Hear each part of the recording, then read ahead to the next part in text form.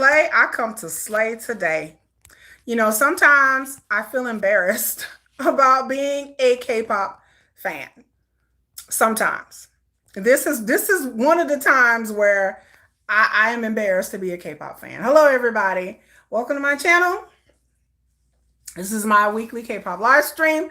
Some of y'all have been waiting for me because what we're going to talk about today, like the thumbnails suggest, we're going to talk about the W Korea breast cancer awareness backlash. And it's going to be a doozy. I got my notes. We're going to talk about other things too after that. I'm going to got my notes and I'm trying not to be long today. But definitely this is one of the times, many times that I wish I could just be a closeted K-pop fan because the reaction and the things that I've seen in this past week has been unhinged and nonsensical. Hello, Felix. Is under my bed. Hello. Hello, Ice Queen. Hello. But this is one of the times that I wish I wasn't a out and proud K-pop fan because this kind of stuff embarrasses me a lot. But Anyo, Aniseo, aloha. Katina's been waiting. A lot of y'all have been asking about this. Y'all, even Jennifer, my K-pop buddy, had asked me about this because she had never heard about this. Hooray, Marie Miller.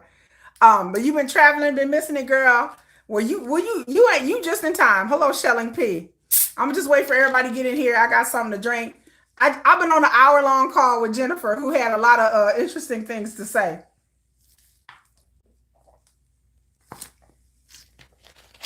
Today was a very interesting day. But we're going to wait till everybody gather around. Like, gather around, people. Marsha Brown's here. Hello. Gather around. Make sure you like, share, subscribe to the channel. I really appreciate it. If you want to be a member, you can pay. I think it's $1.99 a month to be a member and support the channel. Hello, Susanna Rizzo. Mm-hmm. And so we're going to talk about the first thing of business. If y'all see my shirt, this is my shirt. Well, let me just scroll down a little bit. It says Machine Magic, forever youngest. This is one of my shirts, one of my designs. I got to add more designs. I got 2 or 3 more designs to add, but this is in my t-shirt shop. And Machine Magic, because I support Machines. So I like the youngest. Now you want you a Coke. I am about to let loose again. Oh, you want you a Coke now? You thirsty? Like I said, I had to drink, girl, because this is going to be... Only Jim and Sugar didn't go. Baby. I'm glad my bias was not there.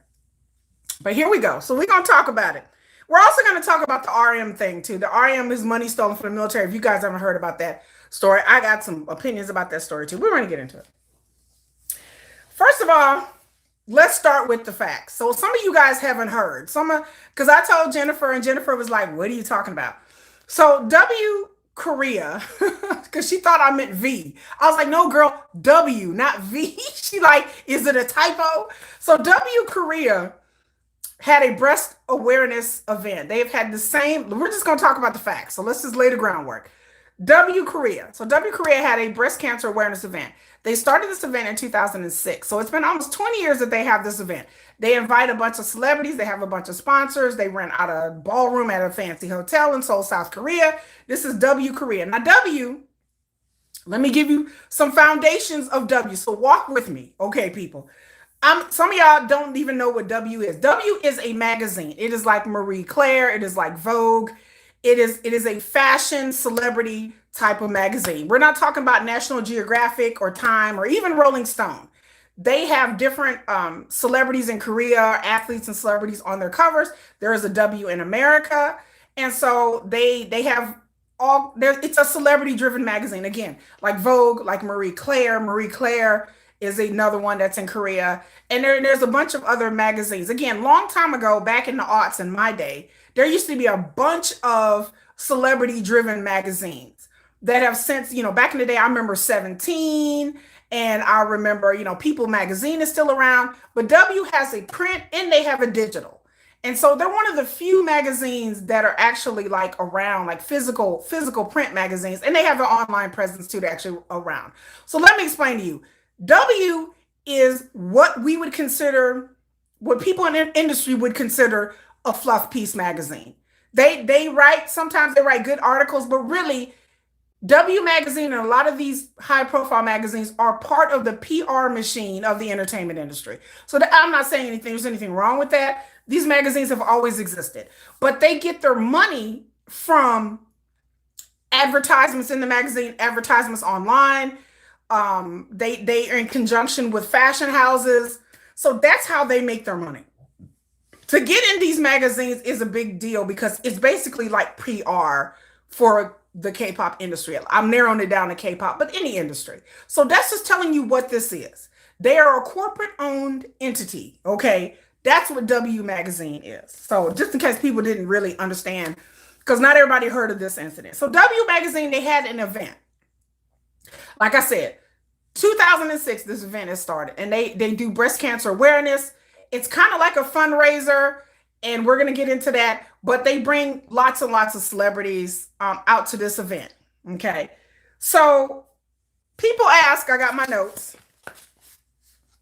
Marie Miller said, yes, she grew up with the magazine. I grew up with Teen Beat and Tiger Beat. I grew up with a lot of teen fan service magazines. Y'all probably don't remember Teen Beat and Tiger Beat and all these magazines. I remember those magazines back in the day. I had a subscription I remember I begged my grandmama to give me a subscription to Tiger Beat magazine because it had all of the little like teenage stars like back in the day when we had like River Phoenix and Johnny Depp when he was younger. Like it would have covers. It would have all like the all the heartthrobs in the magazine. So I grew up with those kind of splash kind of magazines, and they would have groups. They would have pop groups like New Kids on the Block and stuff would be on the covers. Marie Miller says she read all. So did I. I would go to the stands and beg my grandmother, please, can we get this Tiger Beat? Please, can we get this Teen Beat? Like I would beg. So all these magazines, they were like Starcade magazine. And so all these magazines, there were different kinds of magazines for different types of things. But pop music was one of them. Teen magazines were another. So I missed those back in the day. But now we have social media. So there you go. So there's not many magazines that are really around in print like W is. So let me tell you a lot. W is what people would consider a corporate sponsor, period. They are not an organization. They're not affiliated with the National Cancer Society. They're not affiliated. They're not a foundation. They're not a cancer foundation. They are what we would consider a corporate sponsor. Okay. So how do corporate sponsorships come into play? There's three ways.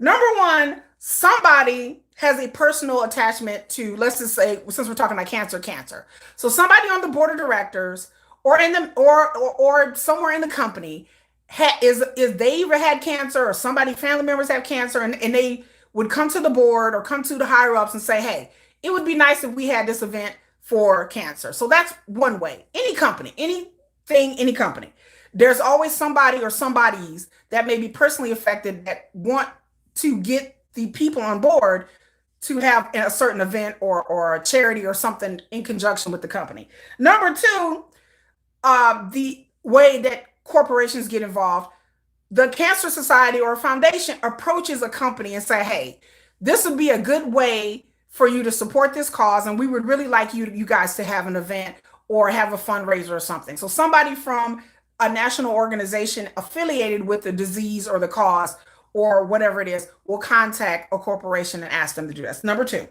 Number three, sometimes the board of directors will get together themselves, and they're not asked, they don't have any personally, but they decide to do this on their own. They may have seen a cancer commercial, they may have attended a cancer event, somebody on the board, and it may be like, oh, this would be a great way for us to foster the will of the public, okay? When I say foster the will of the public, let me tell you, it's a win-win situation for the corporation, for the celebrities they want to go there, and for the foundation or the cause. So that is what they would call a win-win situation. It brings good PR to W, it brings good PR to the celebrities, and they can give some coin to whatever organization and whoever people. And it's a good way of keeping them relevant with the media. The media gets their clicks and views. So this is what everybody would consider a win-win situation. I don't know how W decided on doing breast cancer awareness or how it came about, but I'm telling you, those are the three biggest ways. Let me also tell you, how do I know this? I worked in corporate. So I worked for a company. I worked for a particular company. I won't say it, but it's one of the biggest companies in the world. For those of you who know me personally, y'all know what company it is. I won't say what company it is, but I work for one of the biggest companies in the world. Okay, I won't say what it is, but they're worldwide. I can tell you that any in other companies I work for, like one particular company I work for, not this big company, but I work for another company where they had sponsorships and tournaments and stuff like that. Okay, I had to approve that. What people don't know is that for a lot of companies, most companies, all tournament sponsorships and fundraisers go through what department? Marketing. They go through marketing, sales, and marketing. So that's the vein of where it's coming from. It usually comes out of the sales and marketing budget. So I'm giving you a foundation. Now you're starting to understand. Okay. So a corporate sponsor, it costs money to have an event. Usually that event comes out of the marketing budget. So marketing is like, we got to pay for a hotel. We got to pay for food, drink, staff. The company itself can donate some of that money to front it, but in turn, they understand that they're going to need corporate sponsors. So for my old position, my old job, it would come to me. They would give me a list of like, here's the expenses, and I would come to them and say, this is a lot of money. You want me to approve? How much is the company going to pay? We need corporate sponsors. So I need you marketing, and I need media and marketing to go out and get corporate sponsors. So that's what they do. The media and market people start making phone calls. They start getting, we're having this event. It's going to be a high profile event. In order to get these corporate sponsors, you have to have either famous people or rich people or both attached to the event. The corporate sponsors are like, okay, corporates have their own budget for charities. So they're like, well, we're already sponsoring several events. What makes your event unique? So the pitch to these corporate sponsor is, look, we're going to we already got this person, that person, this organization, that organization. Would you want to be a sponsor too? So once you throw your pitch to a company, like I said, let's say a brand, Dior, and you tell Dior, this person from Gucci is going to be here, Yves Saint Laurent, Valentino is already signed on board. They're going to want to sign on board too, because it is a way they understand that this is going to be an event where a lot of people are going to be seen, and their clothes can be seen, and their brand ambassadors can be there, and it's a win-win for them. And then you tell your corporate sponsors, like, here's the levels. So they levels when I say money. So we need you to donate at this level, and then you'll get the perks of this level. At that level, you get the perks of that. At that, the more you donate as a corporate sponsor, the more visible you are. They may have banners up. You guys have seen events where they've had banners and you see the corporate sponsors' names. You will see certain corporate sponsors pay for certain events if there's out there. They may donate things to an auction.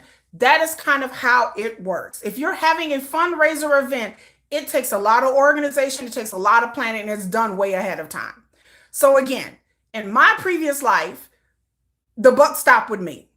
I'm not approving any corporate event unless we have enough sponsors. And how much are they going to pay? Because again, my interest is for the company. I work in accounting. So I'm looking at our bottom line. I tell the people in marketing and sales and media, I can give you this amount of money, but I need sponsors to donate this amount of money. Because we're not footing all of the bill for this. That's why you need corporate sponsors. That's why you need Dior and all these other people there, because they're helping footing the bill. On top of that, the rationale is, if I could get famous, rich people here, these rich people are going to bring awareness to the cause, and then these rich people might do personal donations.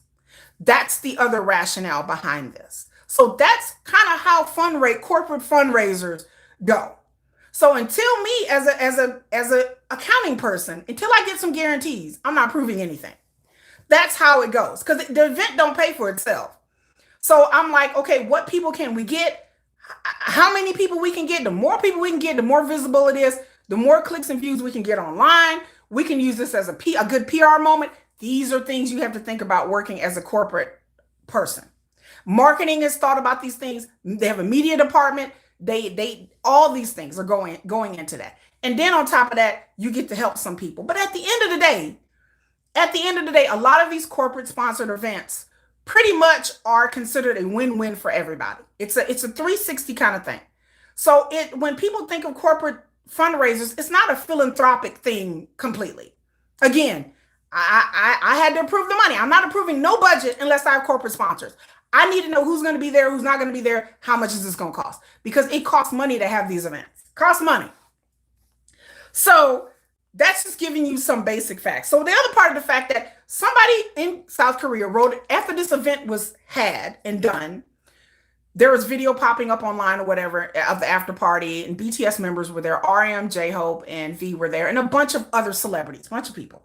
There was an article written in South Korea. I forgot which publication it started in, but somebody wrote an article, and we're going to get to this in a minute, but somebody wrote an article saying that there was a backlash and there was criticisms, and they were talking about the money. Like, how much money has W raised? How much money, how many people have they actually helped?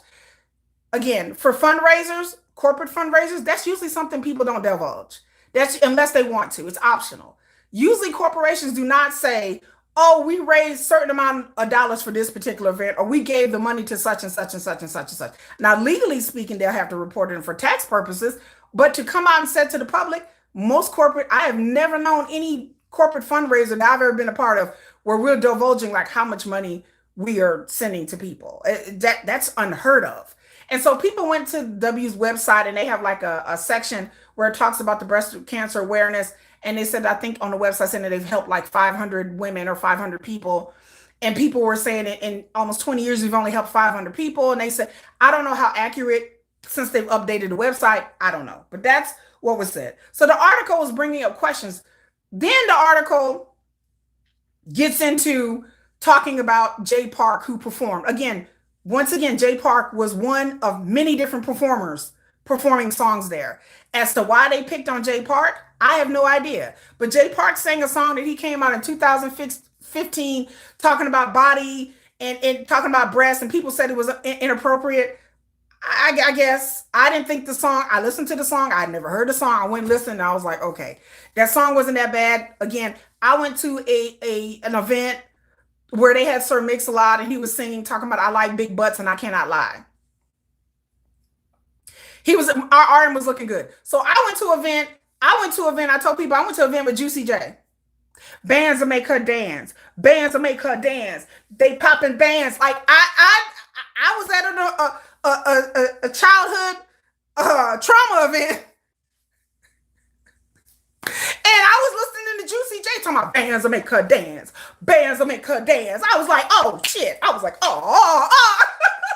I went to an event where they had Sir Mix-a-Lot. I like big butts and I cannot lie. You other person, I was like, and nobody thought it was appropriate. But then again, I'm not gonna fight over that. But Jay Park has apologized, and he said he was there for free. I can say the stars were there for free. They're there. They weren't getting paid to be there. But Jay Park came and apologized. Whatever. Okay. Whatever. Hello, Romel Zara. Whatever. Okay. He came and apologized. But again, I've been to events with all kinds of rappers, all kinds of singers. I went to an event that like 10, 15 years ago where Kevin Hart was up there telling jokes, inappropriate jokes. Nobody batted an eyelash. Nobody said anything. Everybody was just laughing and kikiing. So, yeah, so I'm saying corporate sponsors don't typically resolve what I do, what funds that they make. Okay. So here is some of the background. Okay. So when I first heard this, Katina, one of my members on here, told me that there was a backlash. Now, again, I'm going to say this the best way I can. I don't know if K-pop fans are being disingenuous, which means that they're particular liars, or they're just not very aware. I don't want to call them dumb. But again, when I read Katina said there was a backlash, again, I am not on social media. I am not on Twitter. I am not on TikTok. I'm not on Reddit. I don't follow any of the BTS members on social media. I don't follow nobody on social media. YouTube is just my thing. So I was enjoying the videos that people were posting on YouTube. I'm watching the videos. I'm kikiing at RM up there dancing and laughing. And I didn't know what backlash. And Katina said, oh, there's a backlash. And I said, what? So the first thing I want to do, I said, well, let me go look up. So I looked up the articles, article after article after article. And every article, I started to notice that what happens in Korean media and what happens in K-pop media is that they will take one article and they will just copy that article and repeat it over and over again. So there's no journalistic integrity. They're just taking the same article and they're just copying and pasting it. So number one, and that happens not in just in Korean media and K-pop, but that happens, period. So that just happens, okay?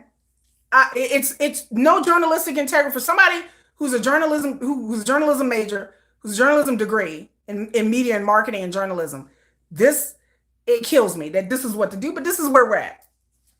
And then I noticed in the article, I'm looking at every article online, and then I noticed that in every article, there's the picture of RM, V, and J Hope as if they spearheaded the event, or as if they if this was their event. Every article, their pictures, because that's what's going to bring clicks and views. So when you go to Sunpai or Korea Boo or Julong or India Times or any of these other places I went, these articles all have the picture that I have in my thumbnail. All of them. I thought, oh, here we go. So some people erroneously didn't know about this event and thought this was a BTS event. So I've heard people thought that this was a BTS event or a BTS headline event or the three members of BTS, this was their event or something, because they're the ones that kept popping up in the pictures because, clicks and views. So I noticed that.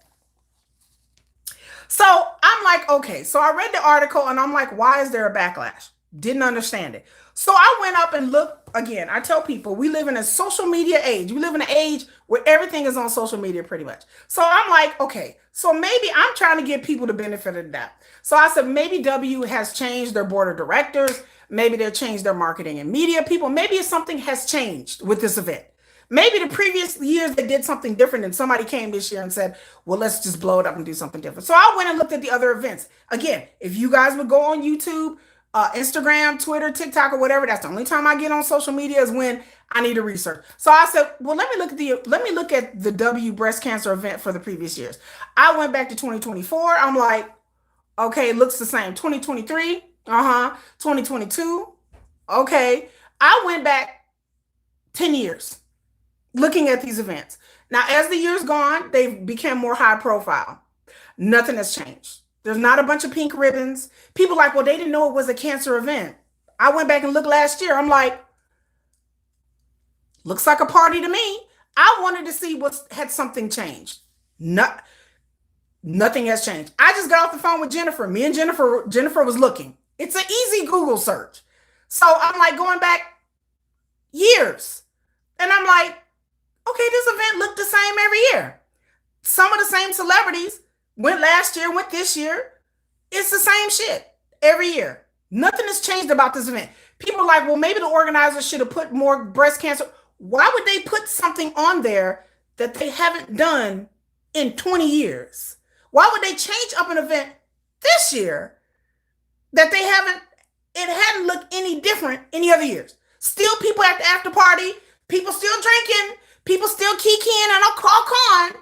Still celebrity, wearing designer clothes. Same event. Hey, AK, same event every year. Nothing has changed. Okay?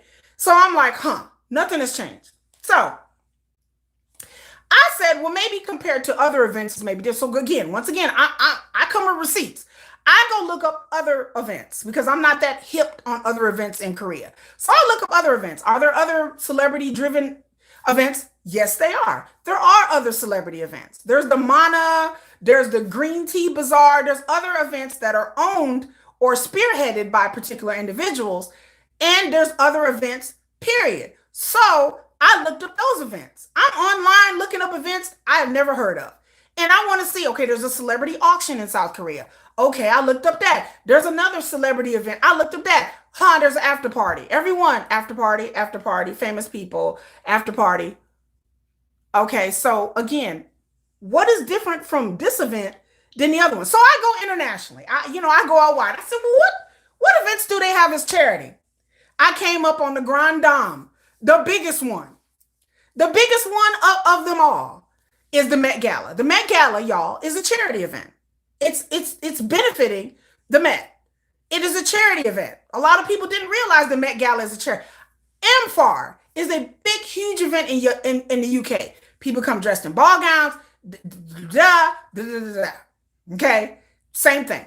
The Angel Ball is another one. That's another huge event. And I looked up. This is Breast Cancer Awareness Month. There are events all over in Dallas, where I live, in my neck of the woods. There was several events, celebrity events this weekend.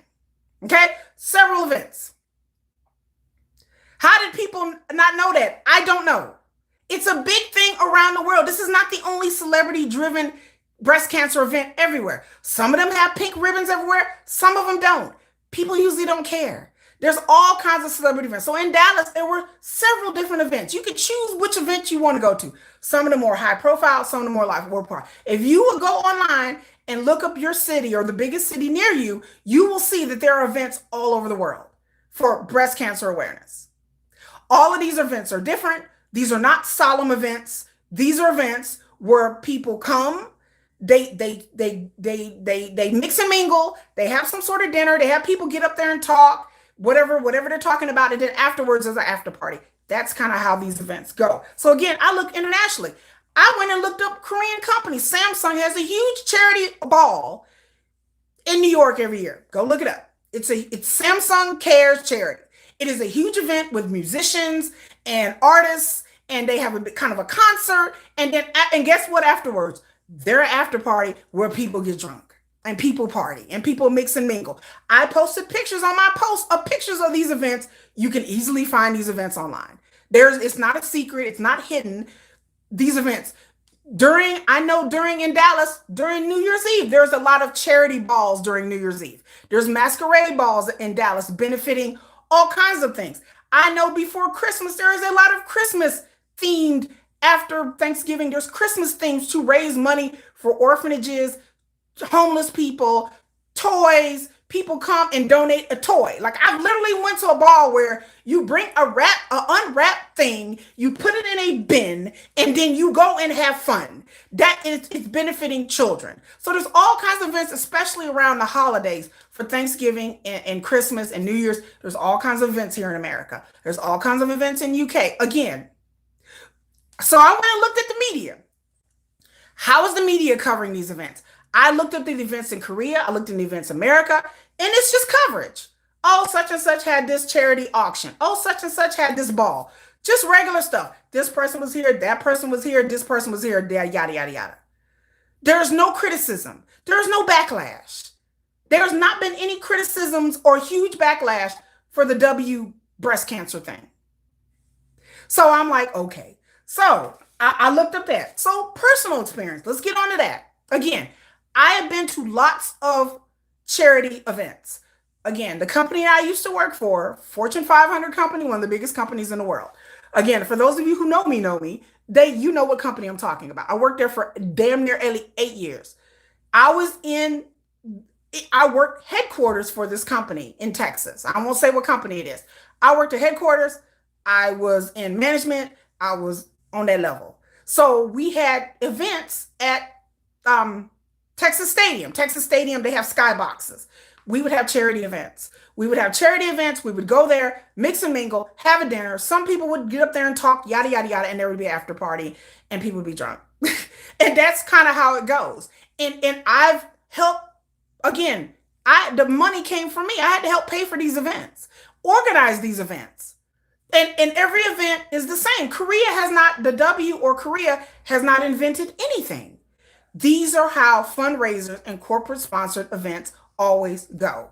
You're not going to get people to go to your event unless you're offering some sort of band, comedian. They want to be entertained. They want to eat and drink. They want to seen and be seen. That is how celebrity fundraising goes. Nobody goes to a corporate sponsored or a celebrity event where it's not a solemn type of event.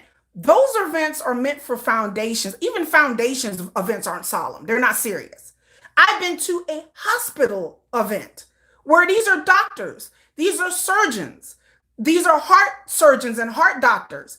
And they would bring up people and they would talk about what that their husband or wife or loved one was a survivor or they didn't survive, they would get up there and talk. They would talk about innovations in heart disease again, because my husband died in 2014 of heart disease. So these events with the American Heart Association happen all over the place, but they're raising money and awareness for the American Heart Association. But they're held by foundations, and people get up and talk, and survivors are invited there.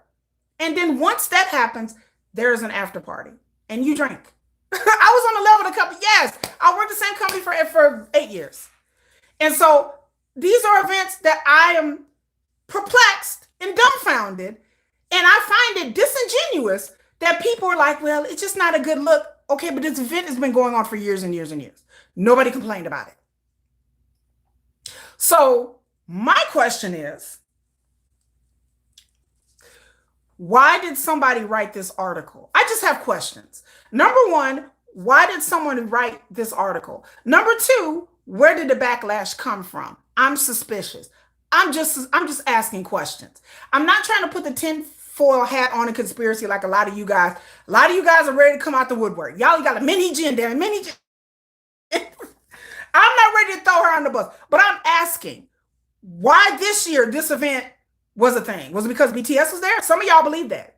I'm not willing to go there. What I feel, and I've been saying this for months now, is that number one, BTS was there. And I feel like whoever wrote this article and got this drummed up wanted clicks and views because they knew that this was a high profile event with a lot of celebrities, and they know that this was going to get clicks and views. Number two, I think BTS being there had something to do with it. Now, like I said, I'm not one to delve into conspiracy, y'all. I am not a conspiracy theorist person.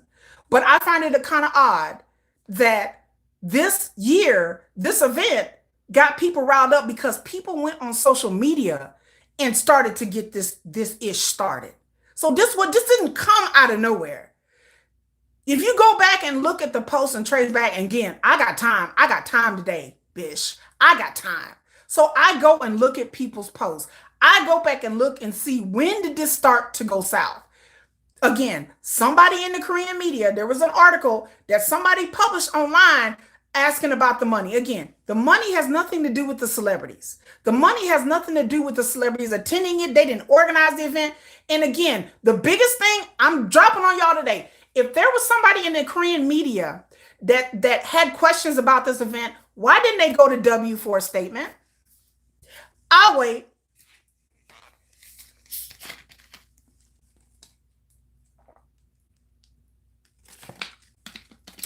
Why didn't they go to W and ask them for a statement?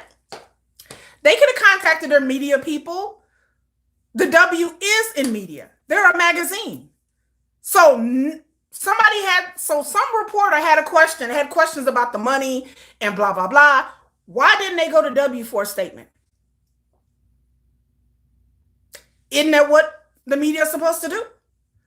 Why would they automatically put this out there and say, well, we don't know where the money went and where it got donated to, and it looked kind of like a party? And why didn't they go to W for a statement first? Why didn't they ask their PR team, could you please tell us where the money, can you please kind of break it down to us where the money went, and who is in charge of the tone for the evening? Like, did y'all think that this was the right tone? Again, this is the same tone has been every year. So again, I'm asking y'all questions. Why didn't somebody from the media go and ask W for a statement first before they put this shit online? I'm asking for a friend. Nobody can answer me. It seems like somebody on purpose, and again, the same media people that put this out there, they were at the event taking pictures. The media knows better than I do about these events. Korean media and W are media. They cross each other. Korean media and any media know about these events. They've covered these events every year. They covered this particular event every year. So you mean to tell me they were like, well, it kind of seems like a party that you was at? Because the media was there. They were sitting in there kikiing in a car right along with them at the after party. How do you think they know that Jay Park sung what song? How do you think they know who wore what and what went who and who was doing what? Because the media was there. They was there at the event. So all of a sudden the media has questions. But once you Didn't I see you weren't you taking pictures? Weren't you at the event? Because the media is invited to these events. So for people in the media to dumb me up and be like, well, there's controversy, and I don't know controversy that you were there. All of them, all the major outlets were there taking pictures, clicks and views. They were posting articles on their social media, and then all of a sudden they had questions. Sounds a bit suspicious to me that they had questions enough that they didn't go to W and ask them what the questions were. That they keying in a car. They sitting up there drinking at the dinner. So the heads of these Korean media, the executives, were at this party. So I was just sitting there going, wait, but they was there. Thank you, Olive B. They make a controversy out of anything for clicks and views. Again, I'm telling y'all, I honestly feel, again, this is my opinion, that what is happening in Korea is that they're trying to drag all of K-pop. I told you before, the stuff with Bond PD and the IPO stuff, the stuff with YG. I told y'all months ago in the summer that they are trying to build a case against K-pop. They are trying to make K-pop seem so corrupt that they need to be clamped down on a bit. When that president came out in June, and I like the new president, but when he came out in June talking about he's starting a K-pop a cultural committee, and we're going to look into the contracts, and we're going to try to take away the tax breaks that the big Korean companies get so we can spread the money around. And now they're starting to have more Koreans. They have APAC. Y'all see the APAC thing where they had G-Dragon and other Korean people, because the big APAC convention with all the world leaders are coming to South Korea in a week. And so now they have South Korean stars out there doing commercials for APAC. And now they talk about having K-pop singers doing things for tourism. I'm telling y'all, this is another nail in the coffin of making K-pop look bad, making K-pop look corrupt. So they will figure out a way to be like, you know what, K-pop is just out of control. Like, these stars are up here making all this money and we just don't know what to do. And I honestly feel that way. I feel like the more things come out, I'm like, this is just, none of this was necessary. None of the backlash was necessary. This is kind of sus. Yes, it is. That the same media, I'm going to say it again, that was sitting around kikiing and caw-cawing and eating off of their $100 plates and eating a Wagyu steak. Don't ask me how I know that. But sitting there eating their damn steak and their $200 salad and their champagne. These same media people were the same people that turned around and went and like, there's a backlash, and criticized the event. How you going to criticize an event that you're at? That you know more about than anybody. The media knows about this event. They've covered this event every year. Not all of a sudden there's a problem. Well, we don't know how many people they really helped. And did it? I'm like, why? Why would y'all craft this narrative and get people stirred up? Then online, the stupid K-pop fans came.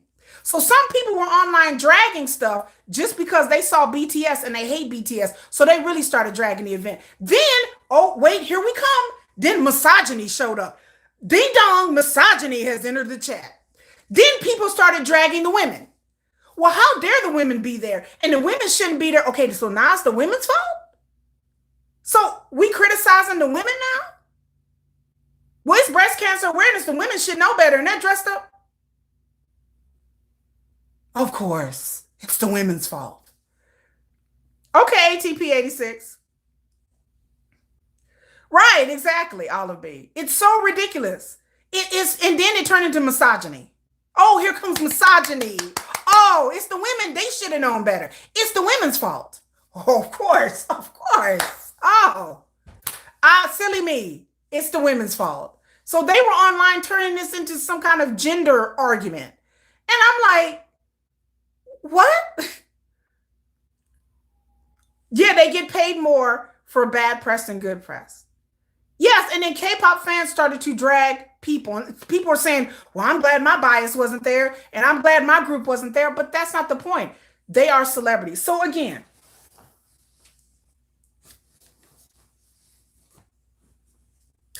Again, in order to get celebrities to come to these events, you need to offer the celebrity something. I've read some of the most insane comments. I went to High Boy and I was in the comment section going in on people. I was like, y'all can't really feel that. Well, it just looked bad. This is the same event that they've done every year. There are other events in Korea besides this one with famous people, but this is one of the largest. But I'm like, okay, keep that same energy for the Met Gala. So again, I would just have to say, I go in because y'all want y'all celebrities to be out here doing everything and everything. These mother freakers have parasocial relationships with these stars. Not everybody, but a lot of people do. But when celebrities do what? Be celebrities? That's what they do. Celebrities live lives that we can't even imagine. They do things that we can't imagine. And then on top of that, some of the people there were there because they were contractually obligated to be there because they have branding deals, i.e. BTS. So to act like, well, they should have known while they were at the event. I said, well, most of them who have brand deals, they are obligated to be there. That is part of their brand deal contract. They go and get fitted with nice, pretty clothes, and then they show up at an event because they are contractually obligated to be at a certain amount of events. And charity events are some of these. And again, if you have a loved one or a family member that are suffering from cancer, you don't care where the money comes. And the reason why they have an after party, because again, rich people are not going to come unless they have an after party. And guess what? When the drinks start to flowing, the credit cards start to come out. I've seen this personally. So when stars get to drinking, rich people get to drinking, and they have the little Q card, the little Q code. Say, hey, donate here, or here's the website if you want to donate. When the stars get to drinking, the credit cards get to coming out. So again, to say that the W didn't raise any money, we don't know what somebody personally donated.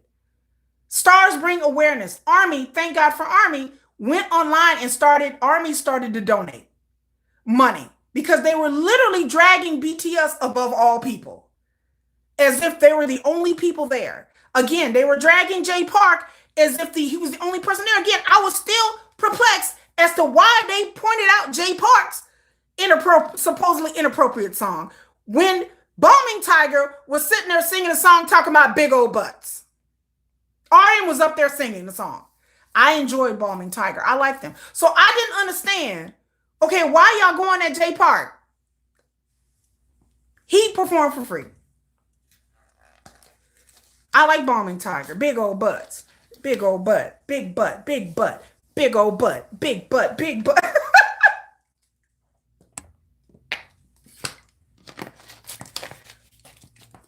And again, whoever complained about that in this article, they complained about Jay Park. I'm like, but you was there though.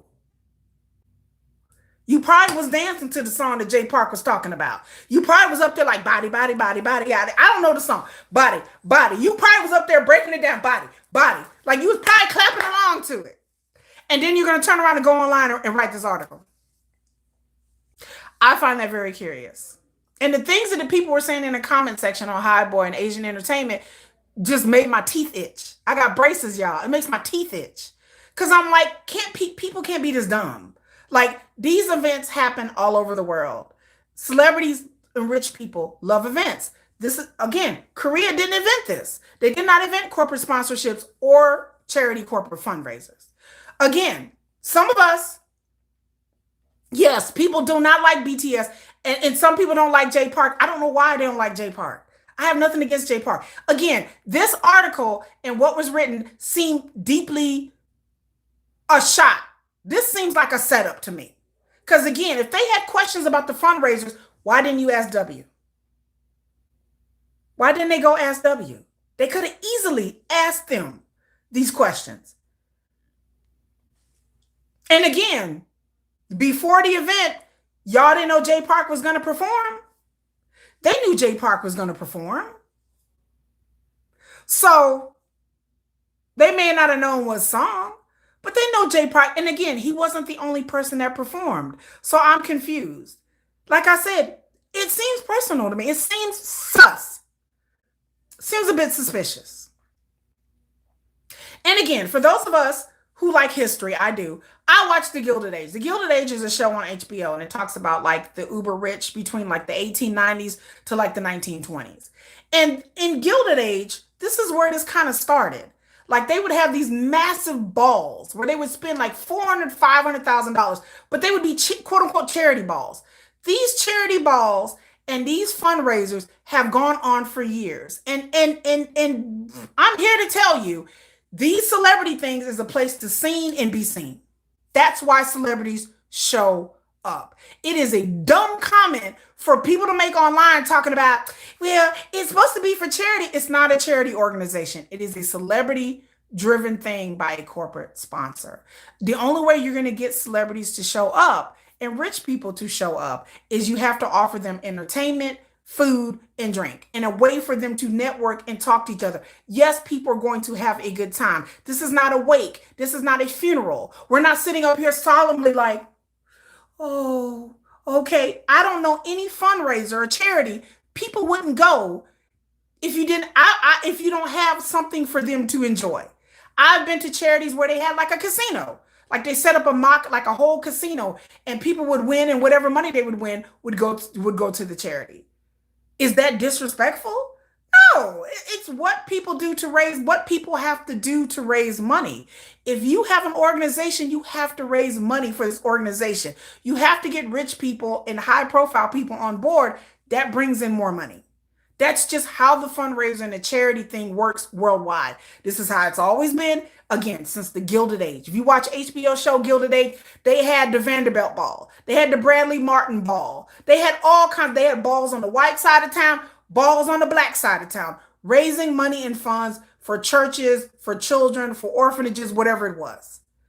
Because it made people feel good to go to this ball and be dressed up and know that on the side, yes, we're going to donate some money, or they pay per plate, or they pay to get in, and the money that they pay is going to be helping people. And so for a article or people to go online and be upset, again, over celebrities that they worship. Y'all love these fucking celebrities. I'm not a celebrity driven person. I don't follow celebrities.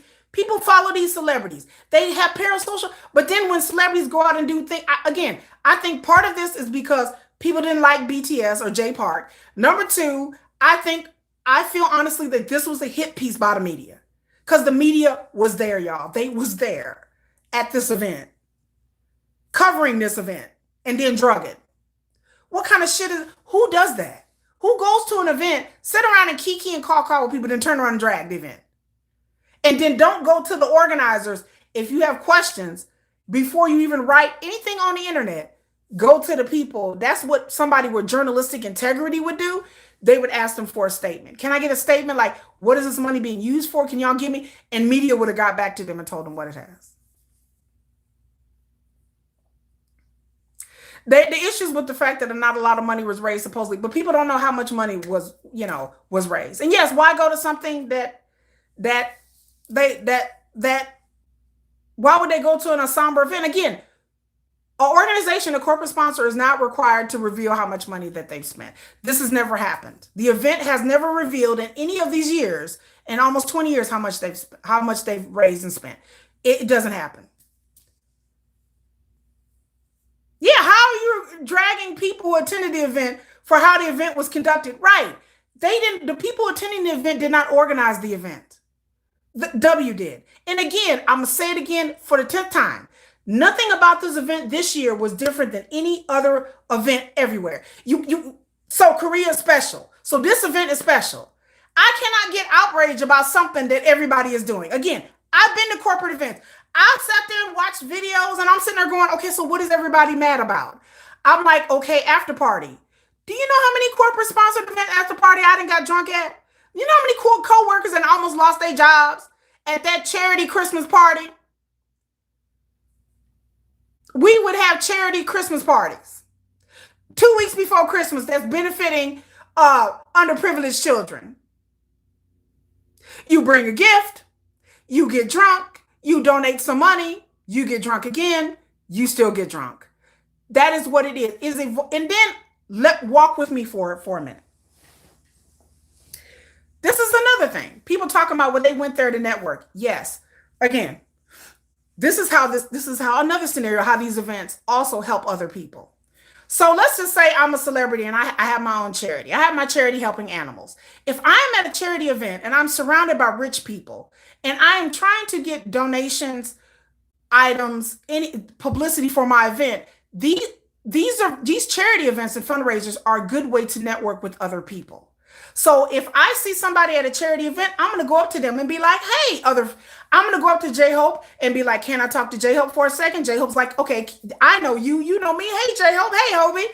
Okay, so I have this charity helping animals, and so I see that you're at this event, and I really need some help raising funds.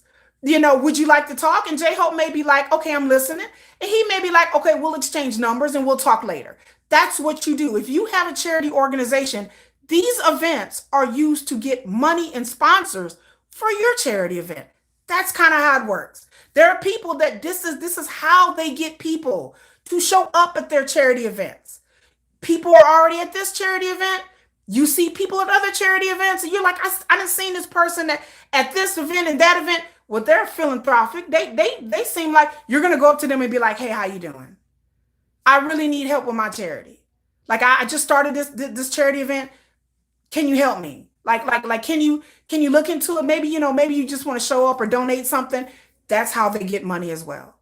So this is not just an event of them networking business wise. For people who are philanthropic, for people who are donate, this is a great way for them to network and bring people in. So this is not about them just sitting around getting drunk. For a lot of people, they look forward to these charity balls and organizations every year because this is how they meet people. The word of mouth, you know.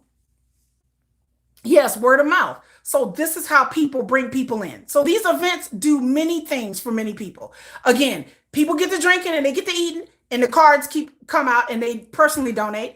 Then people walk around these events and they network with people, trying to get people to help their own organizations. That's how they bring other rich people in. That's why you sometimes see the same celebrities at certain different events because they have networked their way. Somebody somewhere has networked them to come to their event. That's a lifeline to these events. It is not easy to have a foundation or a charity or a fundraiser. It is not easy. It is not easy to get people to care about cancer, sick kids, autism, animals, orphans, or whatever. I don't know what people were talking about in people's comment sections. Like people are rich, famous people are not naturally philanthropic. Newsflash. Rich people and famous people are like, what is it in for me? And again, once again, a lot of these stars were contractually obligated to be there because their brand, they have brand deals that they have to go certain events, certain parts of the year. So it's not like they had a choice to go to this event. A lot of times the agency is telling them, you need to be at this event.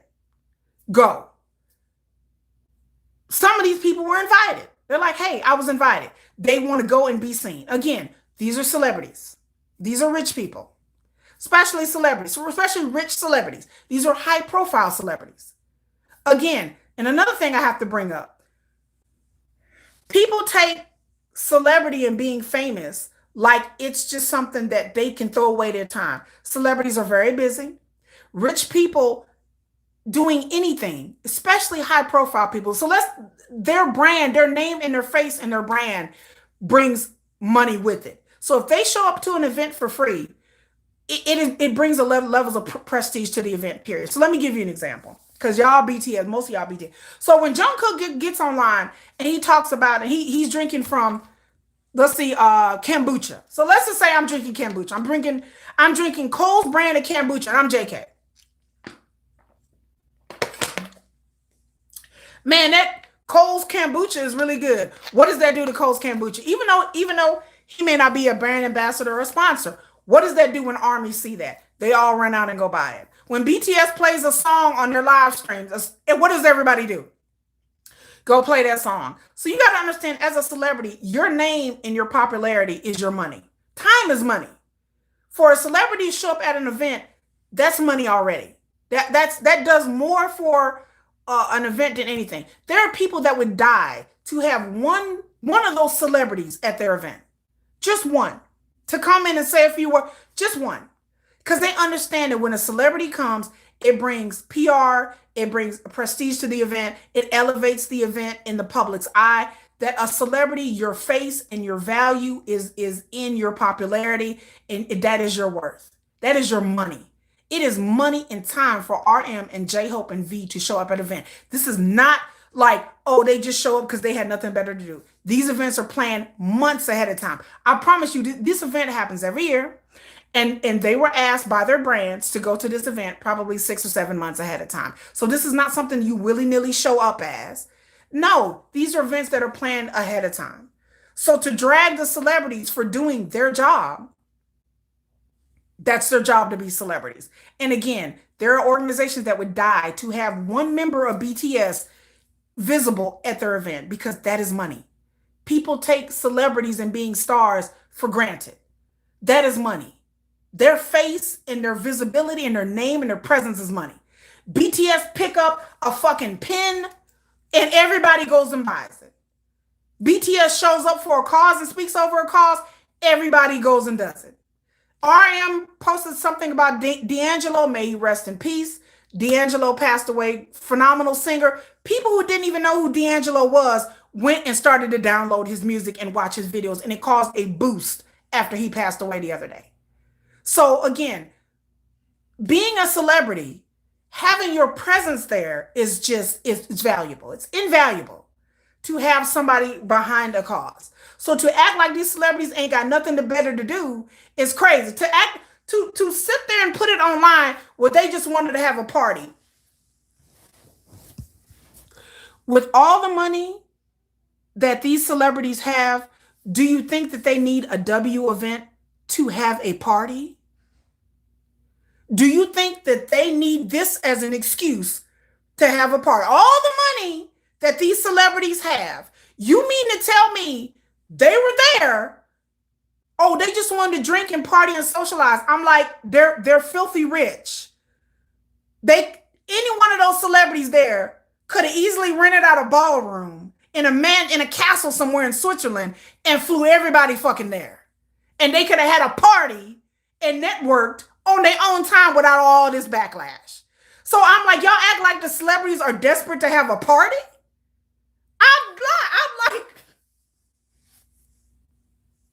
I'm like, yeah, they're so desperate. I'm like, if they wanted to have a party, they could go have a party. They're rich. If they wanted to network and mix and mingle with celebrities, they do that. They're rich. They don't need W to throw a party for. They're rich. They can have a party anytime they want to. They don't. People are acting like the celebrities are like, oh, we're desperate. Oh, we need W to. I'm like, anybody there, Lee Min Ho could literally rent out a whole hotel and be like, we're gonna party all weekend. I need BTS to perform. I need Jay Park. I need some ATEEZ members and get Felix from Stray Kids. Like, if the stars wanted to party and network, they don't need the W to do it. I'm like, y'all, they're rich. Like, one of BTS members could throw a huge bash and a huge party. Why would they need this event? Like, oh yeah, we're gonna have this event to network. They could easily invite 100 of their celebrity friends and have the biggest gala and the biggest bash of all time. They don't need the W to plan a party when a lot of them, I'm gonna be honest, probably didn't even want to be there and probably sat around like, I would rather be at home right now. I can tell you that someone sat around and was like, I'd rather be at home right now. Like, Jesus, how long do I have to stay here? Oh, I'm staying a little bit. I'm leaving. Like, I'm telling you, the ones that weren't really obligated to into it, they came there, they showed up, they did their duty and moved on. Yes, D'Angelo. Exactly. They could have had a party without the press. Yes, the stuff that they say it's nonsensical, Olive B. It blew my mind. I'm like, well, they just wanted to network and drink and they were having a party. I'm like, if celebrities want to have a party, guess what? They have a party. They have parties. They don't need the W to arrange for them a party as if they broke. And I promise you, they probably would arrange a party better than what the W did with more funds. If celebrities want to have a network event where they sit around and schmooze and drink, They can do that any day of the week. They don't need the W to organize them a party. Celebrities are not going to come to your fundraiser unless they're listening to music, drinking, and eating. That's just, and that's not just celebrities, that's for yours truly. Again, every event, I've been to lots of fundraisers and lots of charity events. And I have not been to one where there wasn't an after party. I have not been to one where I haven't seen my executives and I've not seen the CEOs of particular departments get fucked up, sloshy drunk. They may do something inappropriate and hit on somebody that they shouldn't be hitting on. And they got drunk. And they had fun. And they donated money. And nobody was writing things up in the newspaper asking why football players from the Dallas Cowboys were at a party getting slosh drunk and enjoying themselves while raising money for a cause. Yeah, they give them liquor because they know they don't want to be there. So the comments that I've read are so nonsensical that I'm just like, well, it's the optics. What optics? This is the same shit that everybody else does. Misery Loves Company was on the lookout trying to get into the company's head, at least the one whose job is to troll the media sites. I guess so. And again, I'm mad at Korean media because they were there. They know how these events work. They've covered these events. This event is not new. They were there at this event. They were there at the event, taking pictures, putting things on the newspaper social media. So I don't understand why all of a sudden there was controversy and people upset. And again, when I went and read the comments, let me tell you something else. let me tell you. Let me tell you. When I was reading the comments, somebody's rent was due. Obviously, when I was reading the comments, let me tell you. Let me take another drink. I should have put some vodka in here because let me tell you about the comments I was reading. Let me tell you, because, I went on Hype Boy and I went on Asian Entertainment. I was reading the comments because, the comments were kind of giving me a sugar tea. Hold on. Let me get my comfort pillow. Cause I'm gonna need the comfort pillow for this one. So people are in the comment sections on people's websites going, my insert name, brother, sister, uncle, cousin, friend, myself had cancer. And so I was offended and I was upset when I see the people laughing and crying. I read these comments over and over and over again on different sites, on different websites, on YouTube, on Twitter, everywhere. I even went on Twitter. Bitch, I went on Reddit and I read these comments over and over and over again. Kind of giving me a sugar tea because when the shit happened with Sugar and his scooter, everybody had an uncle, cousin, brother, sister, dog, cat, fish that was killed by a drunk driver. Really? All of a sudden, everybody has cancer now. Let me tell you, my mother-in-law died of cancer last year. She died of cancer. If my mother-in-law saw young people raising money for cancer and having fun, she wouldn't blink an eye. I wouldn't blink an eye. My sister-in-law, we just had this conversation before I started this live stream. She's like, I wouldn't care what they were doing. I don't care if there were strippers on the damn pole. I don't care if they were selling crack. If the money is going to help somebody, I don't care what they do. Everybody who needs help doesn't care. So don't tell me this is some kind of moralistic argument because I don't believe that. And why I don't believe that? Because when the sugar shit happened, everybody got on their moral high horse and was like, my cousin, he was in a drunk driving accident and my sister, uncle, brother, fish, boyfriend, dad was in a car accident and he was killed by a drunk driver. Really, bitch? And then when I go and click on their profile, I found out, oh, surprise, surprise, this mother freaker is a Blink or EXO or some shit like that. Clock your ass. You're a liar. You motherfuckers are liars. You are liars, all of you. Liars. Comfort pillow. So the same moralistic bullshit I heard with Yoongi. Drunk driving is wrong. And my cousin died of drunk drive. Shut the hell up. You are a BTS hater. You are anti. Get the fuck on out of here. Get on with that bullshit. Oh, I hate that. Ooh, that drives me crazy because they're liars. And when I go back and I look at their profile and I look that they're a freaking 14-year-old and I can tell that they're a blink and I can tell that they're a hater by the stuff that they posted. Then I go on other YouTube channels that they posted things about. It's the same ish over and over and over and over again. The same thing on Reddit, the same thing on Twitter. I look at these people's profiles and what they're posting, and these people are liars. So I don't want to hear the more. They think, oh my grandmother saw them laughing and she was just crying and she was upset. Shut up. No, you're a liar. And I've called people on it. I said, you're a liar. How old are you? 19? Oh, well, I had cancer. Shut up. You're not. You're a liar. Same thing with the sugar thing. Same thing. Same thing. You're a liar.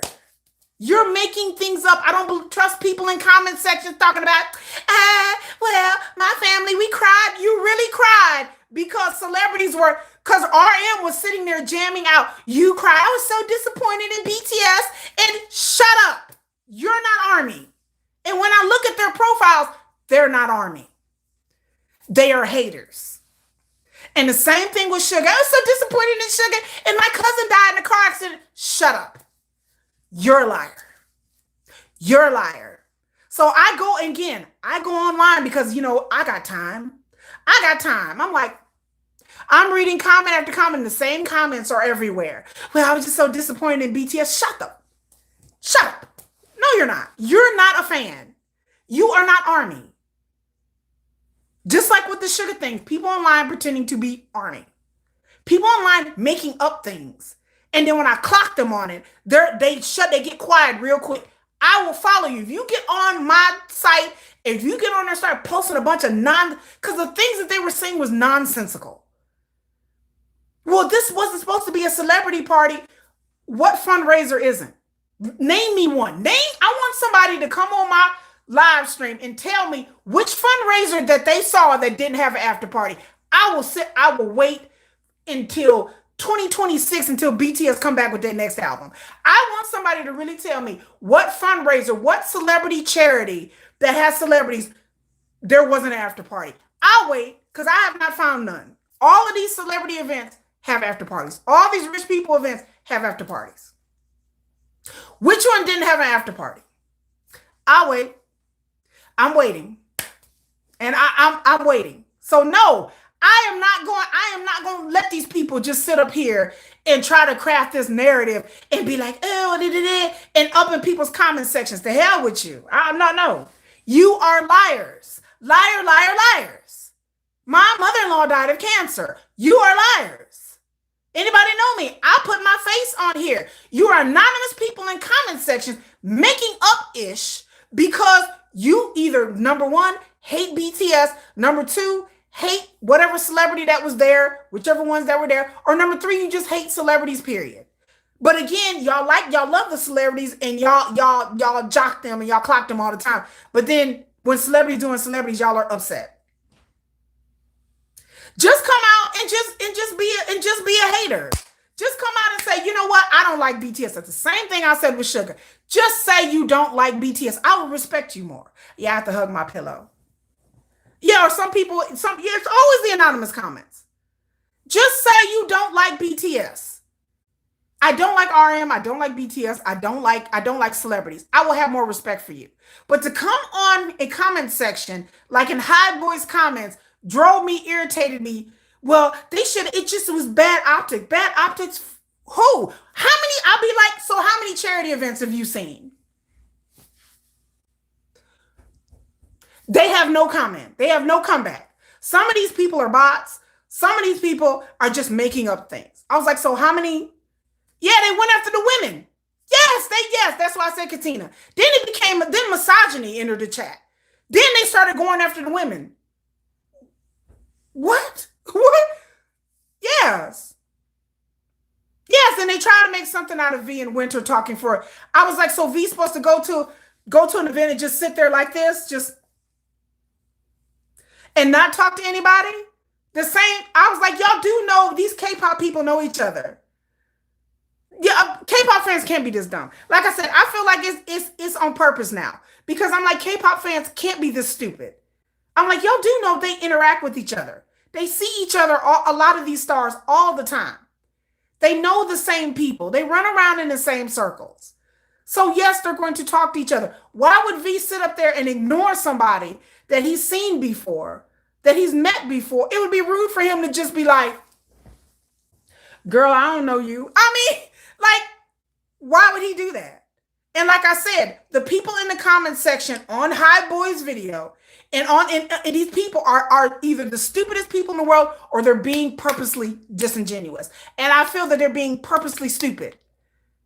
Well, it just didn't look good. And what are you talking about? How many charity events have you seen or you been to? The Met Gala is a charity event. Y'all don't have any problem with that. Why? Again, why did the media put fuel on the fire of this? Again, that's my question. That I have many theories and I've heard many different things, but and I'm telling you from inside the industry, this blindsided people in the industry. And then people online talking about the stars should apologize. Apologize for what? For being at an event that they're contractually obligated to be at? Huh? Well, why would they apologize? Oh, I'm sorry for doing my job as a celebrity?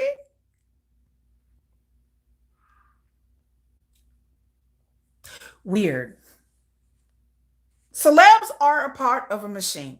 They are part of the industry of entertainment, whether they be in America or whether they be in Korea. They are part of a machine. There is a whole celebrity driven economy. There's a whole celebrity things that they have to do. That is their job as a celebrity. There's no logic behind it, like I said, and I think this is on purpose because the things they were saying in High Boy's video made no sense. I was like, that don't even make any, like none of it made any logical sense.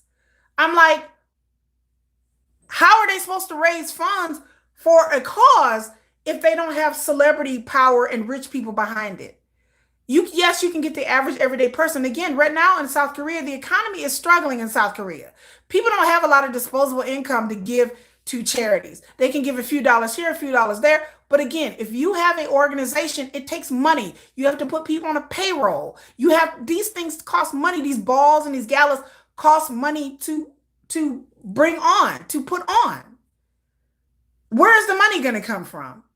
Who is going to pay for these things? If you don't have corporate sponsors, if you don't have rich people donating, if you don't have celebrities there to bring profiles and bring the public in, how are you going to get? I don't understand where people expect the money to come from. That was the logic, but I'm like, so where's the money? You're supposed to snap your fingers and the money's supposed to fall from the sky? Like, where do you think the money come from? And again, y'all bag on rich people talking about these rich people and these robber barons and they have all this money. I agree. They should pay. They should pay. These rich people got money. Why would they not pay? They should give to charities. They should give their sponsorships to charities and organizations. They should. Why wouldn't they? So y'all want people to have an event and then no celebrity? So y'all don't want any celebrities to be there? And so what do you want the W to just stop having the event?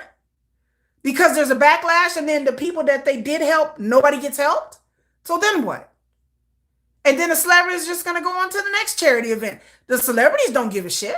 They're just going to get contractually obligated to another celebrity charity event. Maybe out of South Korea, maybe somewhere in Paris, maybe somewhere in LA. So the organization in Paris and LA or New York or London, they can get the bump from BTS. How about that? How about BTS just not be there? For my group. How about the other people in the other groups? How about Jay Park just don't do the event? How about Lee Min Ho just don't be there? How about none of these people show up? Then what? Then y'all gonna be mad because they didn't show up. I know who Red Velvet is. I've never heard a song. Celebrities don't show no money. It's not hard logic. If you celebrities don't show up, you don't get any money. You don't get any donations. That's kind of how fundraising works. You have to, the celebrities bring and the rich people bring the money. Yeah, some people felt a certain way and they used this to go after him. Right, Katina. This was an excuse to drag certain celebrities. But again, I felt like as a celebrity, if they drag, okay, then don't go. Then who? Then again, if they don't go to this event, who does that benefit? Because after this blow over and the next scandal pop up, everybody goes about their lives, but the people still got cancer. The people still need help. So you're gonna ruin an event, even if the event raised $10,000. That's $10,000 that's gonna go to somebody and somebody's. I don't care how much the money raised. This event has raised awareness. So now armies are donating. Now other fandoms are donating. So if you don't have this event and the fans, this event goes away, then the fans wouldn't be donating. So people don't get help. I don't understand what people want these celebrities to do. Somebody please explain to me what do they want the celebrities to do? To go to an event and what? Not have an after party? Go to the event and what? Not eat? Go to an event and sit up there like it's a damn board meeting and listen to somebody talk for 2 hours, not eat, not drink, and go home. Who's going to go to that? Would you go to I wouldn't go to an event like that. That's not logical. Again, I wasn't at the event. None of us were. So the people, all the photos and the videos were of the after party. It was not of the event. It was the after party. I tell people over and over again, it was the after party. It was not the main event. We were not there. I have not seen any video of them. Like High Boy said, until we get a full video, which again, last year they didn't release a full video. I don't understand why now, but until somebody sees the full video, we don't know what went on during the event. It's all he said, she said, they said. I wasn't there. So I don't know what happened during the event. What we saw was the after party. That's it. We haven't seen what else went on. So for people to judge the after party and be like, that's the whole event, that's not the whole event. That's just the after party. And if I was W, I would have released a statement and would have said, look, what you saw was the after party. This was not the full event. But then again, once again, but the media knows this. They've been to this event. They were there. They know that they know that they were there. So that's why I was gobsmacked. I'm like, but you were there. To put out the narrative, well, they're partying and drinking and network, but the media was there. The media could have stepped up and said, no, during the event, this and this happened. They could have easily cleared that up, but they didn't. They did this shit on purpose, y'all. They did it on purpose. The media was there. So, yeah, W Korea is the one that asked about the donations, not the attendees. The attendees don't know anything about the donations and anything like that. They was not the ones to ask. Why people went after the attendees, I'm still dumbfounded. I'm like, but they're not organizing the event. That's not their responsibility. Yes, fans donated as well, and the celebrities. Like I said, when the alcohol started flowing, Ice Queen, the credit cards started coming out, and that's what you want. You want people to get loose and have a good time. And the more people are having a good time, the more that they're going to come back next year. The more people are having a good time, they're going to want to donate. That is just human nature. That is just how people work. People get to drinking, their credit cards are coming out, and they want to donate. Yes, the more trash they make up, the less people want to show up, right, Susanna? And I feel some type of way about that again, because my husband died of heart disease. My mother-in-law died of cancer last year. So anytime anybody can donate anything to anybody is a win-win. Them getting offended about Jay Park, again, who's offended? That's another question I need to ask y'all. So Jay Park did that song. Who was offended? Can y'all tell me who was offended? Did the people there, did the attendees, did anyone the attendees say that they were offended by the song? So my question is, how did that get out there? Who was offended? Who thought it was in poor taste? I went all over the internet and didn't figure that out. I said, so who was offended by Jay Park's song?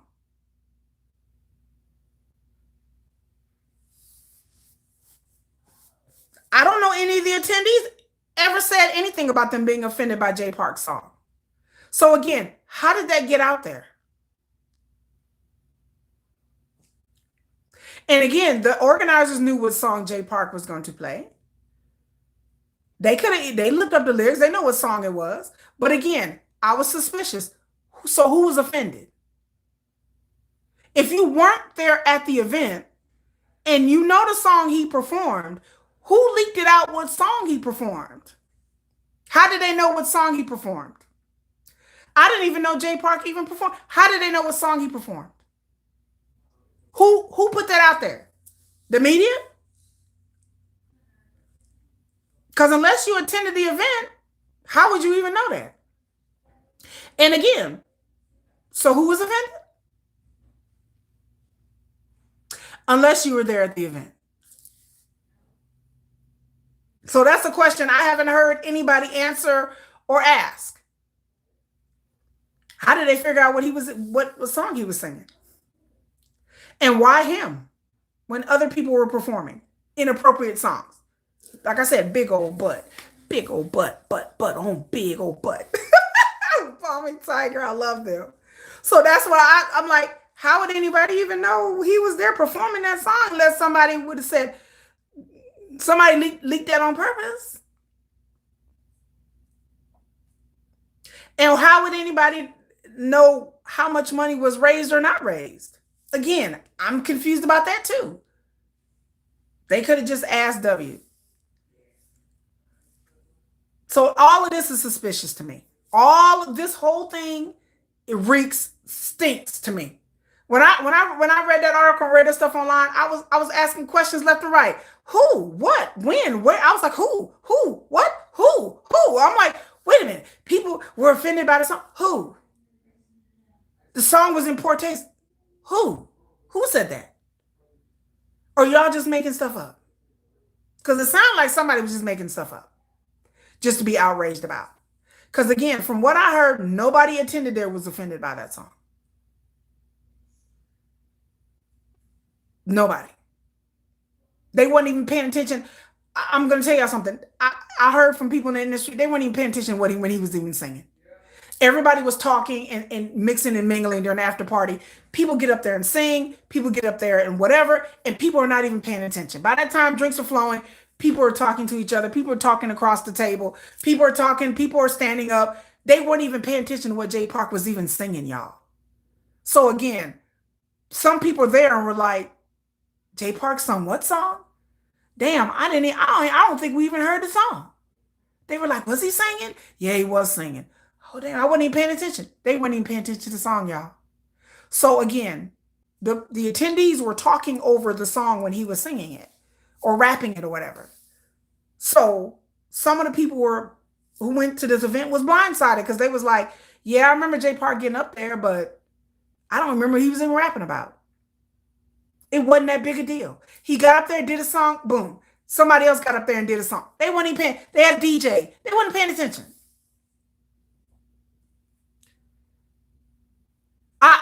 Because of a photo that popped up behind it, I didn't see that. I don't like All Day Project. Like I said, yes, Ice Queen, it seems like a smear campaign. Yes, it's going the same down road that Yoongi did. Like I said, I don't know who benefits from this, but again, you have to follow where this starts. Because again, this is a 20-year-old event, and all of a sudden, they should start changing up things. How would they know to change up things when all these other years they've done the same thing? You mean to tell me Jay Park is the only person ever been to sing at this event that sung an inappropriate song? He the only. These motherfreakers online couldn't even tell you who was at the previous. So I said, what singers were at the previous events? They didn't even look up the previous events. So I was like, he's the only person that's been there that sung something inappropriate or what y'all deem as inappropriate? He was the only person performing there? He was not. Other people performed. So why are y'all picking on him?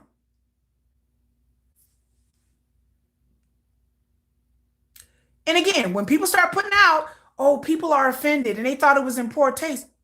Who? I always ask the question, question who. I asked it in comment section. Who was offended? Nobody can answer me. They read it in a fucking article. The article told them that people were offended. The article told them that there was a backlash. This is the stuff I'm talking about. The article told them it was a backlash. Is it really? Because I went online and looked it up, and the only where it's a backlash is on social media with K-pop fans. So that's another narrative that's out there, that this is a huge backlash. It's not. I didn't even know about it until Katina said something. I'm like, what backlash? What are you talking about? I'm watching the videos, I'm vibing. I'm watching RM and J-Hope, I'm vibing. I'm like, what are y'all talking about? The only reason people knew about this is because it was a backlash on social media online. That's the only reason. In Korea, this is not a big thing in Korea. People in Korea barely heard about it. They were like, and they moved on. That's how you know K-pop fans, this is a K-pop thing. This is a K-pop thing. I'm going to say it again for the people in the back. This is not a Korean thing. People in Korea weren't pressed about this. This was in the media for a day and they was done with it. This blew up because K-pop fans took this as an opportunity to go after certain groups and certain people. That's the reason why this is a big thing. Instead of reading it and just being like, okay, that's interesting. Again, who was offended? What backlash? Where? Because when I read, there was things coming out that there was a backlash before there was even a backlash. So my question is to y'all, who put that out there? There's a huge backlash. Or are you reading that it's a huge backlash? So I tell y'all, when it comes to this K-pop thing, I hear people are outraged. And I'm like, okay, so where's the outrage? Just because somebody reported it that it was out? There's a backlash. Well, there's going to be a backlash if you report that there's a backlash. People weren't even paying attention to this event until people started talking about it on social media. And again, I'm not on social media. I didn't hear about a backlash until Katina said, oh, there's a backlash. And I said, let me go see. So there you go. The problem is people didn't understand it was a fundraiser awareness event. Yeah, they said there was no backlash. There was no backlash. It wasn't a backlash till people started saying that there was a backlash. And that's what frequently happens in K-pop. That there's a backlash, That's what usually happens. So yes, and I think people just wanted to stir the pot and they took advantage. You see, Ice Queen didn't even know about it until she saw my title and looked it up and was like, what is going on now? Right. I didn't know it until Katina said something. And I said, I had never heard about quote unquote backlash. Then High Boy did a video. Then Asian Entertainment did a video. And I'm like, y'all must be on social media because, again, for those of us who are not on Twitter and Reddit, I went to Koreans and I was like, and they were like, what are you talking about? They were like, oh, that? It was no big deal in Korea. For the non-K-pop people in Korea, they was like, who cares? It was a blip in the news and it was gone. They got other things to think about than this shit. So only in K-pop Stansville, K-pop Landia, where this was a big deal. Where this is, a backlash. And I said, well, how did this backlash get started? Nobody knows. And then they were like, oh, well, some media outlet wrote that there was a backlash. And then if you go back and you read the comments in the videos, the day that the event happened, you didn't see no backlash. I went back and read the comments. I said, let me scroll all the way back. So if you go to the comments right now and you go back to some of these videos, that not the videos complaining, but just people just posting stuff on Instagram and YouTube. If you go back to the comments when the video first posted, you would just see normal chatter. It wasn't until people start putting the narrative out there was a backlash, then people started commenting negative things. So that's how I know. I'm like, oh, something's up. Because before you go back, people weren't talking about this event in negative. People were like, oh, look at RM, look at this person. Oh, there's my favorite. Nobody said anything. I went back and looked at all these videos in Korea, in America. I went back and people posting things on Naver in Korea. I went back and looked. Nobody was complaining. The moment it came out in the media talking about there's a backlash, all of a sudden everybody was like, "Oh, well, these celebrities," because that was the narrative that was put out there first. And I promise you, that was that nobody was talking about this shit before somebody came out and said it. Yeah, there's tons of videos out here. It's wild because people understand that like this is what gets a question. That's the real question. ATP 86. What's really going on? That's what I said. What's really going on? That's what I'm saying. I said, how did this narrative get started and why? And again, the comments. This is the same Min Yoongi sugar scooter bullshit. This is the same thing. So I don't know if Korean media, this is a slow media time for them. This is a slow news week. I don't know what it is. But to me, this sounds like a set up. And I'm gonna hold on to this.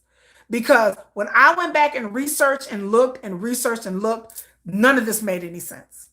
The story of the backlash got out there, and all of a sudden there was a backlash. Because you're telling people it's a backlash. I don't understand why people don't like Jay Park. What did Jay Park do? I was happy to see RM out having a good time.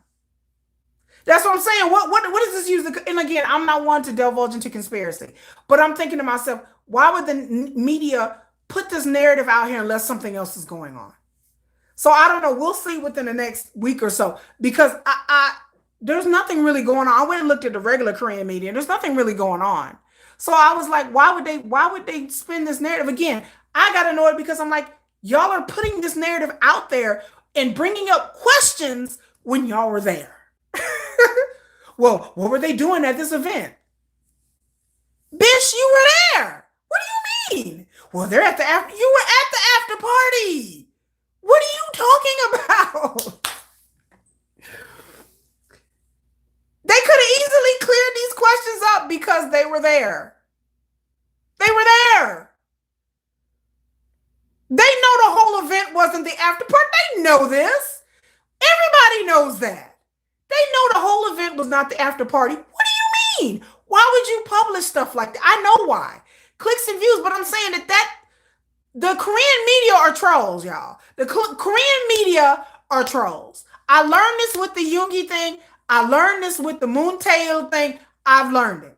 The Korean media are trolls. They troll celebrities because this is trollish shit posting behavior. This is troll behavior. They were there at the event. They know what happened at the event. They could have answered their own questions. They went to the public on purpose to be like, well, how much money did they raise? And, it just wasn't a good look, and they didn't have any pink ribbons. Y'all were there last year, too. Did you see any pink ribbons? And people didn't really know it was a cancer event. Who didn't know this was a cancer event? That was another thing that perplexed me. I'm like, who didn't know this was a cancer event? Who? The Korean media did. The people attending did. What, some international fans didn't know it was? I never heard of the event. But the people in Korea, this event's been going on for 20 years. And all of a sudden, people didn't know this was a cancer event.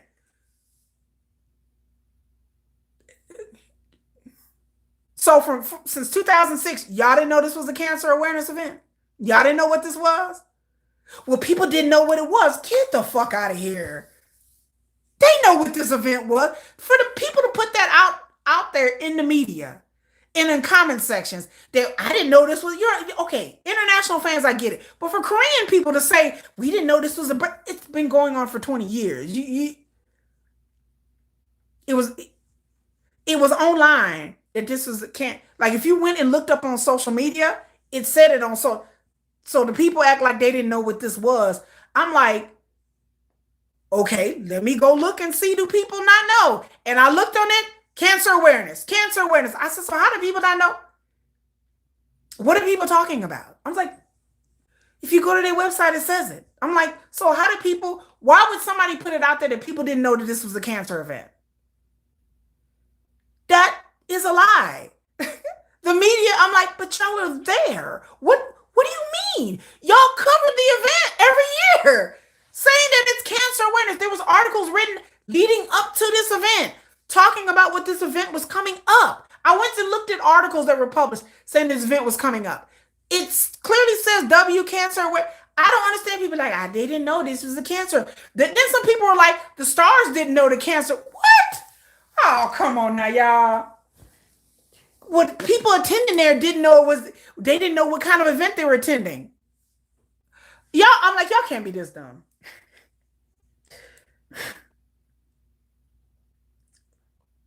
I'm like, so they went to the event. They didn't know at the last minute. They didn't know this event. They've been planning out to go to this event for months. They know what this event is. It's been going around for 20 years. And then people in comment sections talking about that the people didn't know what the event was. Who attended the event, they didn't. This is the nonsensical stuff that drive me crazy. I said, I'm done. I couldn't even, I'm like, I'm done. How did they attend an event and not know what it was? How do you get an invitation? How do you go to one of the biggest celebrity events and be like, I didn't know this was about cancer. What are we here for? I don't know. I did look around and I don't know. I don't see nothing about no cancer. I'm like, there are articles written about this event many, many years. This event is very well known in Korea. Even people who are not K-pop fans told me, oh, we know what this event is. So the idea that people went online and was disingenuous and saying that you may have not have known, but in Korea, they for sure knew what this was about. People have heard of this event. It's a very well-known event. So to act like this is some new event, some new event, So, okay, so let me read about Jay Park. Early career almost got blackballed due to not being native Korean. Okay, well, later a couple of proper, okay. He gets some side eye from black K-pop fans. Oh, Jay Park?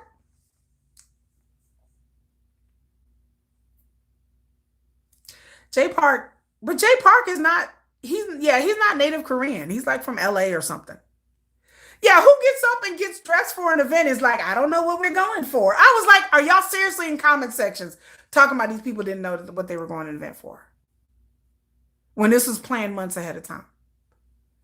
Some of folks just saying whatever, just to keep the pot stirring. So the attendants, the attendants didn't know where their money is going to. The attendants didn't know why they were getting brand name, their brand clothes. So V got up and put some Celine clothes on, and he didn't know why he was going. He thought it was just a network. I thought this was just a party. I didn't know this was for breast cancer. I'm like, why are y'all in comment sections talking this stupid shit? Why are y'all in comment sections just talking this dumb stuff? Y'all can't be this dumb. Saying that the celebrities didn't know why they was going. I heard people say this in the High Boys comment section. I had to get out the comment section because people were just nonsensical things. BTS been going since 2022. Right.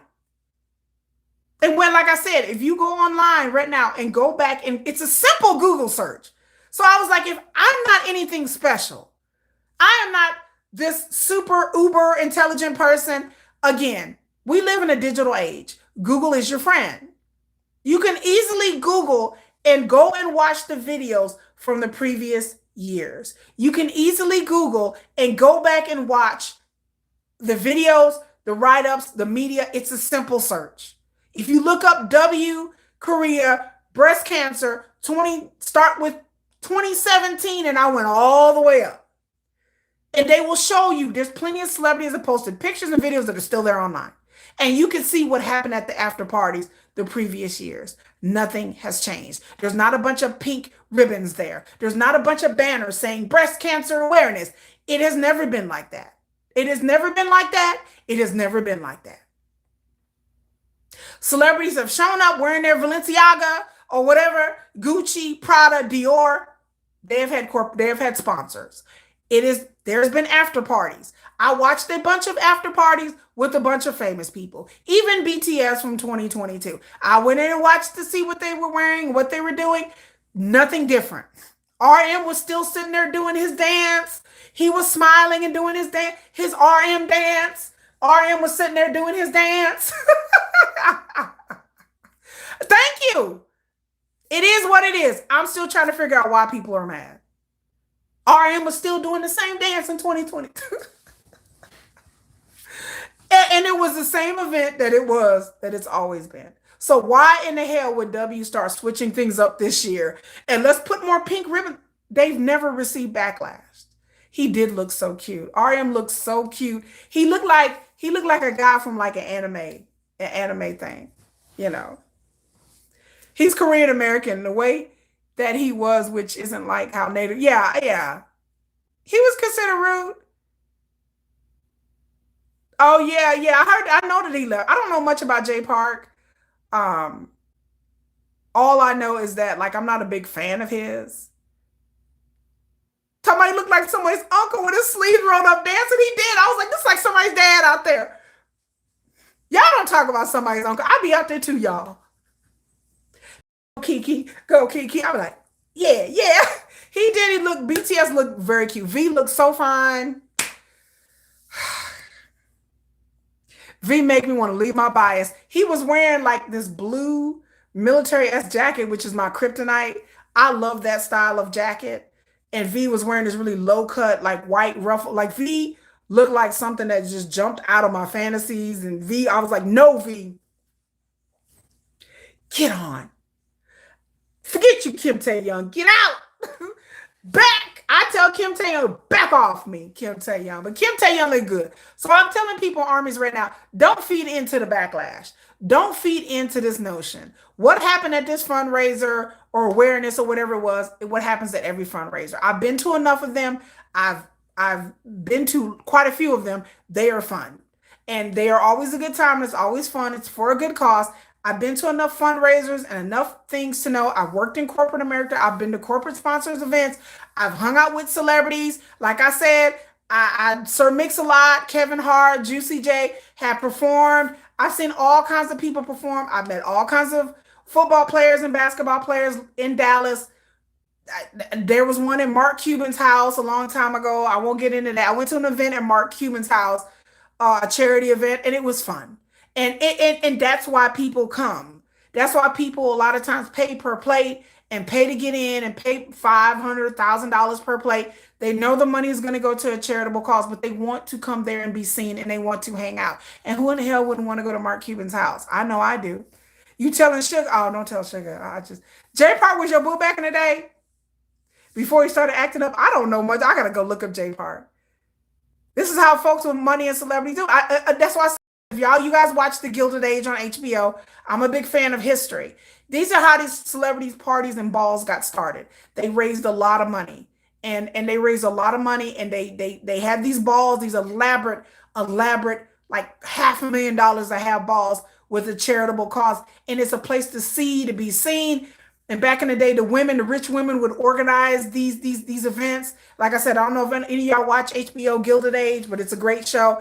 And that's how these are how these things have always done. And for people to be in comment sections talking just stupid, I'm just like, what celebrity event isn't like that? They're doing nothing different.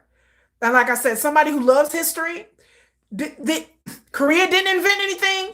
W didn't invent anything. These events and how these events go were invented in the West. This is how things go in the West. There are plenty of balls and events that celebrities in LA attend all the time. This is a great way for people to network in LA. This is a great way for people to get seen in LA. PETA has a big People for the Ethical Treatment of Animals has a big charity thing where a lot of the animal lover celebrities show up. You love history, you love the Gilded Times. Yes, and a way for idols to draw attention to the cause and get fans to donate. Girl, it is what it is, said the best comment of the night. They want the idols to slab to show up at the local community center, eat some pizza, sit around and watch a slideshow. Honey, I guess that's what they're trying to do. But again, people worship these celebrities, but don't want celebrities to be celebrities. So I don't understand what you want celebrities to do. Is that not a celebrity's job to show up and look glamorous? Is that not what celebrities do? Y'all, that's what celebrities do. Like what? Who gonna have a celebrity just sit up there and be like, what is for us to watch? If I can't watch Namjoon do his dad dance, if I can't watch J-Hope cackle and laugh and point to people and mix it, if I can't watch V sit around and be mysterious at a table and be all V, if I can't watch my favorites be themselves and let their hair down, and I get to see videos of them actually having a good time. That's what I want to see as a fan. I enjoy that. RM's been through some shit. We all know what RM has been through. We didn't watch the Weverses. We talked about that last week. Don't y'all want RM to have a good time? Don't y'all want RM? Don't y'all good to see RM up there enjoying himself? I wanted RM to stay after the party all night. Look, RM, if you got to shut down the after party, boo, you shut it down, RM. I want RM to have a good time. He deserves to have a good time after everything that what he's talked about. And then let that man dance and have a drink and go flirt with a girl or two. You know, maybe he want to pull something home that night. I don't know. But I want them to let their hair down and have a good time. And the idea that people are dragging them for being human because they're human. And it was, yes, Kim, it was good to see them having some fun. And I enjoyed watching all the videos to see them having fun. And I think like they have fun just like I have fun. I get up there and drink and act, yeah, go Keisha. Go. I get up there and act dumb and I drink and clap. And, you know, I like to see them more in a casual, letting their hair down kind of setting. Yes, always, you know, leave our boys alone. That's right. Let them live their life. They're young men, they rich, they gorgeous, they handsome. Shit. I'm like, them showing up alone was enough for me to be excited. I was excited to see them. I was happy to see them. And then y'all come, then mofos come and ruin it for me. I was like, they came and ruined it for me. And again, I have my notes in here. Again, this is what all my notes. I have a bunch of notes. The last thing I like to say about this, I get really annoyed and angry that Korean celebrities can't do the same thing that Western celebrities do. Again, people in Korea act like what their celebrities do is so unusual and so weird and so different and so out of pocket when, again, their whole celebrity industry and culture is from us. It's us. It's us. Korea didn't invent the industry. Korea did not invent the movie industry. Korea did not invent the music industry. Korea did not invent fundraising and charities and corporate sponsors. I'll say it again over and over again. The entertainment system in Korea is patterned at the American system. So I get annoyed because if y'all can watch Justin Bieber and Sabrina Carpenter get S-faced at a charity event and y'all are online keying and caw-cawing like, oh, look at Biebs, look at Sabrina Carpenter, look at Taylor Swift. Y'all can do that. But then somebody from aespa or BTS do the same thing, y'all dragging them. I don't understand that. Don't listen to the music. Stop listening to Western artists and Western music. This is my message to Koreans. If y'all are offended by everything the Korean idols do, I need y'all to stop listening to Western artists. I need y'all to stop going to Justin Bieber concerts. I need y'all to stop going to Beyonce concerts if y'all so pressed about it. Because I'm like, keep that same energy. If you upset with celebrities keying in a caw-caw at this event, when celebrities do their jingle ball and they post pictures online of them looking glamorous, I need you to be in their mofo comment section and putting the same hate and vitriol towards these Western artists when they go to that Samsung event in December. I need all of y'all offended to be in their comment sections. I need y'all to be on the Rolling Stone comment section talking about they shouldn't be up there laughing and dancing at the Samsung event. The Met Gala, damn the Met Gala. I need y'all to be like, this is a charity organization. Y'all shouldn't be dressed up. I need you to keep that same energy. I hate hypocrisy. What's good for this industry is good for the next. So again, I need y'all to keep the same energy when y'all Western favorite groups or singers go to charity events or go to after parties and they're looking drunk and they looking toe up. I need them to be on their social media pages dragging them, saying that they're unprofessional and saying that they need to apologize. So when Taylor Swift go to that charity ball this winter, which she will, I need y'all to be in her comment section saying, no, Taylor, you and Travis Kelce shouldn't be there. You guys, this is a bad look. The optics is bad. So whenever they go to their little charity events, I need y'all to be in the comment section talking about the optics is bad.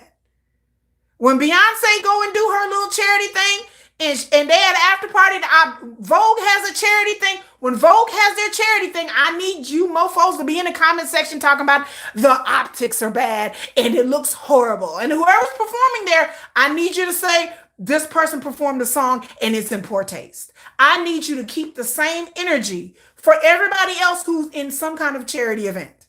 Because again, if you can drag Korean celebrities for being this one, then I hope you got the same energy for Amfair. I hope you got the same energy. But no, these same mofos will be in the comment section talking about, oh, look at Taylor, look at Sabrina, look at Justin Bieber, look at Zendaya. You motherfuckers will be all up in the comment sections on the pictures and the videos coming out. Look at Zendaya dancing at the party. Because I saw videos of Zendaya was dancing. Go Zendaya, go Zendaya. Her and Tom Holland was at some event.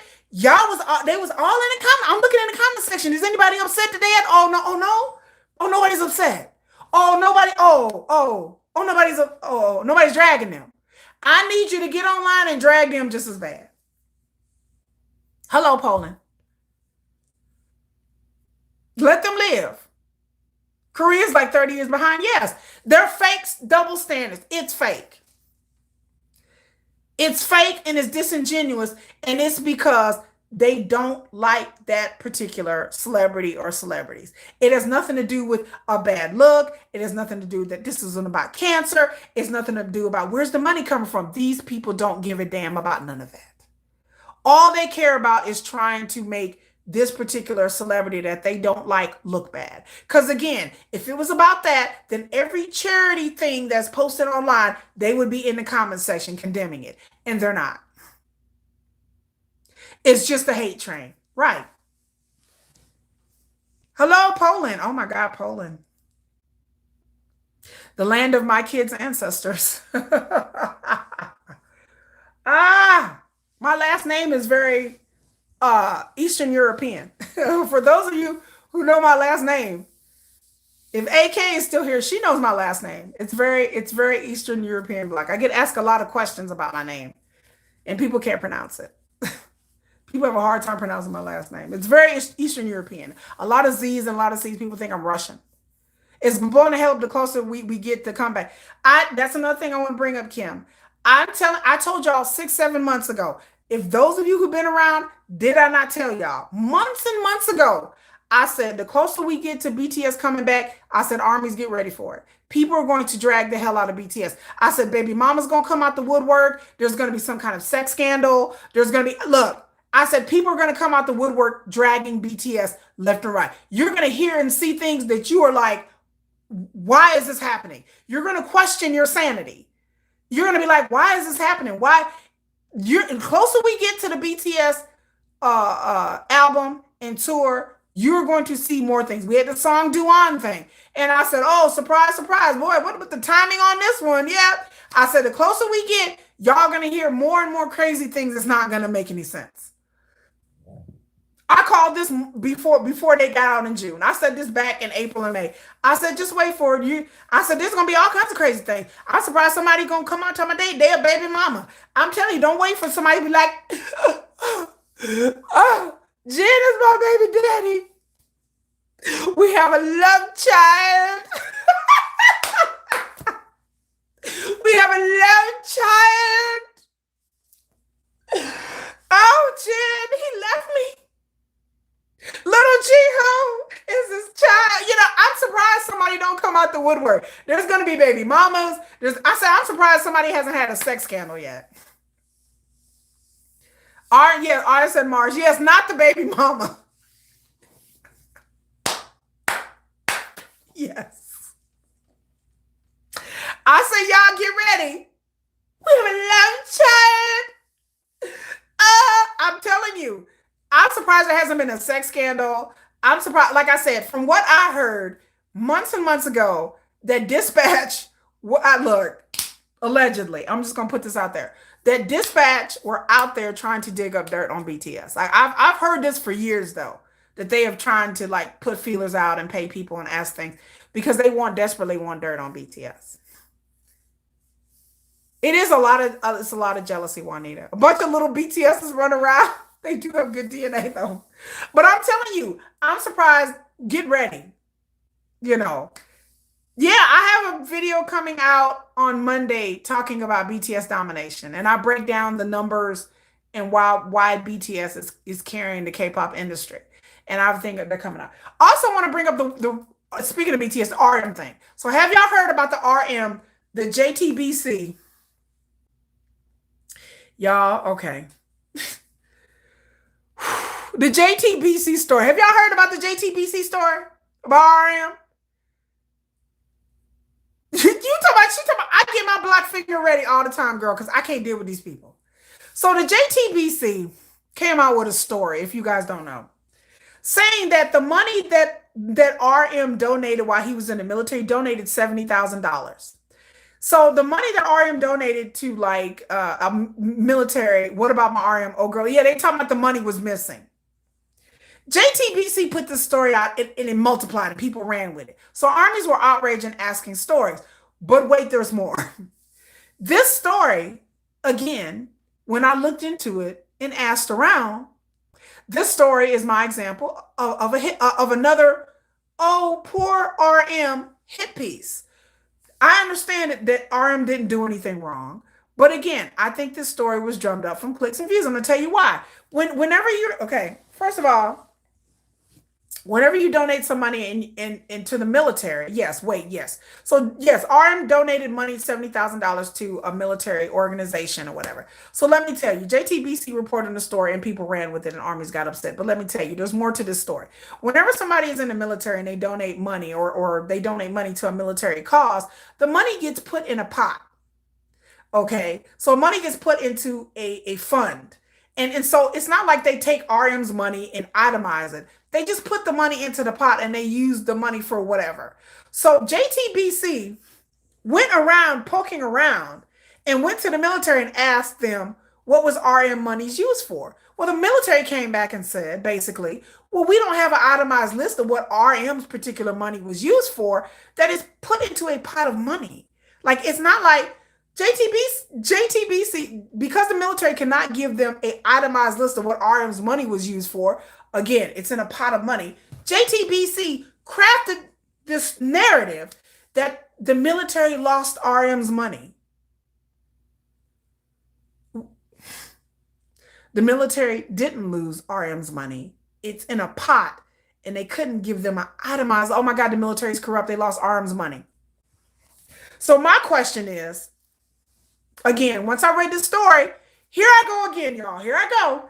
I said, so has any other celebrities donated money to the military? I looked up Blackpink. I looked up, matter of fact, I have a post where I listed a list of different people who have donated to different military and military adjacent causes, government causes.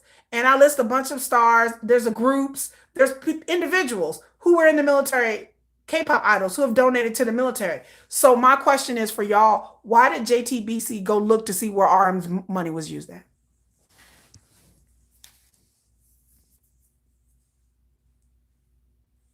RM didn't even donate the most that year. So why did they publish the story about RM's money being missing? He ain't the only. I'm like, well, maybe he's the only one that donated. No, there's other K-pop idols that have donated. So why didn't JTBC go and say we're going to do a story where we're going to look to see where these stars' money is donated, and then if the military can't tell us where the stars' money are donated, then we're going to write an article saying these following K idols and groups, we don't know where their money is. Why only RM's money? I'll wait. Again, when I read articles like this, I'm like, okay, so is this any different than anybody else? Every person who donates to the military, famous or not, their money goes into this pot. So again, why are y'all looking to see where RM money went? Yeah, because of clickbait. Right. Right. So the same thing goes hand in hand with this W thing. Out of all the celebrity events that are had in Korea, why are we not looking into where their money goes? The W isn't the only celebrity event. They're the biggest, but they're not the only one. So why are we not looking into the money of these other events? Why this one? I don't know. Why did y'all pull shit up about RM's money? Because the other people that donated ain't gonna get the clicks and views or RM. So no, RM's money wasn't stolen. That is the narrative that they have crafted to get clicks and views and people riled up. And then all the stuff that RM is going through right now, why would you publish this article anyway? All the stuff that RM is going right now, and he was in the news about the stuff that he said, then all suddenly here comes an article about RM's money missing. Coincidence? Y'all tell me. This is the chicanery and the troll stuff that I tell y'all about. So now, since this stuff about the W came up, y'all get ready for it. There's going to be other articles. Somehow they're going to find something about BTS to write about. They're just like, well, let's find something. It's like they sit around and they're like, we need to find something about BTS to write about. Again, out of everybody who donated money, RM donated $70,000. All suddenly RM's money is missing. Oh no, it's missing. Oh, how corrupt the military is. I'm like, okay, we're not going to investigate what other people's money went? Nah, of course not. I don't know how he handles all this. Yes, they're really putting things out of their butts. I don't understand it. And again, armies jumped on it. So I tell y'all, stop jumping on these stories. Sit back and have critical thinking skills. Wait a minute. Why are they publishing this? Or does this apply to anybody else? Because again, BTS, they do things, other celebrities do things as well, but it doesn't get attention. Whether it be good or bad, or just mundane things, it doesn't get attention. The media will think of anything to bring BTS into the media and get people riled up and people clicks, and because they know Army is going to get riled up and get outraged and be like, oh my God, like RM's money. And I promise you, yes, if his money was truly stolen, it would be something to be alarmed about. But then again, what can we do as fans anyway? That would be something between RM and his people to figure out. Yes, you have to do your own research. Right. Because people are out here saying whatever they want for engagement. Right. Yes, a Britney Spears used to be in the news for all kinds of stuff. And Britney Spears felt like she was being used, that the government was using this front, and she was right. They were. Right. Take a minute and think about these stories. Before y'all get outraged, be like, wait a minute. Okay, so why are we... That's the first thing I thought. I said, at first I was mad. I was like, oh my God, Iron was like, wait. I said, who reported it? And then people in the media will take a story and then they will just copy and paste it, and it goes to the international K-pop fan media. It will go to Korea Boo, which Korea Boo is awful, and Soonpai and all these other places. And it will just spread like wildfire. And people just copy and paste the article without going back going, wait a minute, what did the original article really say? And it was so bad with this story that I had to dig to find the original article. People had copied and pasted it over and over again so much, I couldn't even find the original article. I had to go back on JTBC's website and find this original editorial that they wrote. Yeah, that made Britney Spears go crazy. Negative attention is still attention, yes. But I tell armies all the time, y'all have to go back and be like, who benefits from them posting stuff like this? Who benefits from this? And like I said, over and over again, I tell people, when people say people are shocked, people are outraged, I've seen YouTube videos where armies are upset, and I'm like, okay, I'm Army, and I'm looking online, and I'm like, I don't see anyone talking about this because it brings clicks and views. People on YouTube have all kinds of clickbait, inflammatory videos, which I don't understand how these people even have YouTube channels, because I've seen and read all kinds of horrific things. Armies are upset because Jungkook's in the hospital because he got ran over. You know, I'm just making up something, but I've seen crazy stuff like this.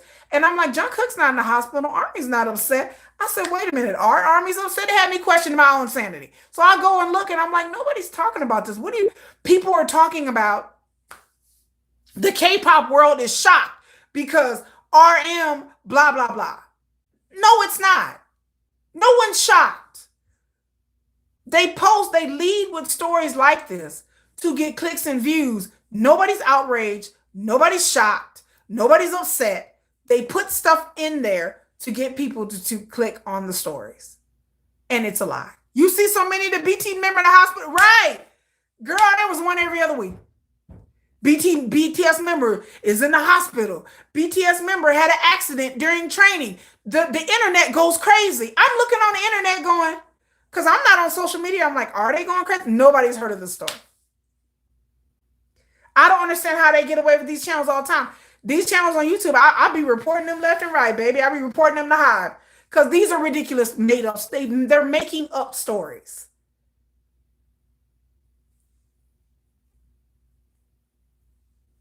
Yeah, and then people use BTS as I'll be reporting these channels left and right, girl.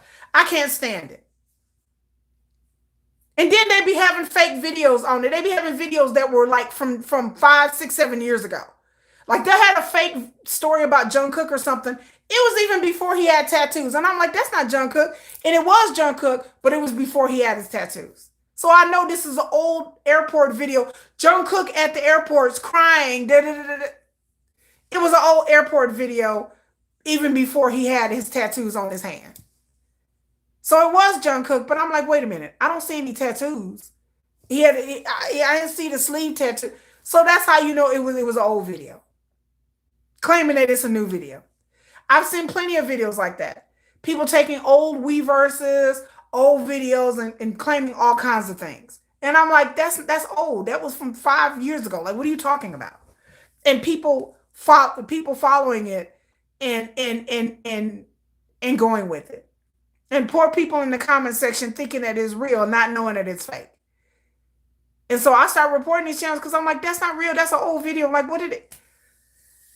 Nobody's upset. Nobody's outraged. This is live. So the thing with RM, that's another thing. That's another thing y'all have to be careful of. Because again, RM is not the only person to donate money. He wasn't the only person to donate money to the military he's not. So why would JTBC again, I tell Jennifer, y'all, that JTBC was the same people that broke in the Hive. She was like, what?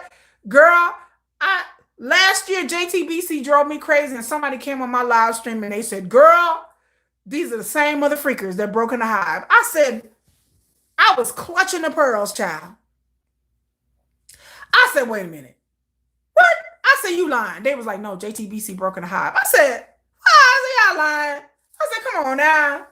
I looked it up. I was like, JTBC, yes, if you don't know, is a news outlet in South Korea, and they broke in the Hive, like in 2018 or 2019. They broke in there and they took video. That's why JTBC is dead to me too. Have you seen the McDonald's are selling Tiny Tan stuffed toys? But they're not plush, they're hard toys. I haven't seen that, Susan. I haven't seen that at all. But my McDonald's is the same one that keeps stiffing me. I still have not got a sugar one. But I have videos on there I have shorts about my Tiny Tan's adventures. But Susan, if you say that, I might go back tomorrow. Because I do have Tiny Tans. I wish I had it here. I had to steal one from my little cousin. I was like, I'll trade because she ain't like BTS. So anyway, I digress. I took her Tiny Tans. You have a few shit. They are on hamburger boxes. Okay, I have to go look it up. You just see the video? But yeah, so I tell armies, y'all have to be careful. The JTB story is wild. It's wild. Like I didn't believe. I thought somebody was lying. They actually broken Hive. And then they were the same ones. Wait a minute. Last year they came out with that fake scooter video of Sugar. There was somebody on a moped. It wasn't even him. It wasn't even the right day or time, or it wasn't a scooter. It was a moped. And they played that video.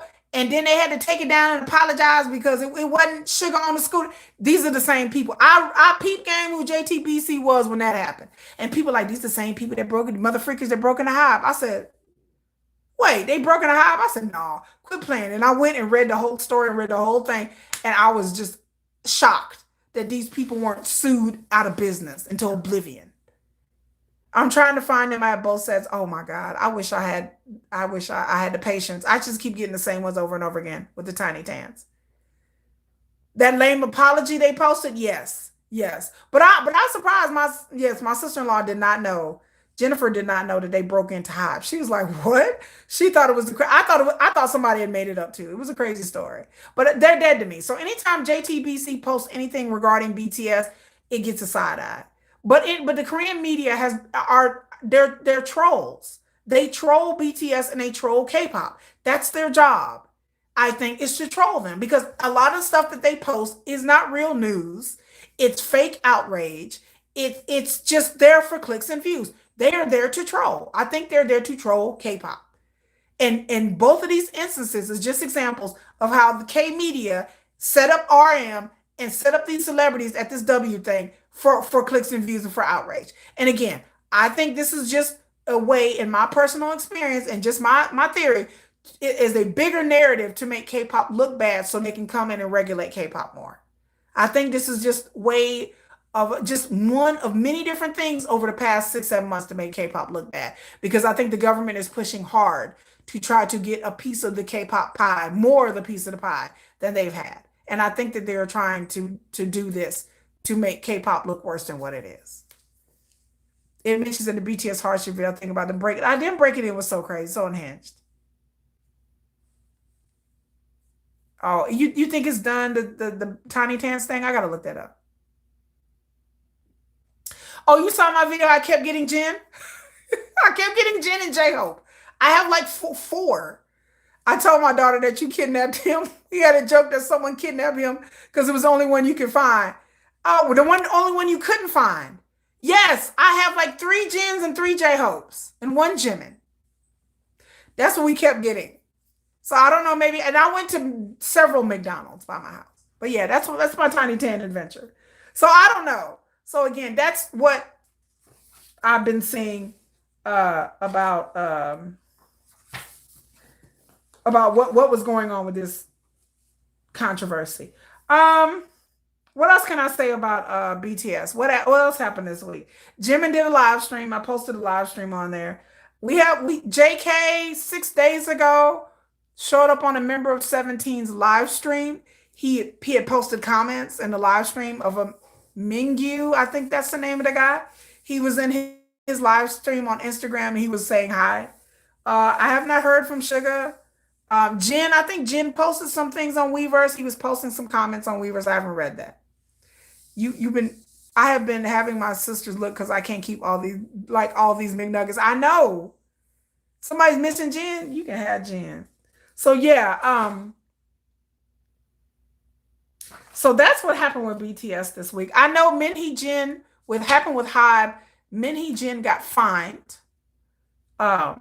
this week. She got fined. She's in that lawsuit where a former employee accused her of hiding sexual harassment. And so she's been fined. I guess the courts came back because there's so many cases with Minhee Jin. The courts there's another court. This is a civil case. So she has a legal and a civil case about the same thing. So she was fined.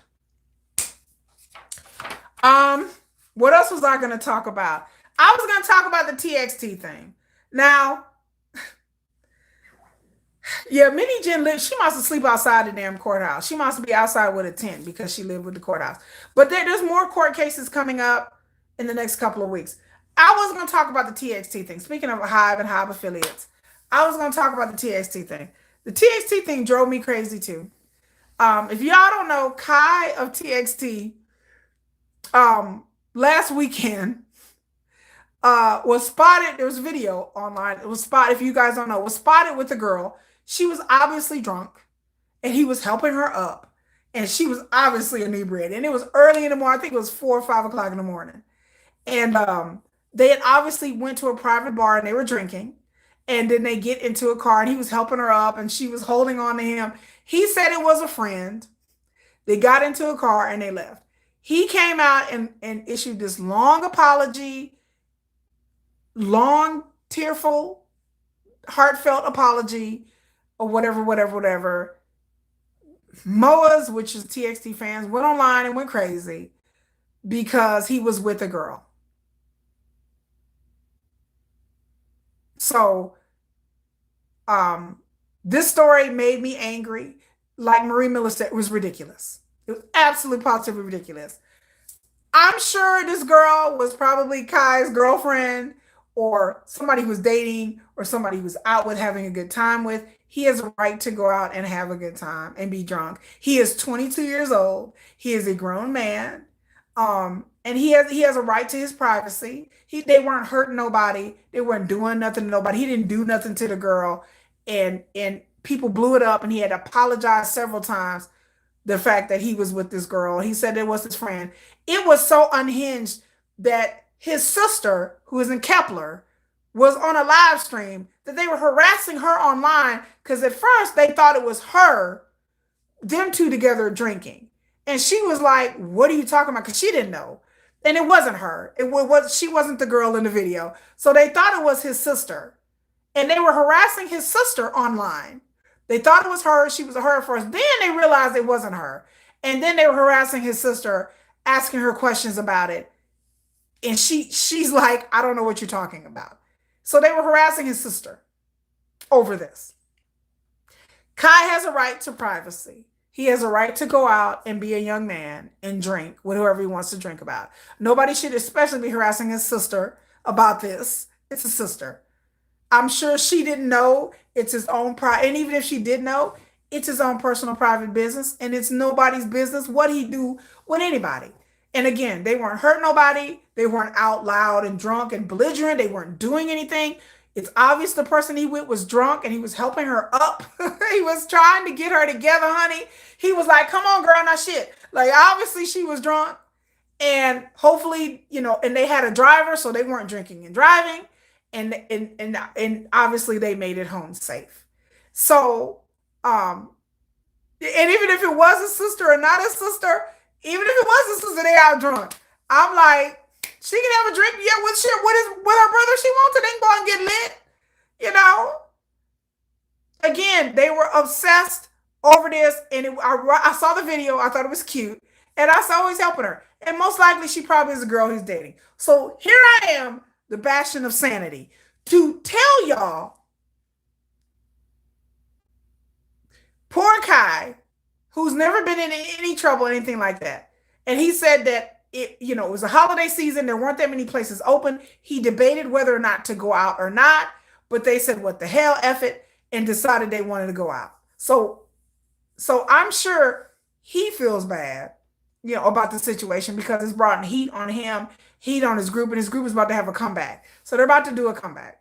He was screwed either way. He's not going to leave. I mean, what do they want him to do? Leave her on the ground and be like, bye, bitch, and obviously they were together. They arrived together. He wasn't going to leave her drunk there on the sidewalk and just walk off and just leave her there. They obviously were together. They arrived together. You leave together. You know what I'm saying? And he had to apologize, and he should not, I don't agree with it at all. This is why. So here's some things to think about, that because I saw different articles and I saw people videos talking about this and people talking about this. So here's some things to consider. Number one, again, the obvious Kai is an adult. He can do whatever he want to do, but he's an adult. But number one, the thing I thought about is the girl. So if you are the girl in this situation and you went out with your man and y'all were drinking and he's a K-idol and you got a little too tipsy, what do you think this does to this girl? So how do you think how this girl feels? That was my first thing.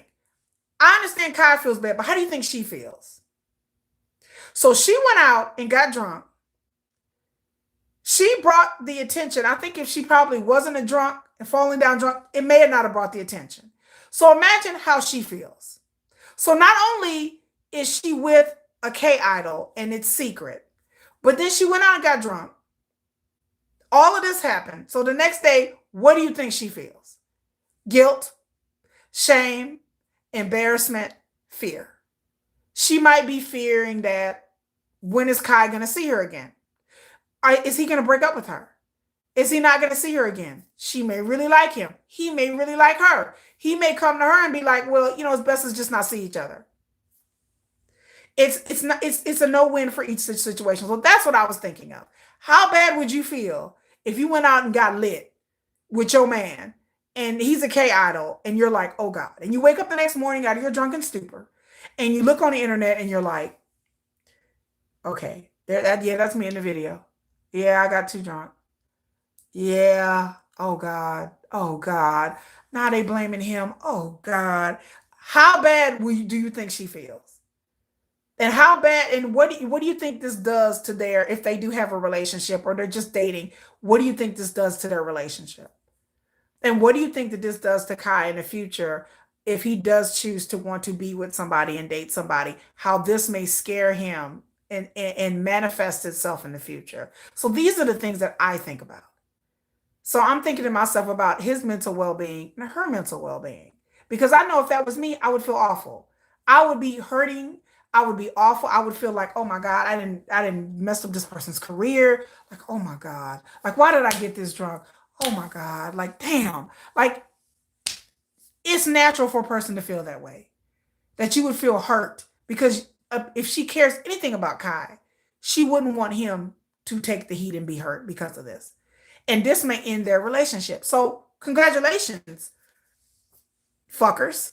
You just ruined somebody's relationship potentially. You potentially ruined somebody that he may have been happy with. And she may have been happy with. And we don't know how long they've been together. We don't know nothing. He could have been with this chick for years. And now it may all come crashing down. Because now he's scared to do anything. Because people are going to be filming him. People are going to be on him. He can't go any private bars with this chick. He can't be seen with this chick. This chick's identity can't get out. What if her identity get out? She's scared. She's scared. He's scared. His sister's scared. The sister's like, what the heck? This is coming on me. So does he decide to break up with this girl or he sticks with her? So these are the things that can happen in K-pop that people don't really think about. All people thought about was, oh my God, Kai, this is going to ruin his career. The MOAs, the fans, he had to apologize to the fans. He apologized to the fans for what? Basically, Kai's statement broke my heart because he basically apologized for existing and breathing. Like, pretty much. I apologize for disappointing you. I apologize for my behavior. What? And instead of the agency telling people to back off and backing him up, this is what drives me crazy about this situation. Instead of the agency coming forward and saying, look, this is his private life. He shouldn't have been filmed. He was helping this person who was obviously inebriated home and leaving it at that. Kai shouldn't have been required to release a statement. The agency should have released a statement, and the agency should have got online and had all those photos deleted. That's what I would do as a PR person. I don't know what these K-pop agencies are doing. I don't know if they have a crisis management for their stars or not. Again, I write a whole fan fiction about a PR person who runs a PR firm that is in crisis management for K-pop. I don't understand for the life of me why this video even got out, because if you have a crisis management team, this video would have been shut down real quick. This video would have never got out. So whatever SM is doing, the K-pop agencies, I feel like they should follow that. Whatever SM is doing, they need to be doing it. Because again, if I was a crisis manager and I was in PR and that was my client, that video would have never seen the light of day. That video would have been taken down off of every social media. It would have been deleted. The moment they posted that video, it would have been like, run, it would have been deleted. Because again, a good PR team, that's what they do. That's what I write about in my fan fiction on Wattpad. That's what a good crisis management do. That's what you do. You have that video taken down. I don't know where that video is. My client, I'm going to sue you. If you don't take that video, I'm going to sue you. Video gone. Video would have been gone. Social media would have been like, humming. Anybody post this video? Boom, boom. We're going to block it. I get my crisis management team and find everywhere this video is posted and start reporting it and come back and be like, report, delete, report, delete, report, delete. that video would have been gone in about 24 to 48 hours. Nobody would have, that video would have, somebody would have had to screenshot that mofo because I would have had everybody take it down.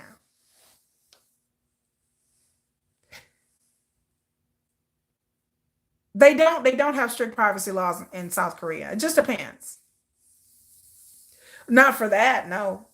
Not like that. But I would have had the video taken down. But again, I don't know what these agencies are doing.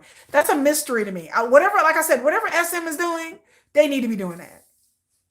Because SM got their ish on lock. I know that for a fact. SM don't play that. SM have had videos and posts and all kinds of things taken down. Shit, they had Moon Tae-il and nobody heard about that thing until the trial was over. Nobody reported on that. They reported on the Moon Tae-il thing in the beginning.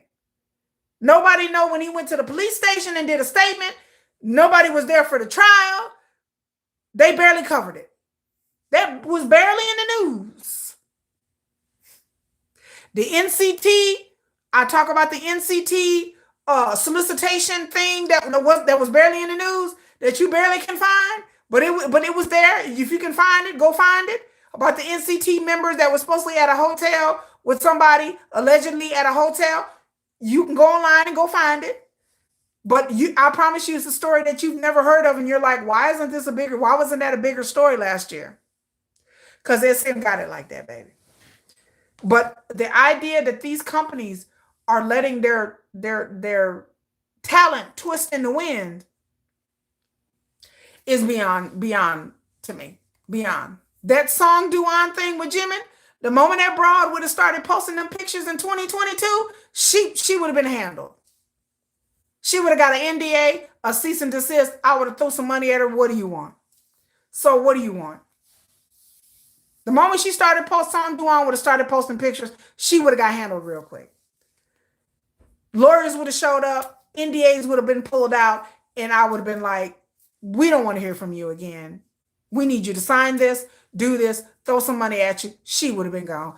Boo, poof, be gone, girl. Song Do-on would have never been heard of. She would have never seen the light of day. She would have took all that shit down real quick. I would have told Song Do-on, we're going to sue you into oblivion. Oblivion. You think you got a career? You won't have a career once I'm done with you. So I suggest you sign this NDA and you shut the hell up. Song Do-on, sign this. Here. I would have pushed my lawyers would have showed up at the door, pushed the paperwork to her, handed her a pen, and been like, you want to work in this business again? I need you to go ahead and sign that. I need you to sign this NDA. Here, cut her a check. Bye. Cut the check. Cut the check. She gone. She gone. She would have never been her. She would have took all that stuff off her TikTok. So I don't know what these agencies are doing.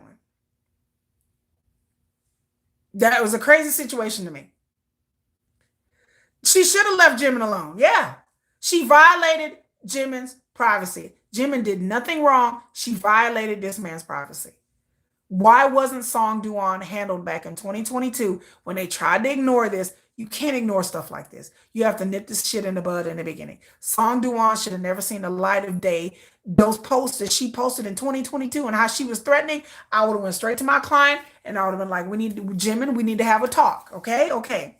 So did you see this person? Did you date this person? You been with this person? Yes, no, ma'am. I'm not trying to get in your business. Just let me know the truth. Jimin would have told me the truth and I would have went straight to her with a lawyer and an NDA.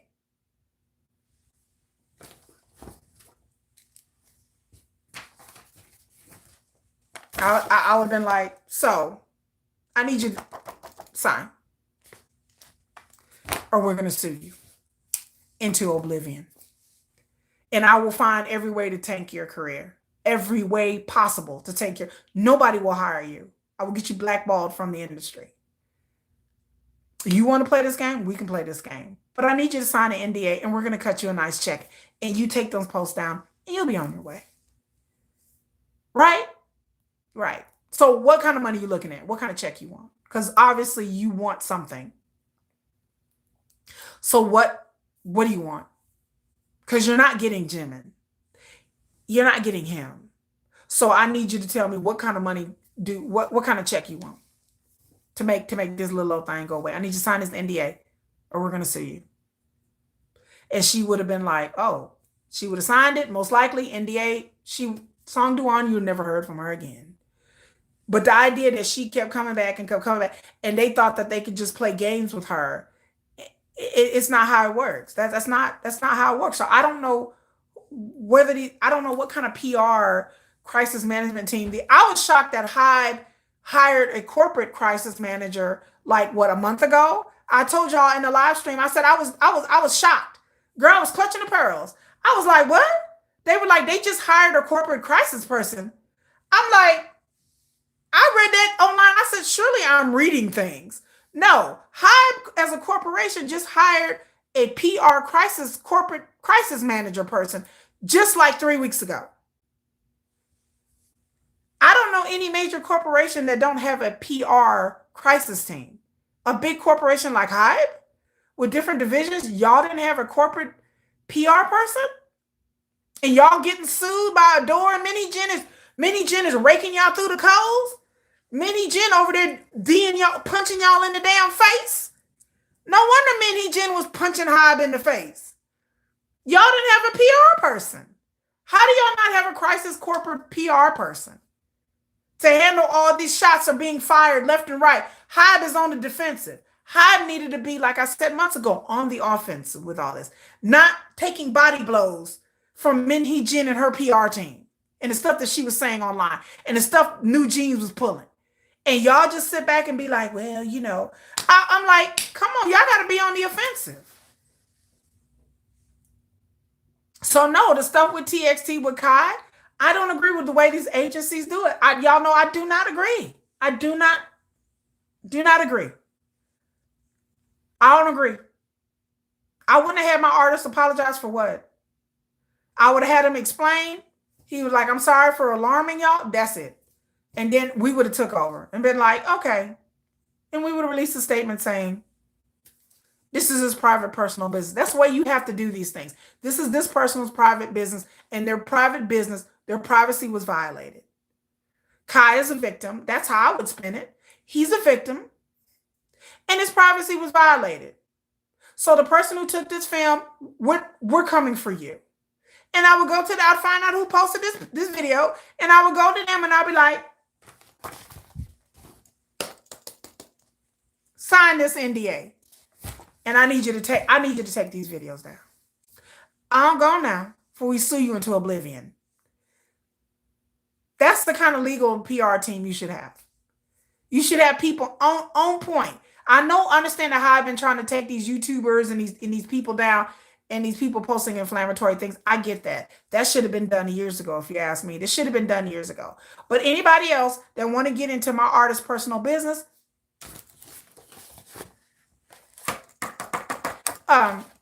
you're writing personal things about my artist, and I don't like that. Like this seems very personal. Did you hack there? No. Anybody that's writing personal, posting personal pictures and things like that, they should be dealt with. It was not Kai's fault. It was a person who was over video, and they should have went after that person. And they should be aggressively going after people who are out here taking pictures or out here doing things like that, because they're violating their privacy. And I would sue everybody into oblivion, so people would be scared to sneeze, take a picture wrong. Like people would be like, well, I don't know. That's a Hyde artist. I don't care about people taking pictures, but when it comes to the point where you're violating a person's privacy, there's a line there. And so, posting things of them and their family members or loved ones, that's a no-no. It shouldn't be posted. It shouldn't be allowed to be out there. And I would be sticking lawsuits and NDAs in their faces. And I understand in Korea, they have better privacy laws than we do have here. And again, at the end of the day, really the point is that Kai did nothing wrong. He's an adult. He's a grown-ass man. Pete, they need Olivia Pope. We need to go over there. I tell you, like, again, I write on Wattpad, I write a BTS fan fiction, and my character is very much like an Olivia Pope. And then, like, you will see how she behind the scenes have done things with Dispatch and struck deals and done a lot of interesting things you will see in the next book, the behind the scenes to protect BTS's image as the best as she could. And she struck a lot of deals and went through a lot of things. And and like I said, I'm on book one. Book two, when Yoongi goes to the military, is where things start to break down in book two. So I have a whole fan fiction of how I think that the PR should go. And and like my fan fiction answers the question of how BTS has stayed out of the sights of Dispatch. And again, this fictional person behind the scenes will do many different deals and done a lot of things to keep her boys clean. And it's a lot of crisis management. It's a lot of crisis management. But it's love too, but it's just like you'll see like the progression of what he has really done behind the scenes. And the things that I wish that I know, and I know that are not happening in K-pop. Because when I bring these things up to people in the industry, they just kind of look at me like and blink like I've lost my mind. But I'm like, this is what goes on in the American entertainment industry. They have some stars have hired really aggressive PR teams. There are some stars out there that have done a lot of dirt, y'all, that they're out there doing wild, crazy ish, y'all. And you never hear about it, and it never gets the light of day. And if anybody try to put it the light of day, they shut that shit down so quick. Boom, it'll be out of the media so quick because they have aggressive PR people. And again, if I was a K-pop idol, I would hire my own PR team if I could. If it was in my contract, I would hire my own PR team, and I would have my PR team be the most aggressive thing ever. You wouldn't be able to talk about me sneezing without me having shit taken down. I would be sending cease and desist all the time. I don't like that post. Send them cease and desist.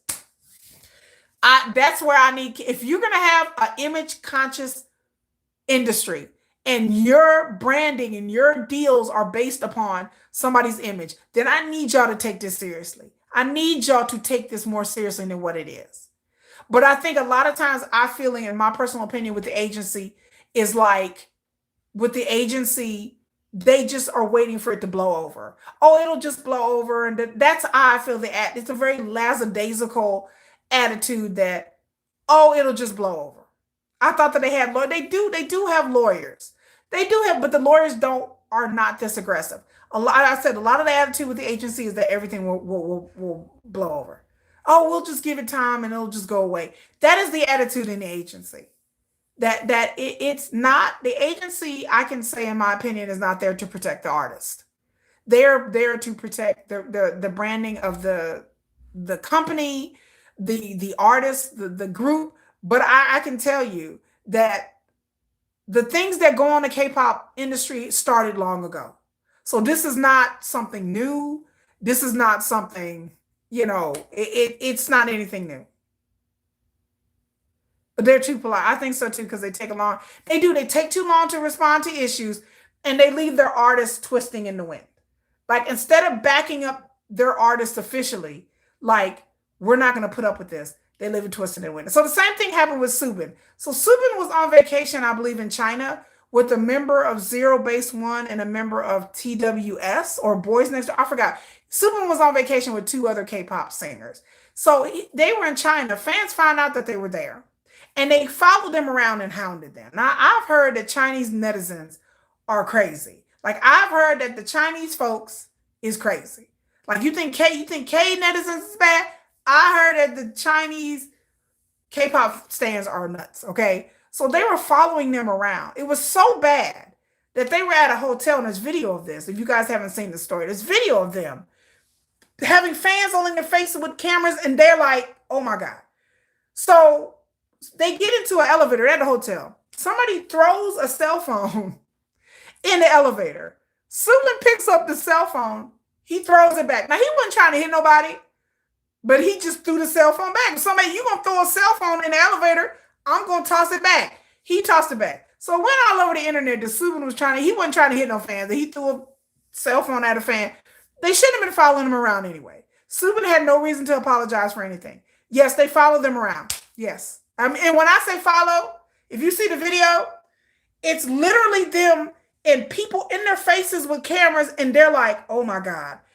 And, they went on vacation when I don't think they had any security. So you could literally see them like terrified because these fans were following them around. So they couldn't go anywhere, couldn't do anything because these fans found out and recognized them.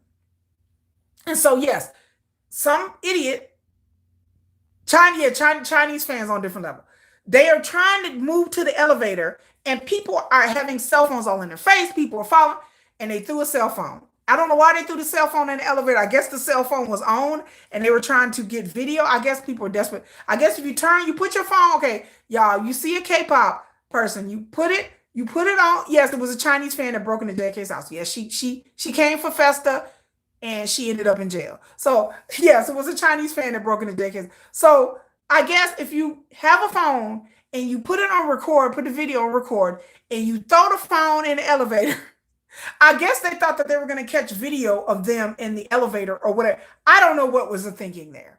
So Subin picked up the phone and he tossed it back. He wasn't trying to hit nobody. He just tossed the phone out of the elevator. That went viral. The video went crazy. People, man, I congratulated because Subin is my bias in TXT.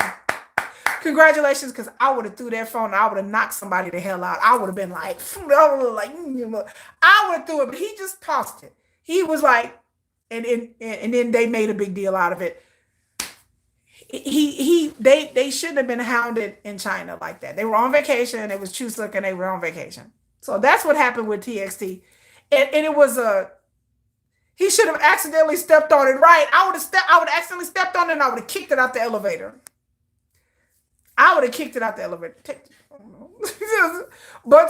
But again, he got heat for that. And they were trying to accuse him of throwing a phone at fans. And it wasn't even like, I saw the video and I just laughed. I giggled. I said, oh, that's my Subin, baby. I said, I would have threw that fan. I would have knocked somebody upside their damn head. I would have been, oh, I would have been aiming for somebody real hard. I know, me too, girl. So that's what happened with TXT. And I was going to do a whole video about it. But I was like, you know what? I'm not even going to do a video about it because I would have got riled up. But I am still going to do a video where I talk about the dating myths that go on, the dating myths and rumors that go on with celebrity. I'm still going to do that video. I have the video almost written out, and I'm going to do a video next week. I'm going to publish it next week about how there are so many urban legends about how K-idols are dating that I told y'all last week, I get confused because I'm like, there are things that people that maybe used to been in the industry and that don't apply anymore. Like people still think that there's dating bans. There's not. Like people still think that idols post cryptic things on social media. They don't.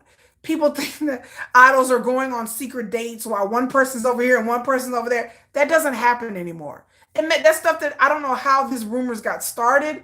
It may have been something a long time ago, but there's a bunch of like dating things that are so nonsensical that I'm like, how did these rumors, why do people believe that? Even people in the industry are perplexed by people believing these dumb things. And people are like, and I'm like, people just don't do that. Like maybe they did it a long time ago, but they just don't do that anymore. Idols can date, y'all. They don't have to be at a movie premiere and one person over there or go at a concert and this person's here and this other person's 10 rows away from them and have a date. If they want to go on a date, they can go on a date. There's certain places they can and cannot go, but them being at the same event and then posting on social media, that's not being inconspicuous. They know fans are going to clock that. So K-pop idols are not dumb. I don't know why people think the K-pop idols are stupid. They're not dumb. A lot of these people have been in the industry for a long time. They know the tips and the tricks and how to date. They know how to date, where to go, what places to go, what places not to go. They're not going to post stupid stuff on social media to hint at it makes no sense for them to post anything on social media about their love lives and their dating lives. They do not. They have private social medias, y'all. They have private accounts. They have private social media accounts. I know for a fact 3 BTS members, for a fact, at least three that I know of, for almost a fact, that have fake accounts on social media that they go and look stuff at. And it's not a secret. I can tell you which ones that I know, but it's not too big of a secret. But they also have fake accounts. They have their official accounts, and their official accounts are not run by them. Their official accounts are run by media people. So I tell people the stuff that they post online is really not them posting. They send the pictures to a media manager and they post the things online. That's kind of how it goes. But they do have a fake account. And then they have family accounts. Every single K-pop, I don't know any K-pop singers that don't have a family account where they post things like if they do have a girlfriend or a boyfriend and they want to give, they have private family accounts that only their family see, or they have Kakao group chats where they post things in the Kakao group chats with their family and friends, or both. So the idea that they are using their public social media to post cryptic things about who they're dating is just silly. It doesn't make any sense when they have accounts. They have accounts. Sometimes I told y'all that on my account, somebody subscribes to my account that I suspect is somebody kind of quasi famous. That I suspect because this person, I actually left them a message and told them to watch my video and they read it and then they watched my video. Somebody around that kind of has an account that kind of fits their name and then they subscribe. And so I kind of feel like there is somebody famous that has at least subscribed to my account, but he was doing it on a burner account. So we know RM got one. Yeah, RM always knows what's going on. He admitted it that he spends a lot of time on social media. JK, same thing. JK spends a lot of time on social media. Yeah, people complain about using their name, yeah. But I can tell you that Namjoon and JK, they have fake accounts on social media because they are on social media more than a lot of people know. And Jimin too, yes, Jimin is on social media. Those are the three that I know of that have fake accounts. They spend a lot of time online looking at things. And sometimes they subscribe to people's channels. Sometimes people you'll never know, you know. So I tell people that people who are heavy hitters, who have a lot of subscribers, you never know who's subscribed to your channel, who's watching your video. Because I had a video that went viral. Like I have a video on my a YouTube short that went viral, and somebody was telling me that people in the industry, that several people in the industry had seen this video because it has almost 1 million views. And so it went viral, like almost viral on YouTube. Like it has, I think, up to 900,000 views. And I heard somebody was like, I've seen that video before. And then this person was telling somebody, oh, I know who does that video, that the video got spread around. It's a BTS video and kind of went around in the circles. And it has almost 1 million views. So it brought me lots of subscribers. I think a lot of my subscribers came off that video. A lot, like I gained a lot of subscribers in a short period of time. And so I've heard that people have said, like, I think a BTS member seen that video or somebody showed it to them. Like, oh, look at this video. Because that's what people do. When people have relatives and friends, and when their relatives go online and they see things that are interesting or cute, they will show their family member. They'd be like, oh, look at this. Or staff members will watch a video and they will show the group. They will show somebody in the group, oh, look at this. Because they'll see something real cute or funny or something interesting that they will show them. So I tell people, you never know who's watching your videos. It is what it is, says she would like to officially apologize for my thirsty comments I've made. We're having confessionals. I would like to apologize to RM for I would like to apologize to all the BTS members for the thirst trap shorts I've made. I know some of y'all.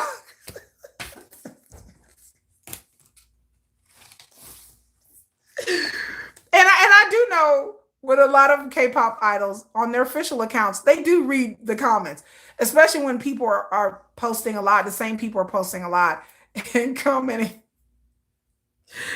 So if you on there, RM may be like, I've seen this person before.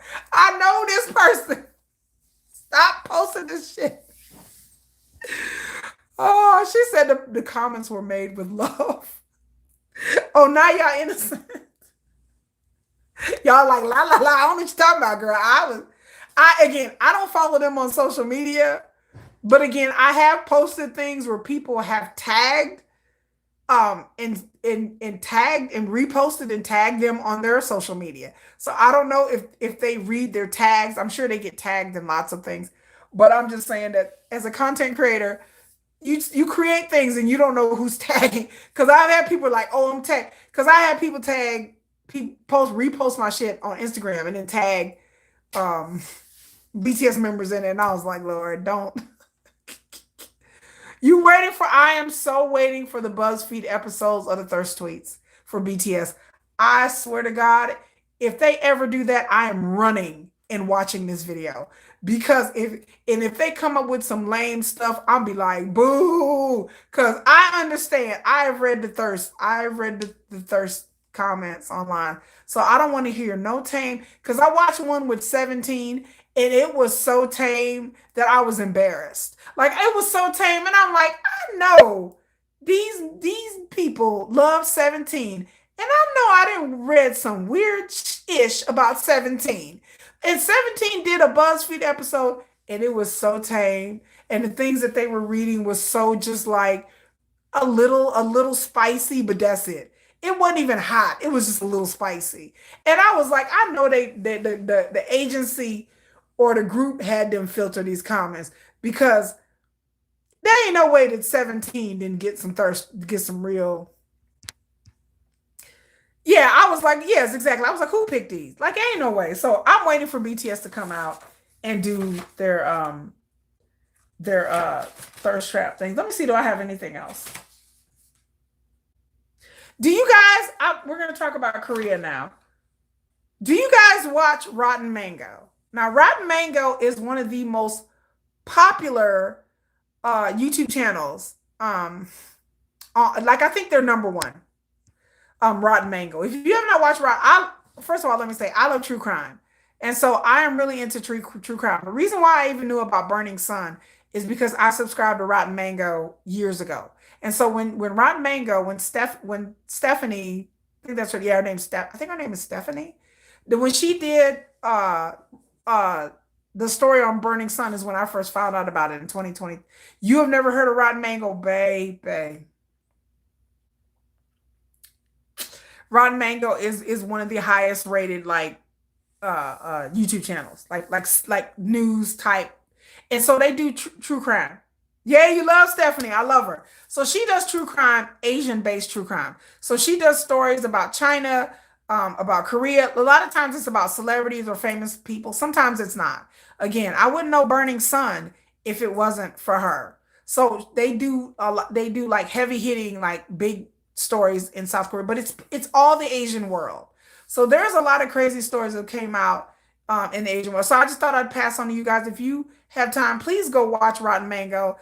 She has playlists and stuff like that. Rotten Mango, stay on it, baby. And there is a recent video that she did of a Chinese actor, a really famous Chinese actor that allegedly fell to his death. He fell out a window because he was drunk. Okay, first of all, it's a whole story. And I have not finished watching it, but as I was watching it, I was like, I want to do my subscribers know about Rotten Mango. Because Rotten Mango has a lot of stories about South Korea, about famous people, not famous people, but a lot of stories. She does stories about Americans too in Europe and stuff like that. But most of her stories are Asian based. She has another channel too.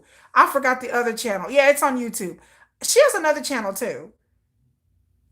Did you heard about him on TikTok, the Chinese actor? Child, I gotta finish watching that video because I hear it has been an S storm in China. Like it has been crazy. So I'm gonna tell y'all, if y'all don't watch Rotten Mango, please go watch Stephanie because she has several stories about Burning Sun. And again, the Burning Sun stories that she did was very informative. But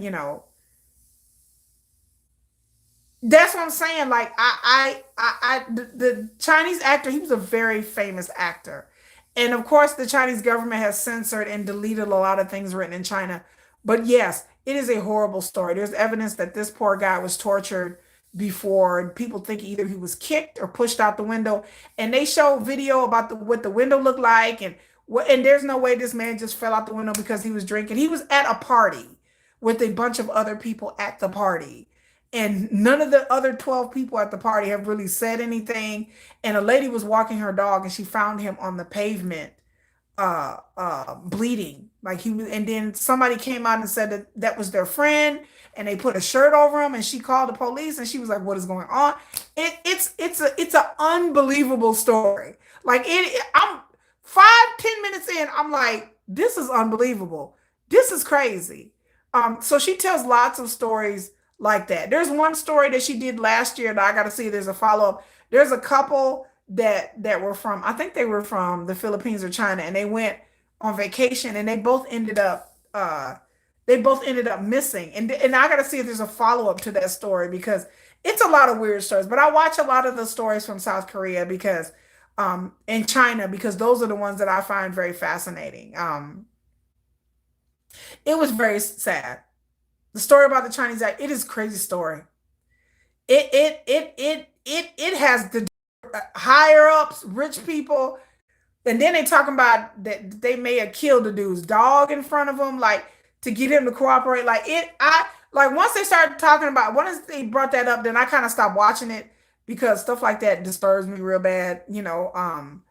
Uh, I they said he fell out the window. Marie Miller. The police was like nothing to see here. He fell out the window. They said they investigated and they was like he fell out the window.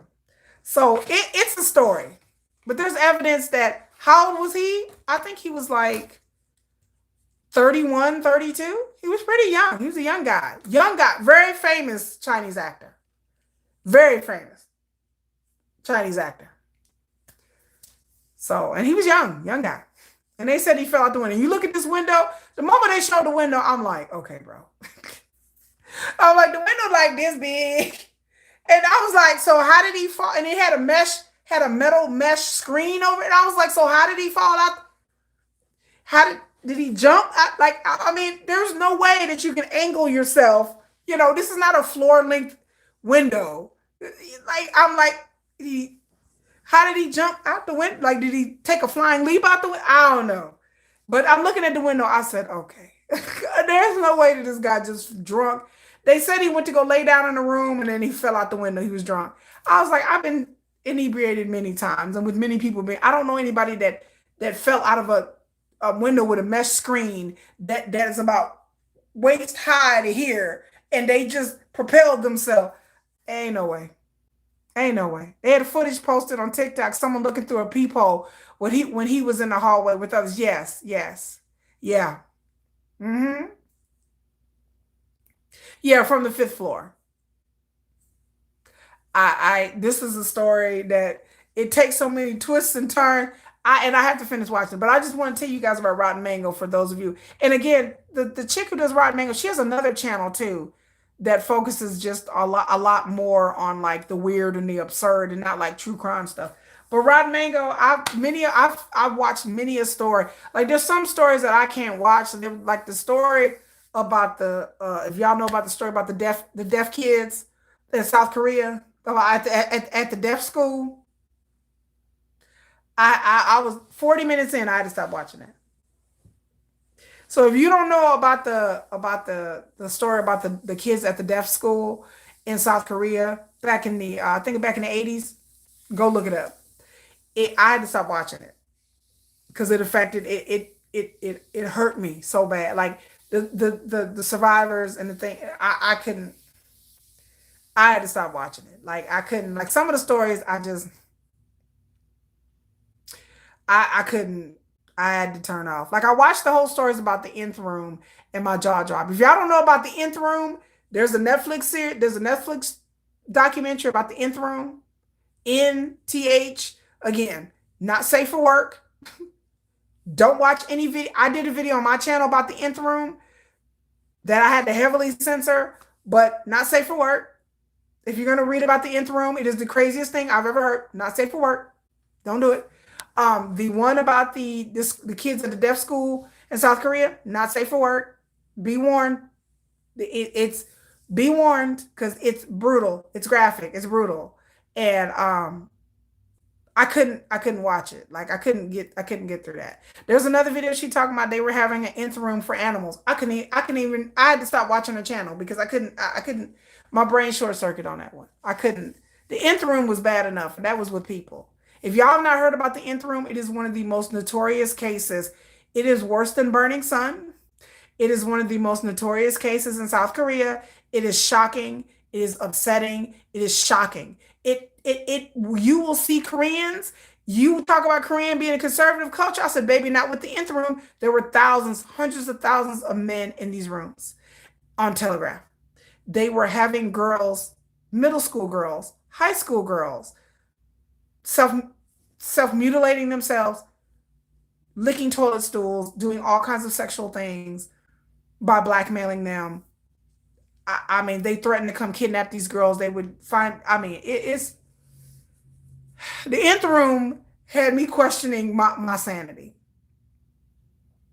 Oh, you work with it. The nth room is on another level.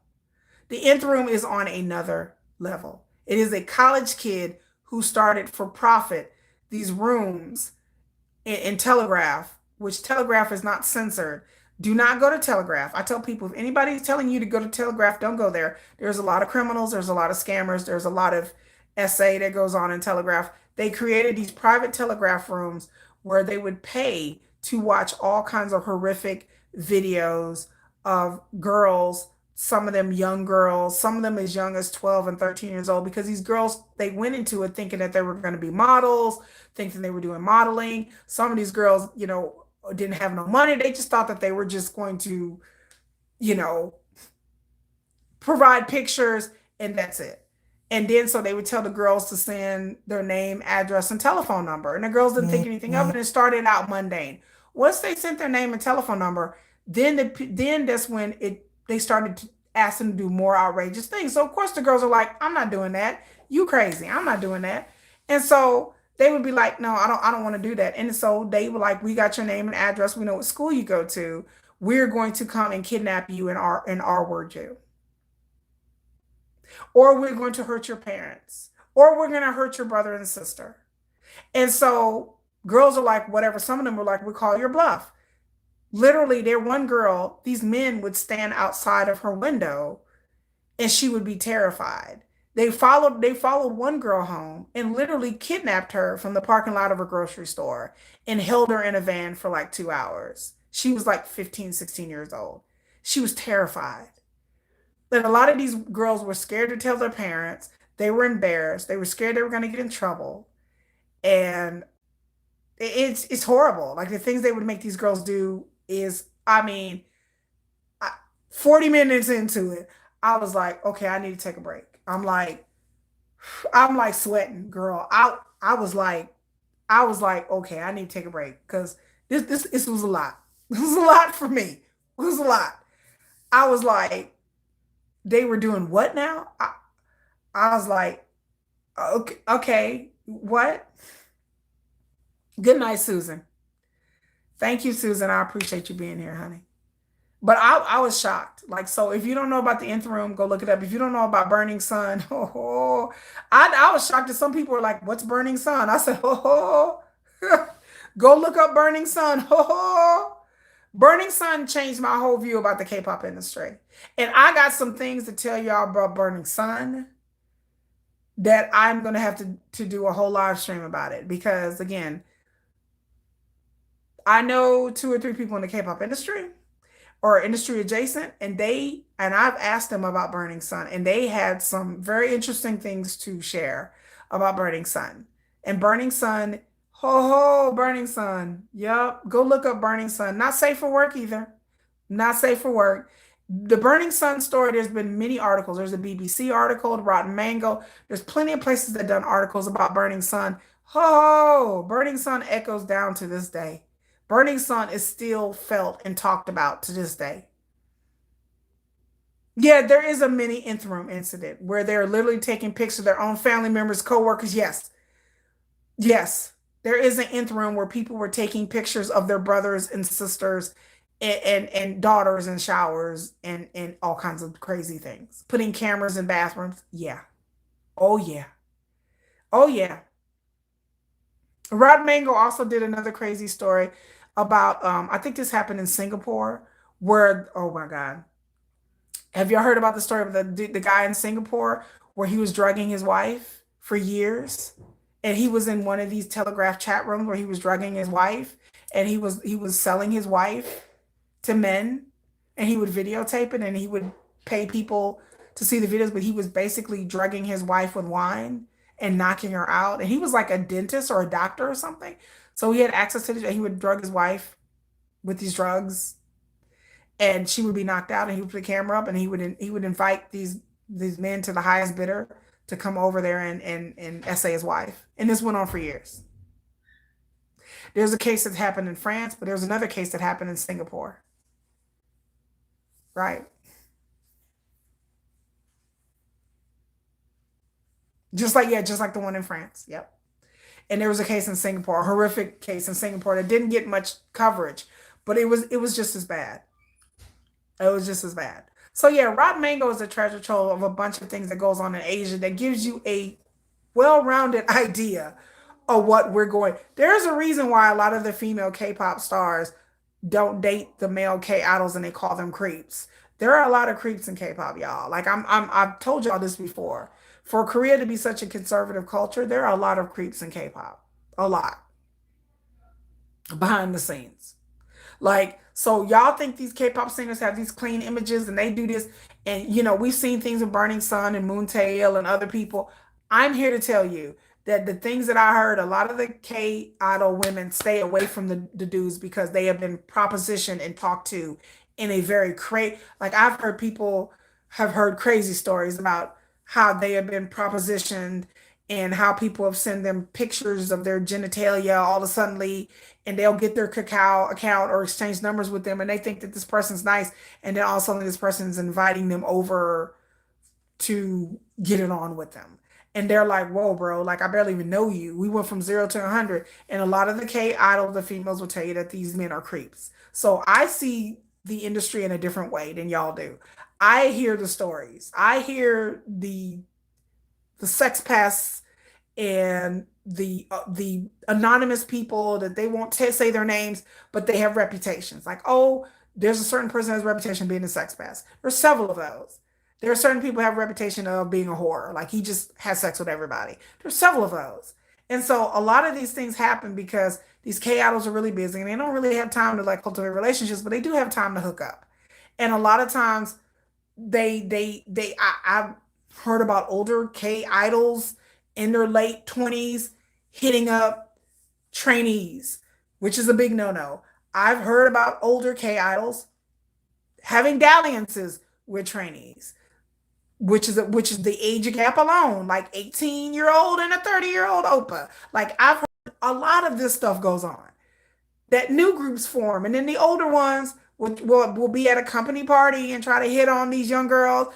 And these young girls, they're flattered, they have stars in their eyes, and of course, somebody's gonna hit on you, and you're 18, 19 years old, and this dude is in his late 20s, and he's really, really he's higher than you, famous than you, and they go with it, and they thinking that they're dating this person, and they're not, and they're just using them for a one-time thing, and then they never talk to them again, and then next time they see them, they ignore them. That happens a lot in K-pop, y'all. Like it happens. So y'all see these K idols in the light, and I don't see them. I just be tossing the side eye, like I'm like, you know what? Or some idols that I do know that I have heard things about, and I know their names. I'm just like, okay. Like I still like their music, but then it kind of taints it because I'm like, I heard that this person in this group ain't shit. So I learned to keep it to myself. Jackson Wang, oh Lord, I love him. Is he mid? He's a freak. Yeah, the parties where you can get a sponsor as a rookie idol. Oh yeah, that exists. Like people think that some of this stuff is rumors, and some of it is, but some of it's not. Some of this really goes on, y'all. Like some of this really, yo, Jackson Wang. Oh, I love him, but at least he's honest about it.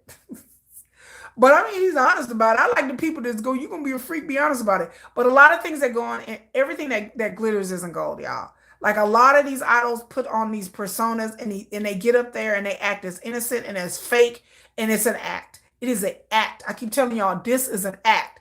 And a lot of these people who work in the industry sit back and snicker, and they know it's an act. They know that this person ain't innocent. They know this how many women this person didn't slept with. They know what that this person goes to these parties and take home a different go to bars and pick up foreign girls. Yes, yes, honey. There's idols who go to bars and purposely pick up on foreign girls from China, from Philippines, from Singapore, especially the Japanese girls, honey. Especially the Japanese girls, honey. They love them Japanese girls. Because Japanese girls are not, a lot of them are not so conservative. And so when they go to Japan and they go to Tokyo, and a lot of them go on vacation in Japan, and that's what they do. They go to bars and they pick up with these Japanese girls. And there's kind of a like a thing in K-pop where they talk about Japanese girls being easy and Japanese girls being a bit more like, free. which is true. You know, Japan, it's a lot different kind of society. It's different than South Korea. South Korea is more conservative than Japan. Japan has a whole, like, in Tokyo they have like a whole adult area. And so Japanese has a lot of hosting bars for men and for women, which again, I want to go to one of these hosting bars one day, but they have a lot of hosting bars for men and for women. And so they have a whole like sex industry, adult industry in Japan. And so there you go. So, which doesn't exist in Korea, or if it does exist, it's on a really on the low. But in Japan, they go to these places, girl. Japan, honey, they go to these hosting bars, they go to these strip clubs, they go to these adult places, they go to all these freaky, freaky, freaky, deaky. So whenever I hear about these idols going on vacation in Japan, I'm like, I'm like, I know what goes down in Japan, and I know that a lot of them, especially the ones who are young, they go to Japan and they're like, oh my God, oh my God, oh my God. Because, go to Japan, you walk by and there's the adult shops. And you walk by and there's, hosting bars where girls are walking around with bikinis on their hosting bars. It's a whole different scene in Japan. And so a lot of them go on vacation there because they can pick up girls and they can be free and they can be anonymous. Lady always said, I'm ready. Yeah, they go to Hongdae. Yeah, Hongdae is another place. What's a hosting bar? Oh my God. Okay. So in Japan, they have these places called hosting bars. Now, they have these bars where they're really secret and sometimes they recruit. So let's just say they have hosting bars for the dudes. So you go in these bars, there's a bunch of beautiful women. And sometimes these hosting bars have themes. So sometimes they have anime things where all the girls are dressed up as anime characters. Sometimes they're dressed as schoolgirls. Sometimes they're just dressed up. Okay. And at these hosting bars, these women, if you're a man and you walk in, and sometimes a lot of businessmen will go to these hosting bars. So you walk in this hosting bar, and pretty much it's comfortable chairs. It's like a lounge, and it's not like a bar like a regular bar. So they may have a bar and where you drink, but you come in there and the women serve you. So they serve some of these hosting bars have food. So they have a menu, order food, and these women literally pour you drinks all night. And they sit with you and they talk with you and they pour drinks all night. And they flirt with you. And school ones are very popular. Yes, school ones are very popular. And they sit there and they flirt with you and they flirt with the men. And they pay one-on-one attention. And the more you spend on drinks, the more attention you get. Because the people who are serving, the waitresses or the hostesses that are serving you drinks get money from every bottle that you buy. So that's usually how it works. They get money for how many items you buy or how much food you buy. So their goal is to keep you there. They have hosting bars in South Korea as well, but in Japan they're real wild. Japan, they have different themes, and then in Japan the hosting bars have VIP rooms, so you can go to a VIP room because most of the hosting bars is out in the open, but then they have private VIP rooms where that's where it is on and popping, the private VIP room. So you go to the private VIP room where you get one-on-one service with your hostess.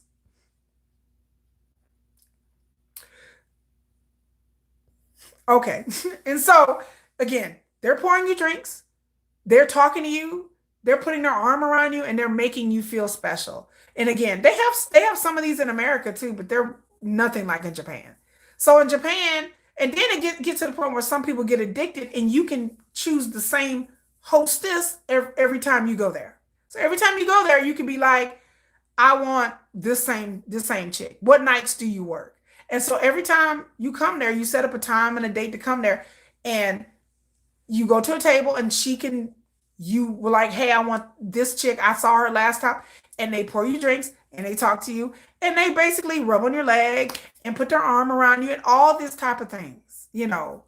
And okay, bye bye. Have a good weekend, ATP 86. And so that's what a hosting bar is. Now for women, it's even wilder. And let me tell you, these people at these host bars make a lot of money, and they're in it with the people who own the bars. So a lot of times, the bar and the host or the hostess they're in cahoots together.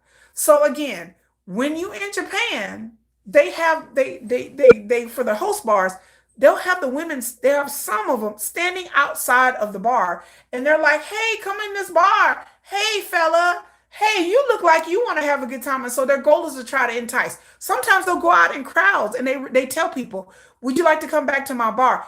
So if you're in Japan and some insanely good looking guy goes up to you and like, because these are insanely good looking men and insanely like they have lots of plastic surgery, a lot of them. You can look it up on YouTube where they show like what a hosting bar is for a woman. These men will come up to you, especially foreigners, and they be like, "Do you want to come to this bar? Oh, you're so beautiful. Oh, you look so nice." Da da da. And then with your friends, and they try to get you to go back to the hosting bar. So they take you back to the hosting bar. And again, when you go in this hosting bar, it's kind of dark in the inside. There's no windows on the outside. It's very private. And so from what I know is that this gorgeous, insanely gorgeous man will sit next to you and be like, "Honey," da, da, da, and they will chat you up. And they will keep pouring you drinks and pouring you drinks. And then a lot of times at the end of the night, you realize your tab is like five, six, $700. The longer you stay there, the more expensive it gets. And the more drinks they bring in. And the more drink you start drinking, people get a little loose. And again, there are some hosts, there are some hosts and hostesses that do a little bit more on the side. Some of them have apartments above the bar. That's all I can say. Some of them have apartments above the bar, across or adjacent to the bar. And you can pay a little extra for that.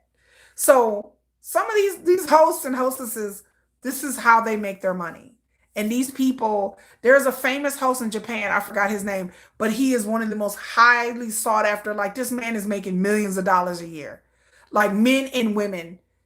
These hostesses, you can have them come and do your private parties, host your own private events, all kinds of things. I forgot the guy in Japan that is the most famous host in Japan.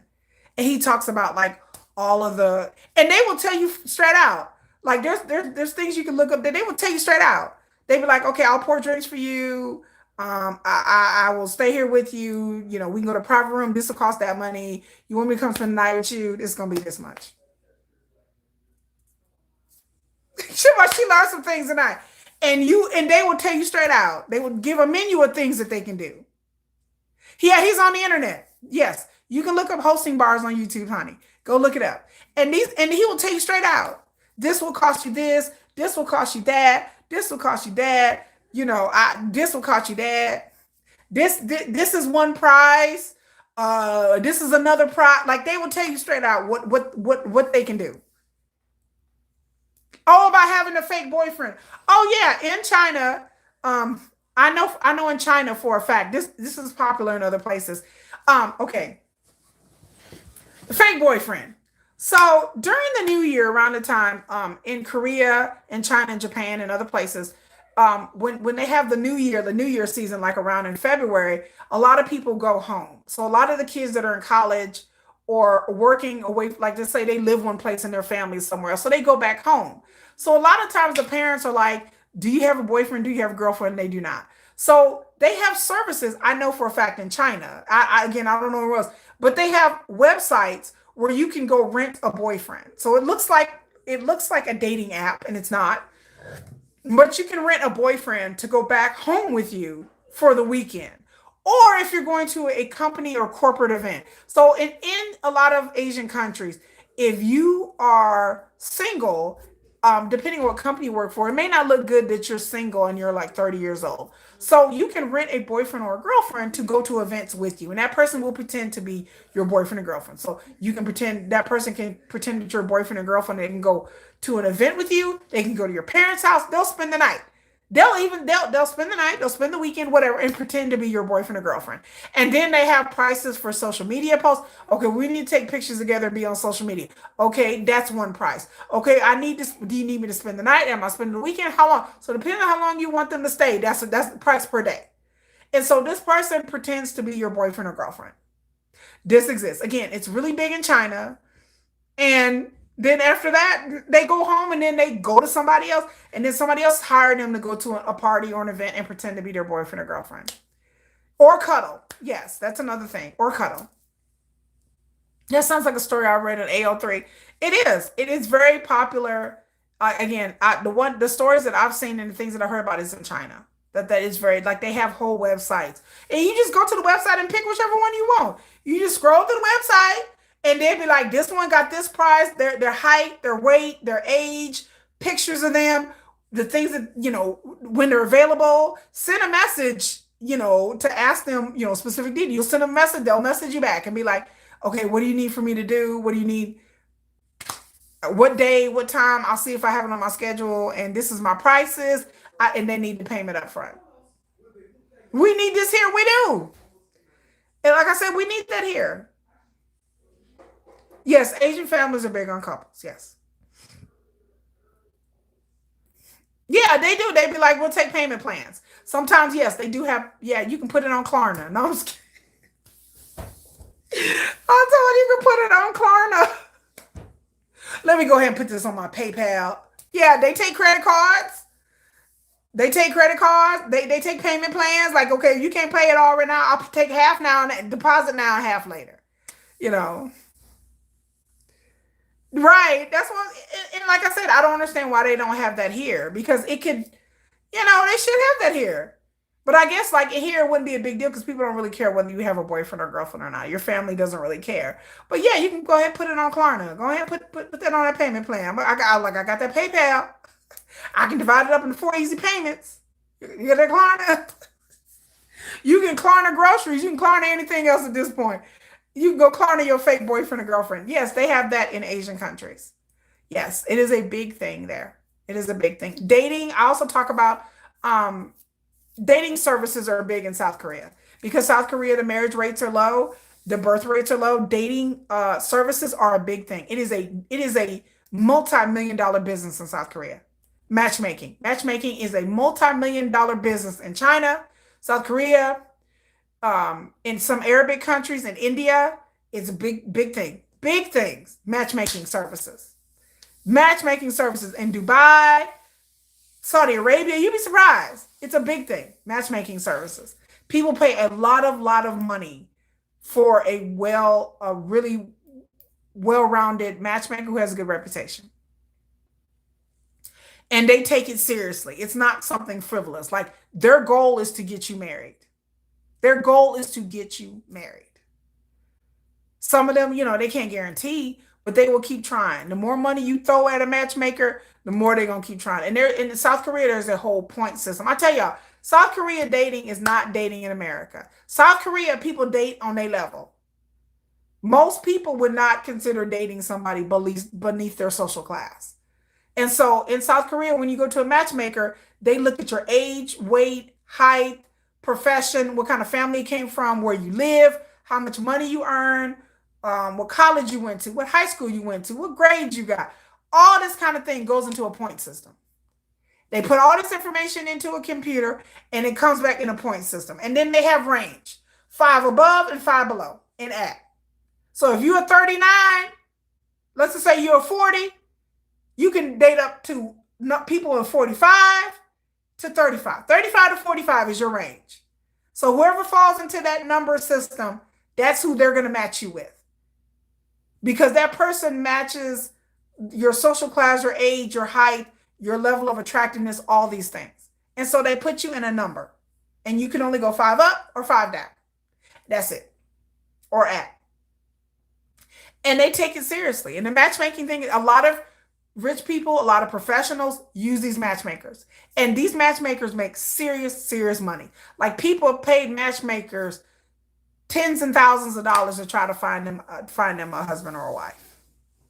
Have you seen this show with the woman who just rips people apart? No, I have not seen that show. Is it a show? I heard a matchmaker show, yes, like on Netflix, but I've never seen it. But I have seen documentaries about like the matchmakers in South Korea. And it's like I said, this is a very serious business. They make hand over fist money. Like these rich people, celebrities go to matchmakers. Celebrities go to matchmakers. Like it's something that's just normal because people don't have time to meet people. People are busy working. They don't have time to meet people. Their families have tried to hook them up unsuccessfully. So they sometimes their parents will go to a matchmaker. Sometimes the parents will come in with their child to the matchmaker's office, y'all. The parents will sit down with their grown child and be like, my child needs a matchmaker. And the parents will pay for it. If they're desperate to get their son or daughter married, the parents will go to the matchmaker for the child and hire one. And then bring the kid in and be like, look, I need you to be married and we're going to go into the matchmaker together. So sometimes the parents are actually involved. Sometimes the parents are help paying for the matchmaker. Sometimes the parents are paying the full bill, regardless of whether their kid wanted it or not. That's what happens in South Korea. A lot in other countries too, but I'm saying in South Korea, I've seen many things for matchmakers because people are desperate. Marriage rates are low, birth rates are low, and it's just hard to meet somebody. It's just hard. It's really hard, even for famous people, to meet somebody. People have got sick of dating apps because they go on dating apps and they're not really actually going on any dates. So they go to a matchmaker because they're wanting to be with somebody. They're desperate, you know. But I know I haven't seen the one where the lady's harsh, that she's really harsh. I got to see that. And yes, there are some matchmakers that really tell you, when some people get offended of the number, they're like, well, shouldn't I be higher? Like, well, dang, I'm not a 25. Like, I thought I was at least a 30. And the matchmaker be like, no, you're not. And again, I respect that because in Korea, it just, you date in your own class. And I firmly believe that. I firmly believe that people should ideally date within their class, especially being a woman. Most women want somebody in their class or higher. They're not willing to dip two down below. They're willing to make some compromises here and there. But in South Korea, especially, South Korea is a very materialistic driven area, especially Seoul. It's very materialistic. And women are like, I want a tall man. He got to have this. He got to have that. That's another reason why the marriage is low. But they understand that, like, if they're educated and they are going to give all that up, because most women do not work and have children at the same time.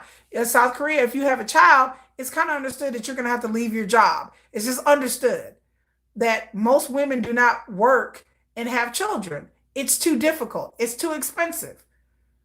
You need two incomes just to live in an apartment, much less have a child. So a lot of times the women are expected to stay at home once she has a child. So you're thinking to yourself, is this the type of man that I'm willing to leave my career and job for and even have a child with? So relationships and marriages, I think in South Korea, in my heart, I feel it's taken much more seriously than other places. Because again, in order for you to get married, you need income. You have to be able to survive. And then you have to start thinking about, do you want to have children? Not everybody in South Korea wants to have children. But that's a conversation that you have to have with the person. And not everybody wants to have kids. But then there's people who thought about it, who do, who are thinking that, okay, I'm going to have to give up my job. Can we afford to be one income? And then people decide no, and it's not worth it. And then, in South Korea, they have to take care of their parents. So their parents are going to get older, and each set of parents are going to have to take care of them. Your parents are you're expected to take care of your parents. So it's a lot of pressure. Do I have enough money to take care of my elderly parents? Do I have enough time if I have a baby? So some people just don't have children. There are a lot of single people in South Korea. There are a lot of lonely people in South Korea.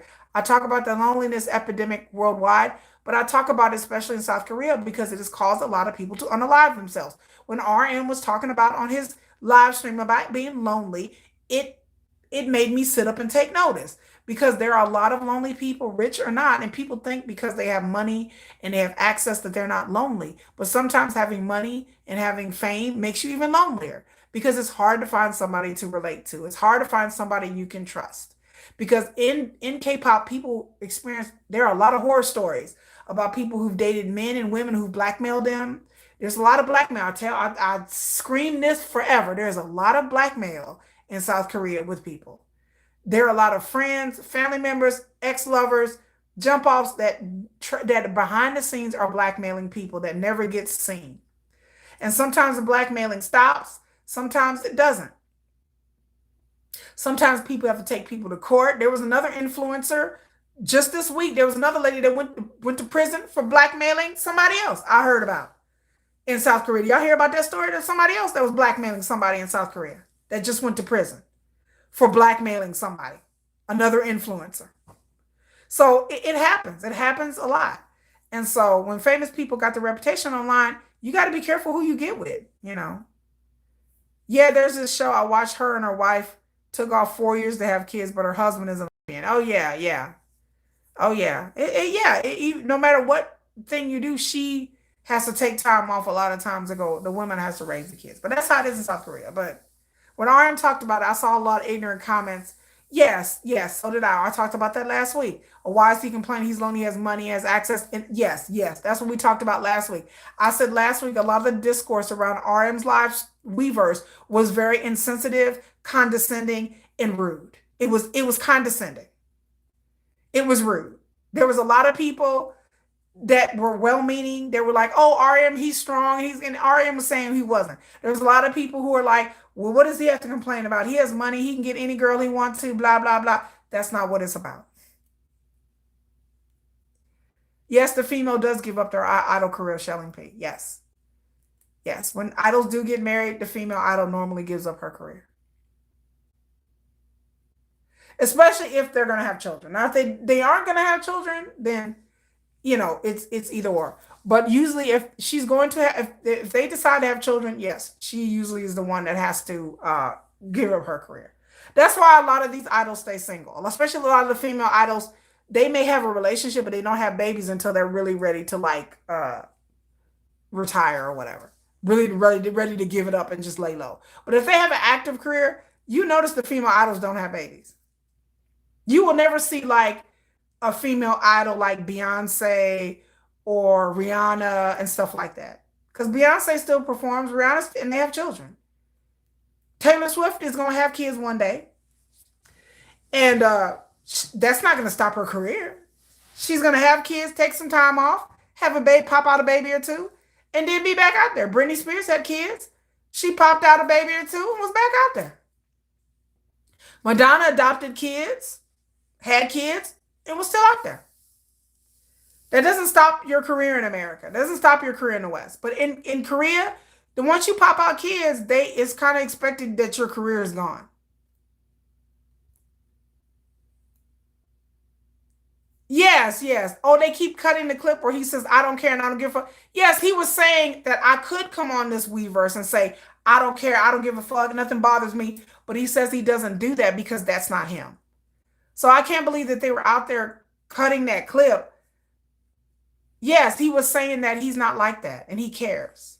IU is not single, Marie Miller. IU is not single. IU has had the same boyfriend for about 5 years. I forgot his name. Oh, yeah, I don't even, Kim, I don't even read the questions on Weverse anymore. I just, it's so dumb. I don't even read the questions. But no, Marie Miller, IU is not single.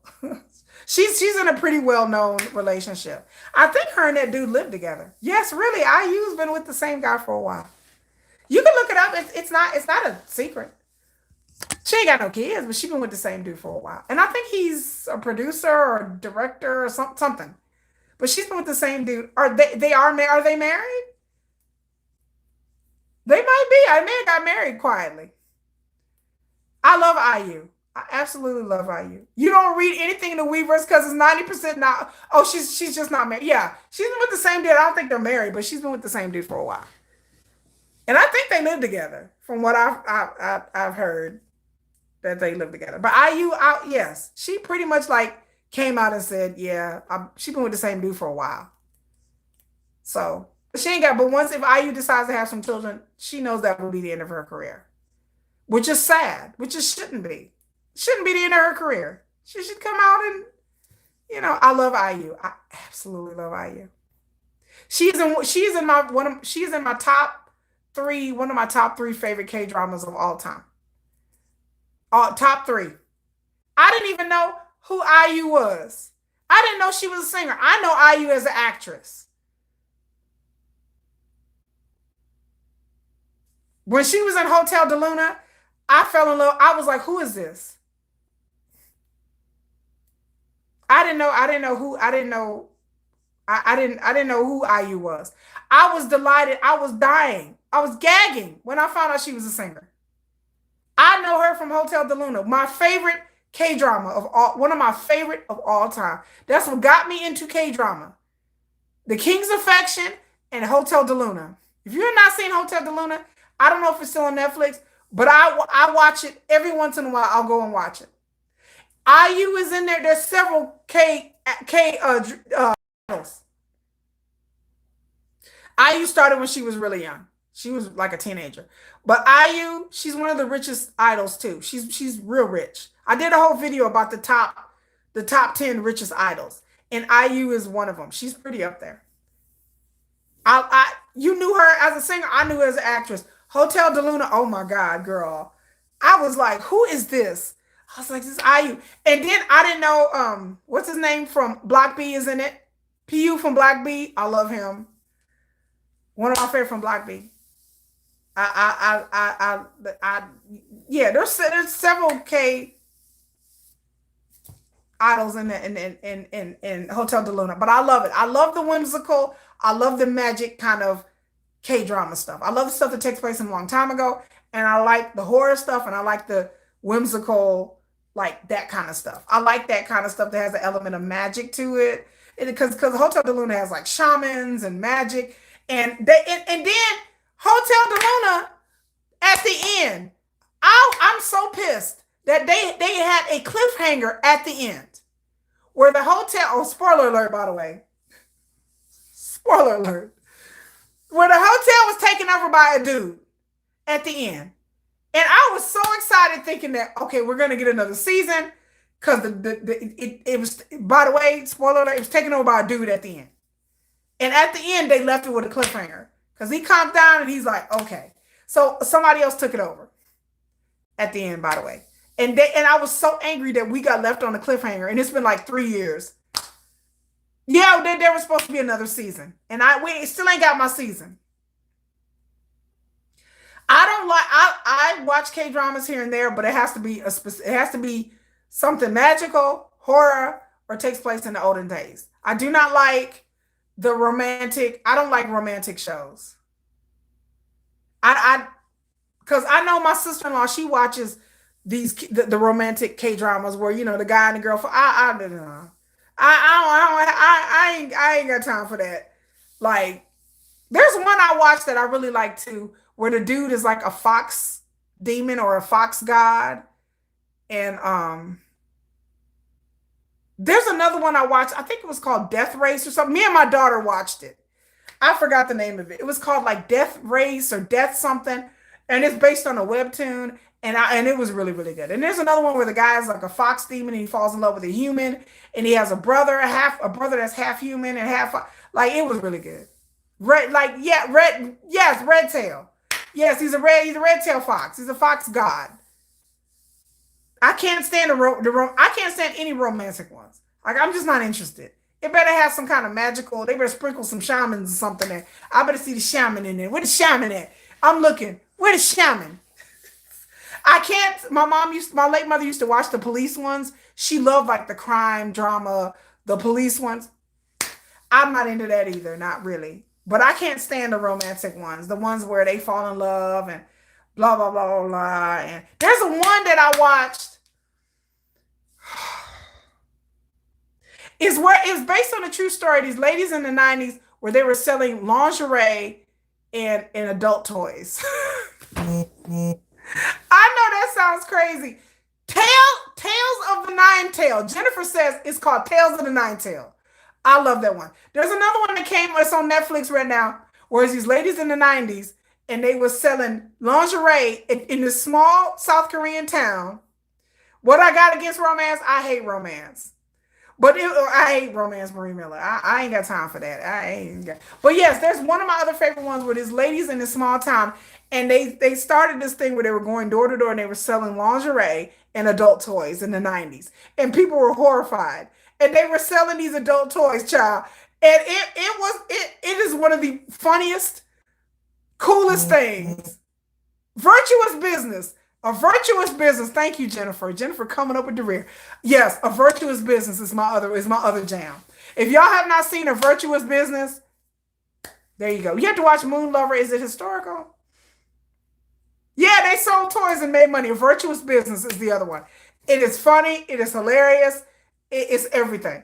I watched that twice. A Virtuous Business. So that's good. There's another one, a funny one, where me and my son were watching. We watched the whole thing where the lady, during the daytime, she was an old lady. And then at night, she was back to her 20-year-old self. I forgot the name of that one too. And she fell in love with this dude. It's hilarious. Like I said, I like the whimsical. Like, I like the magic and the mystical. I don't like just straight up just this person meets this person at a cafe and blah blah blah blah. I gotta have some magical with my stuff. I gotta have some magic. I can't do the yeah. The King's Affection is probably one of my favorite. It is probably my favorite K drama of all time. The King's Affection. Like the King's Affection was so good. It was one of my first K dramas I got into, and I made my mama sit there and watch it with me. Like I was like, "Mom, we got to watch King's Affection," and she was like, "Oh my God, this is good." She was like just drawn in. And then I watched the second season was drawn in, and I still want a third season of King's Affection. I'm like, what? And then the Attorney Woo, Attorney Woo, I like Attorney Woo. Attorney Woo, I adore Attorney Woo. It's good. The last Squid Game killed you. I didn't watch three. Now y'all know TOP was in two. That's the best thing about Squid Game. But yes, I like my K dramas with some shamans, some magics, some mountains gods, some kind of spirits, some kind of foxtail demons or stuff. I gotta have something magical. I can't just do the role. This person in love. Jennifer watched. She watched that shit. Yeah, Jennifer's watching my live, so you watch that ish, girl. I can't stand it. It's so unrealistic. I don't do romantic songs. I don't do romantic movies, even American movies. I'm not a very romantic person. I'm very broody. Like I said in my last video, I love broody. I do broody. Believe it or not, I'm kind of a broody bitch. I'm broody. King's Affection is good, but too long, girl. I gotta have it long. I gotta have something to be watching on long. I gotta have many episodes. I don't know what's going on. I'm like, what's going on? Like I gotta have lots of episodes. I hate those ones that are like 6, 7 episodes, and I'm like, but Korean dramas, they put a lot into this episode. Like you can watch one episode and you feel like you've lived a lifetime. Like there was some uncanny counter. Me and my daughter love uncanny I'm a female sugar. I know. I'm very broody. I'm very like I don't want no romance and all that kissy kissy. I'm not a very like physically affectionate person either. Y'all believe me. Even though I write some crazy shit. I put it all in what I write. I don't live it. I just put it all in what I write. Told Jennifer to watch Moon Lovers. Jennifer said I still can't get through season 2 of Uncanny Counter. Jennifer, you need to come over and sit with Emma. Emma will make you get through it. Emma, my daughter is a binge watcher. Like you watch any K drama with her, she gonna want to watch the whole thing. She ain't gonna let you stop watching it. She like, no, one more episode. Let's go. And I'll be like, but honey, I'm tired. It's like 1 o'clock. No, let's go. I'm like, but it's 1 o'clock in the morning. I'm like, I don't care. Let's go. Like my daughter will be like, let's go. Let's go. Get it together, mom. You know? And I'm like, but I'm tired. I don't care. We're gonna watch. Uncanny Counter. I sat there and watched 2 seasons of Uncanny Counter because we forgot what happened in the first one. So my daughter, the second season came out. She wanted to go back and watch it. So I was like, okay, I guess we're watching the first season. We're watching it today. Let's go. Let's go. My daughter will be like, let's go. We are watching all of it. I tell you, my daughter's the same person that made me watch 5 seasons of Bleach in 3 days. Like that's all we did. I come home from work and my daughter's like, okay, Bleach, let's finish watching it. I was like, honey, this is the Iran car arc. I don't care about the Iran car arc. I'm like, but it's like 12 episodes. Like Ichigo, they gotta fight the Iran car. And then I'm like, but honey, we're going through all the arcs. I want to see what happens with Aizen. I'm like, okay, I guess we watching Bleach till 3 a.m. Like I said, this is my same daughter who watched Lord of the Rings, the extended editions, starting at 9 a.m. Extended edition. I'm like, honey, but I don't. Do we have to watch like each movie is 3.5 hours? We're watching all of them. I'm like, I don't. But the 3.5 hours each. My daughter was like, we're gonna watch all of these. We're watching every Lord of the Rings. We're watching it because I have the extended edition. And she's like, we're gonna watch them all back to back to back. And we're gonna watch Frodo and Sam go over that mountain. Get it together, mom. And so starting at 9, 10 o'clock in the morning, we watch the extended editions because my daughter's a binge watcher. And if you're gonna watch something with her, damn it, you better watch it. And she's gonna make sure that you ain't gonna fall asleep. She's gonna shake your foot and wake you up and be like, let's go. We're watching this. And I'm just like, so yes, my daughter, she is a binge watcher. She just got through watching Stranger Things, all of the seasons, and she will take 2 days to watch all of them. all day. And I'm like, honey, again, for years, I bowed out on her. Once my daughter turned about like 10, I was like, I can't do it. I just can't. I just can't do it. She's like, let's go. And my daughter will talk to you like that. Let's go, mom. I'm like, I just want to go to bed. No, we're watching, mom. You awake? You asleep? I'm like, 2 a.m.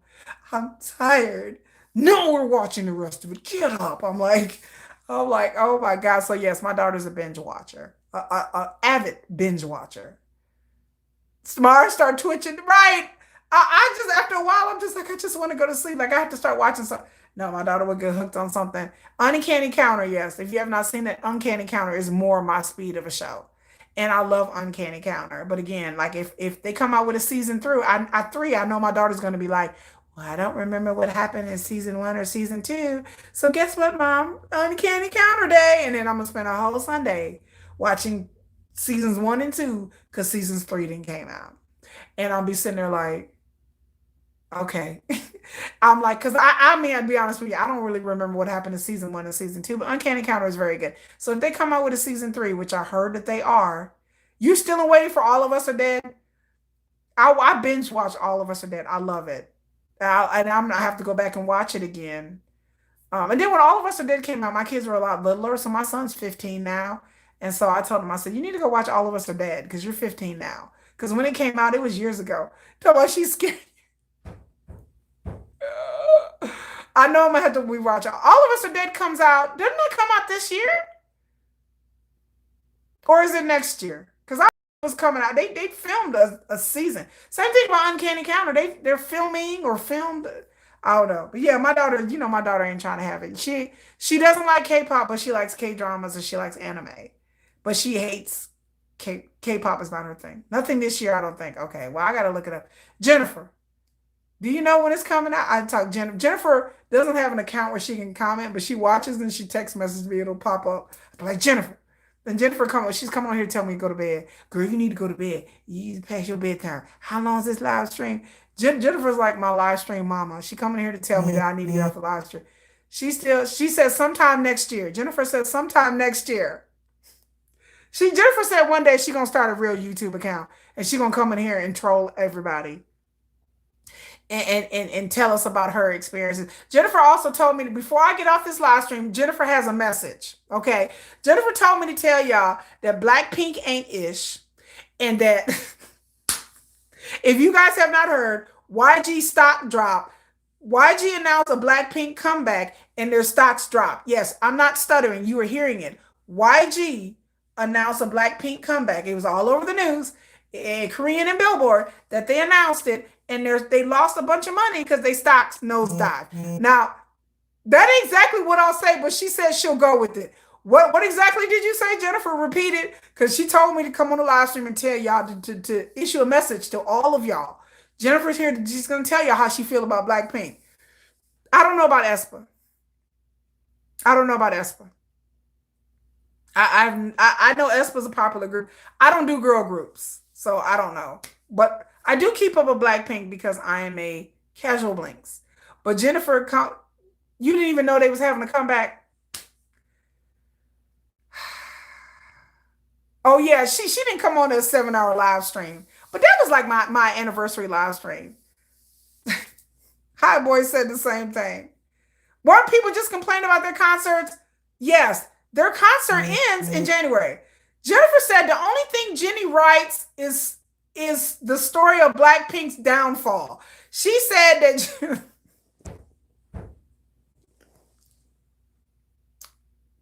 that's what Jennifer said with her whole chest. Because we were having a conversation that people were making video about who the best rapper, Jenny or Sugar. And I learned to click off those videos because they made my brain hurt and my teeth itch. So I learned to click off those videos because Jenny and Sugar shouldn't be in the same conversation.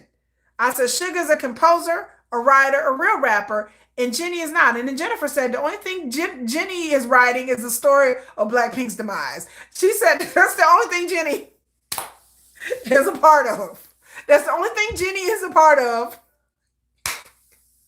Who even did that? You will find a lot of videos online. Y'all, beware. Who is the best rapper in K-pop? Sugar, Jenny, Lisa. I said, oh no, oh no, oh my goodness, oh my goodness. I said, oh Lord, what do you? I couldn't even watch that video. I didn't even want to read the comment section. I said, oh my goodness, oh good Lord. Like yeah, Lisa, yes, Lisa, yeah, yes, yes, Anna, Lisa. There's videos out there. There's tons of them. Who's the best rapper? Sugar or Lisa? I like, what? I was like, is this a joke? This is a joke video, right? No, there's, yes, Lisa, yes, they were serious about this. I'm like, I don't understand how Sugar and Jenny got in the same. It's out, the video's out there. The video's out there. Y'all go look at the video. There's plenty of videos. Who's the best rapper in K-pop? And I'm like, my brain short circuited. And so, yes, and I told Jennifer. Jennifer laughed and said, "What? Like, Jenny's not even a rapper." I said, "Well, don't tell Blinks that because they think she's a rapper." But yes, like what I was saying, Blackpink is coming with a comeback. They come out supposedly a new album sometime or other. Their concert ends in January. They've been on tour. Some of y'all in the comment section is like, "Oh, we didn't even really know they was on tour anymore." Some of y'all are like, "What comeback?" Y'all apparently y'all didn't hear the news, okay? How can you compare Sugar? I don't know how they compare Sugar to Jenny. You thought the tour ended.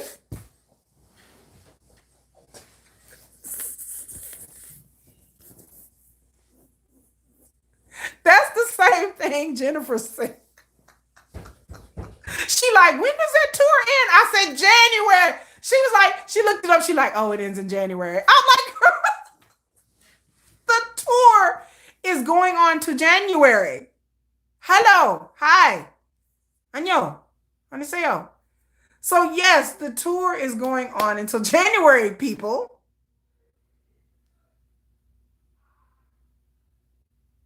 January. Dang, everybody thought the tour was over. I had stopped seeing all those.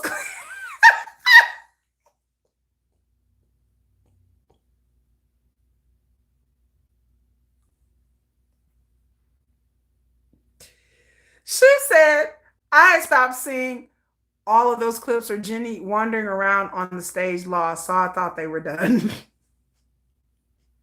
Apparently, a lot of people did.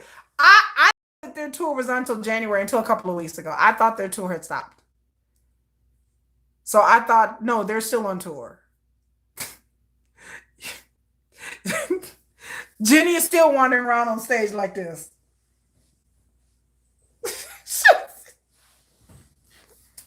I'm like, girl, what's she doing? I'm like, girl, what you, I like, oh, she dancing. Like, I didn't even know. Ice Queen said she didn't even know they was touring. The Blackpink tour has been the most quietest tour I've ever experienced, heard of, or seen. Again, when they first started on tour, it was out there. People were making videos. Literally, like 3 weeks later, they dropped off the face of the earth. I have not heard anything. I have not seen no videos. I have not seen anything written about this tour after like the first month. Yes, they're still on tour till January. Yes, they're coming out with the comeback. Yes, YG announced their comeback, and YG stocks went into a damn free fall. They've lost money. Ever since I heard of Blackpink, there have been people talking bad about them, saying that they halfway do this stuff on stage. There are plenty of videos on YouTube where people have dragged Blackpink for what they've done on stage or not done on stage. There's plenty of video out there. Like I thought maybe, in the beginning they're rusty, they haven't been on tour in a while. So I was giving it time, y'all. I was like, okay, I'll give it a few months. I went and looked a couple of weeks ago and I'm like, oh, so we're still doing this. I'm like, so okay, so like I thought by now, it's been a couple of months. Like I thought, they get into a group. No, no. Then this last comeback, they had one new song that came out called Jump. Y'all don't even know that they came out. Yes, they came out with a video and a song called Jump. You can go look at it on YouTube, y'all. Y'all are bewildered and confused as Jennifer is. Jennifer was like, they still doing this? Like, what was this? Jennifer said, what was the song they came up with? Run, walk. I said, girl, jump. She like, whatever. She had forgot the name of the song. The song came out, it charted on the Korean charts. I think it hit the Billboard, and then promptly and then it was gone. They said they don't want to be there. They're just doing solos. Yes. So I would have to say, like, let's again, I'm gonna do a short about YG, but yes, their stocks tanked. They announced to come back. I don't know what happened. I was dumbfounded when I read this story. I was like, surely I read it. I also said it sounded like a song that they pulled from the vault. She said from like 2012. Jennifer said the song sounded like something made in America, like 2006, 2007, or a K-pop song from 2012 that they pulled out of the vault. That they pretty much had some kind of song that they planned to come out pre-debut maybe, and they were like, well, we don't really feel like doing another song. The song did sound old. If you listen to Jump, if you have not heard the song, please go just take a look at it and listen to it, and y'all come back and tell me what y'all think when I get through with this live stream. But the song Jump sounds like an old song. It's the musical arrangement, the horns, the pace of the song sounds like something we were jamming out to back in America, 2006, 2007. It sounds like a second generation song in K-pop. They did. They said, let's blow the dust off the song and let's get it out there. Jisoo's, yeah, acting and doing. Jisoo also did a song with Zayn. If you guys didn't know, I don't know if you guys realized, but Jisoo did a song with Zayn from One Direction, and it's charted. It's charted on the Korean charts. It just came out like last week, and it's on the Korean charts. It's doing okay, but it's not a song that I've heard a lot about.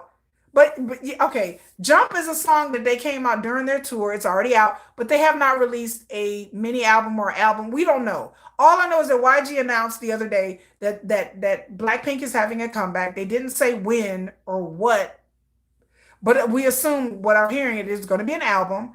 But the moment they came out with this information, their stock took a nosedive. And I'm not trying to laugh. Okay, I am. But I find it really weird that usually when companies announce a comeback, their stocks go up. When BTS announced things about an album and a tour, HYBE's stock skyrocketed. Whenever Stray Kids were announced for a tour and a comeback last year, their JYP stocks skyrocketed. Anytime one of your I mean, Blackpink is YG's premier group. Anytime somebody announces a group comeback and it's their premier group, their stocks skyrocketed. YG, it tanked. They lost a bunch of money. I don't know why their stocks tanked. It is the most curious thing. Yeah, they're already projecting BTS. Like I said, I'm working on a video. I have a video coming up talking about 2026, talking about BTS, talking about the projections and everything that be in all the numbers. So just in case for the haters, I'm just gonna be like y'all directing to my video because you know the haters be hating on BTS real hard, but then they be trying to diminish anything that they do. And I have real receipts. I have real numbers, real receipts in telling people that BTS basically is carrying the entire K-pop industry on their back and dragging them to safety because yeah, they started talking ish about J-Hope not selling arenas and Blackpink. Yeah, they were talking about J-Hope. He had the highest selling solo tour in South Korea. J-Hope tour was phenomenally a success. Yes, louder for the people in the back. Yes, I have a whole video that I'm like, I break down numbers, facts. And I tell people in the video, because I'm real snarky in the video, because, y'all watch my videos because I'm snarky. And I tell people facts ain't feelings. You just watch Jump. Marie Miller said she just watched Jump. She said, oh, Lord, y'all ain't seen Jump? The song sounds like something that was made a long time ago. Like, I think Dope and Jump could have came out around the same time. Get out.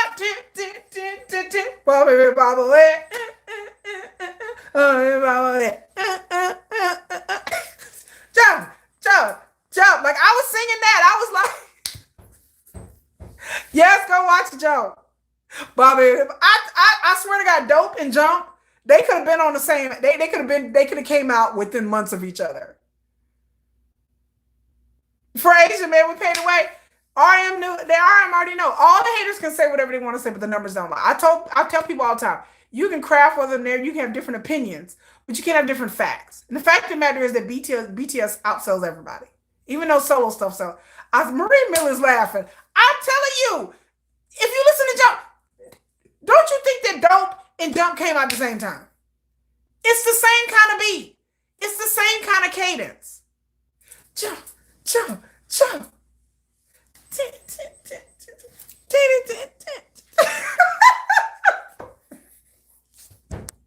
Y'all know these. Come on now. Y'all know these songs could have came out at the same time. I don't care for girl idol groups either. They don't. I like I said, I'm a casual blink. I like XG. I love XG. I can't. XG is finna go on tour again. If they come here and Jennifer's here, if they come here, me and Jennifer are going. Me and Jennifer are going to Twice. This is our first female concert going to Twice. So if XG comes to concert, we go. She said, I heard this song before. I didn't know it was even them. I'm gonna hug my stress pillow, my BTS stress pillow, because she said, I didn't even know that was them. Some people didn't know that that was Blackpink. But yes, because it sounded like it belonged maybe to another group. But yes. Jump. Jump. I'm telling you, it sounds like Dope. I'm just like, oh, this is a throwback kind of fit. When I first heard the song, I was like, oh, this is a throwback. Throwback, throwback. I was like, is this a throwback kind of song? Because it sounded like, I was like, throwback, throwback, throwback, throwback, throw it back, throw it back. I sounded like a throwback song. So yes, Blackpink is coming out with a album, and I don't know how many. I don't know if it's gonna be a mini album, a full album, or what. I don't know, but they're coming back. But apparently the public, the stocks didn't like it. I don't know what. Because if you look it up on the internet, again, I'm going to do a short about it in the next couple of days, where if you look it up on the internet, that's what everybody was talking about to like the other day.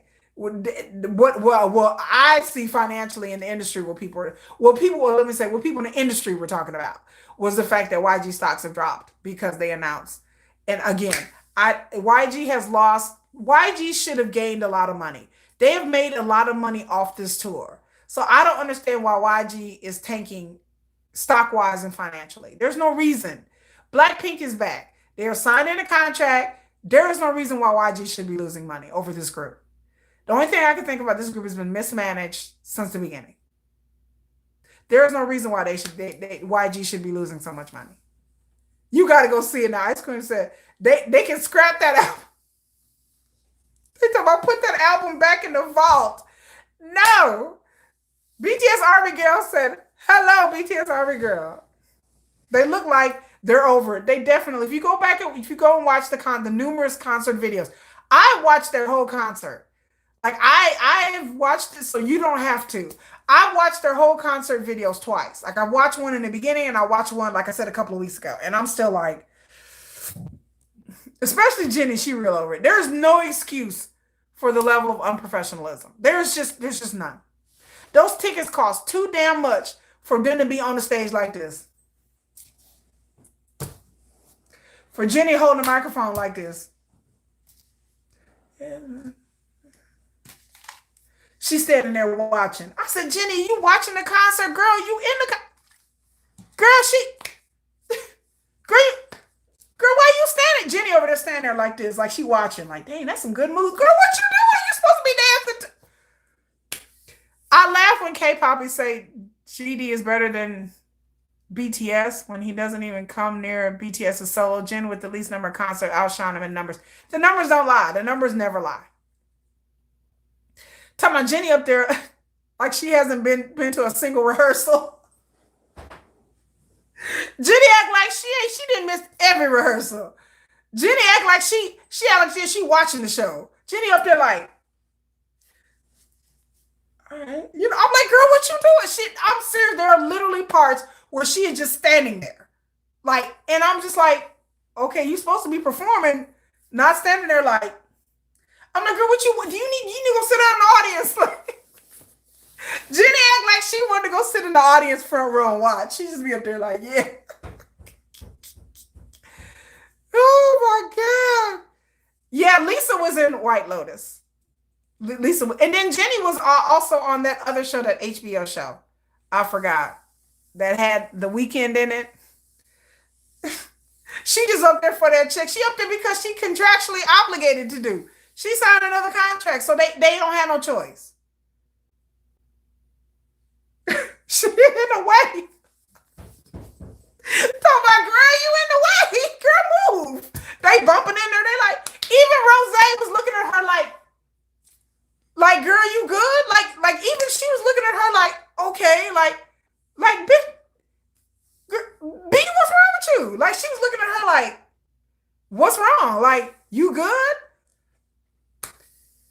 Again, I don't know who blackmailed Blackpink, what information they got over Blackpink's head. They blackmailed them into signing this contract. You know, I say that in jest, sorta. But I was like, I don't know what they got on these women. I don't know. But I know that their solo careers, they were making enough money on their solo careers. I was shocked that they re-signed with YG. I thought Blackpink was over. I was shocked that they re-signed. So I don't know what what is all that about. I'm not going to speculate, at least not here. But I'm telling you, I don't know what they got over their head, but they re-signed, and I was shocked that they re-signed a contract because it did not seem like they wanted to be in a group. It seemed like they wanted to go do their solo thing, and they have a right to go do their solo thing.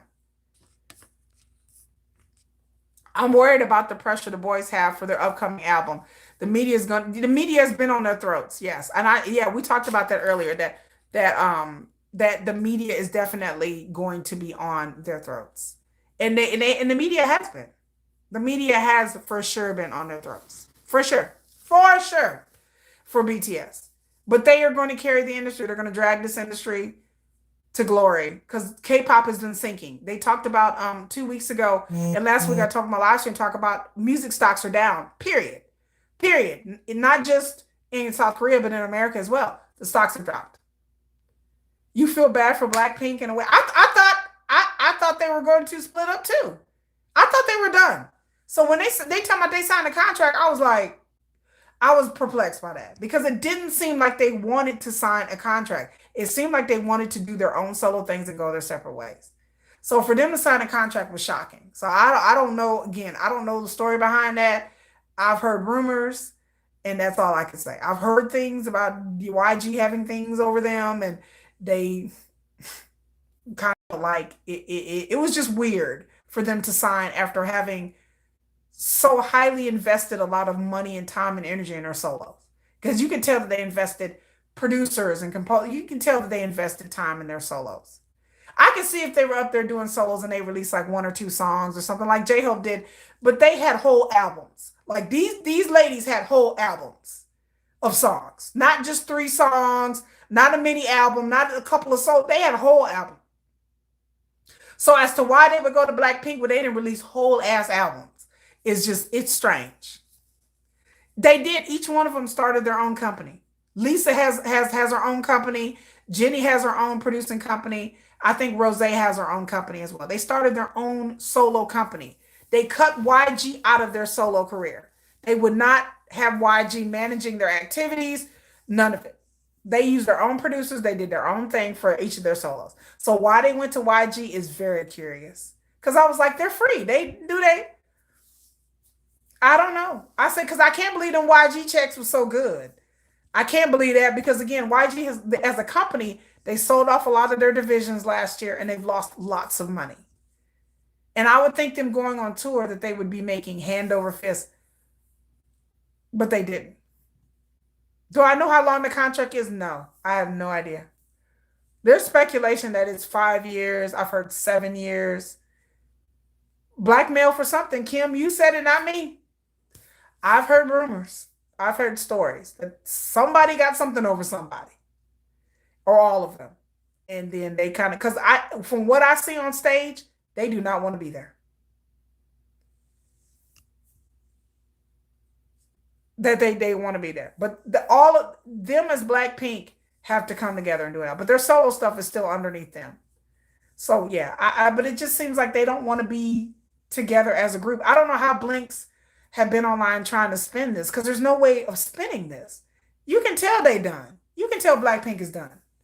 I watched video after video after video, and I don't care what excuse. Well, Jenny, her health issues, her back hurt. Her girl, really? She ain't had back problems. She ain't had back problems in 6 years. Girl, gone. Oh, was she? I don't care what excuse they use. You can tell all of them are kind of up there half-assing it. And poor Lisa up there just trying to do her best to try to, I think, trying to be professional and hold it together. At least I can say about my girl Lisa. But all the rest of them, it just depends on what night and what day. Sometimes they're better than others, but it's not consistent. And I tell y'all something right now, if BTS got up there and did and showed out and did that ish, they would get the same criticisms from me. I don't care who it is. I go to concerts. Y'all see, I have a whole playlist of concerts. Y'all know me and Jennifer been to concert after concert after concert. And I ain't never seen nothing like Blackpink. I have never. I've been to concerts at big venues, medium venues, smaller venues. I've been to Rookie. I've been to Gravity, Zykers. We've been to Card. We've been to small groups and large groups. I ain't never seen nothing like that when I see it. I ain't never. If I would see something like that, I'd want my money back. I'd be cussing somebody out. I have never seen the level of unprofessionalism. I didn't seen all kinds of concerts into it. Me and Jennifer have never seen nothing like that. Jennifer's like, I ain't never. I'm like, all the concerts we've been to in 3 years, I ain't never. If I swear to God, if BTS get up there and did some shit like that, you would never hear the end of it in the media. You would never hear the end of it. If BTS got up there and did, if Jungkook got up there and was like, boy with love, oh my, oh my. If Jungkook got up there and did some ish like that, girl, you would never hear the end of it. They would drag BTS for filth. If BTS got up there and was unprofessional and did a tour and got up there and didn't interact with fans and act like they didn't want to be there and they was space cadet now, they was walking around the stage looking lost, girl, it would be all over every channel, every website, every Instagram, every X, it would be everywhere. We would never hear the end of it. BTS are unprofessional. BTS are lazy. Blah, blah, BTS are going to break up. BTS hate each other. Every narrative you can spin would be out there. We would never hear the end of it. In BTS. The fact that they can get away with this blows my mind. That this concert has quietly descended and piped down into nothing. That even the Blinks are barely talking about it. Because I promise you, if this was BTS, that's all everybody would be talking about. The media would drag them for filth. And the fact that the Korean media has not dragged Blackpink, I'm going to leave it at that. But yes, BTS would never do that. They would never go out there and disappoint their fans and do stuff like that. I don't think BTS has it in them to do that like that. No matter if BTS are getting along or not, they're going to be like, we need to get it together. We need to go out there and we're professionals. We have a reputation. We are a group. We have fans. People didn't pay their money. This is the expectations. We need to go out there and do that. Even when BTS have been sick, even BTS backstage choking and dying and JK passing out and meeting Jesus, JK still wanted to get out there. I didn't see the behind the scenes video. I was just amazed. All of them, poor Yoongi during his concert, he was sick half of the concert. He was sucking on oxygen. My man had an IV. My man was sick as hell. He was taking all kinds of steroids. He was all kind of bloated. He was sick during the half of his tour and still got up there. J-Hope was sick during his tour with a bad cold. He took an IV, orange juice, and just got out there.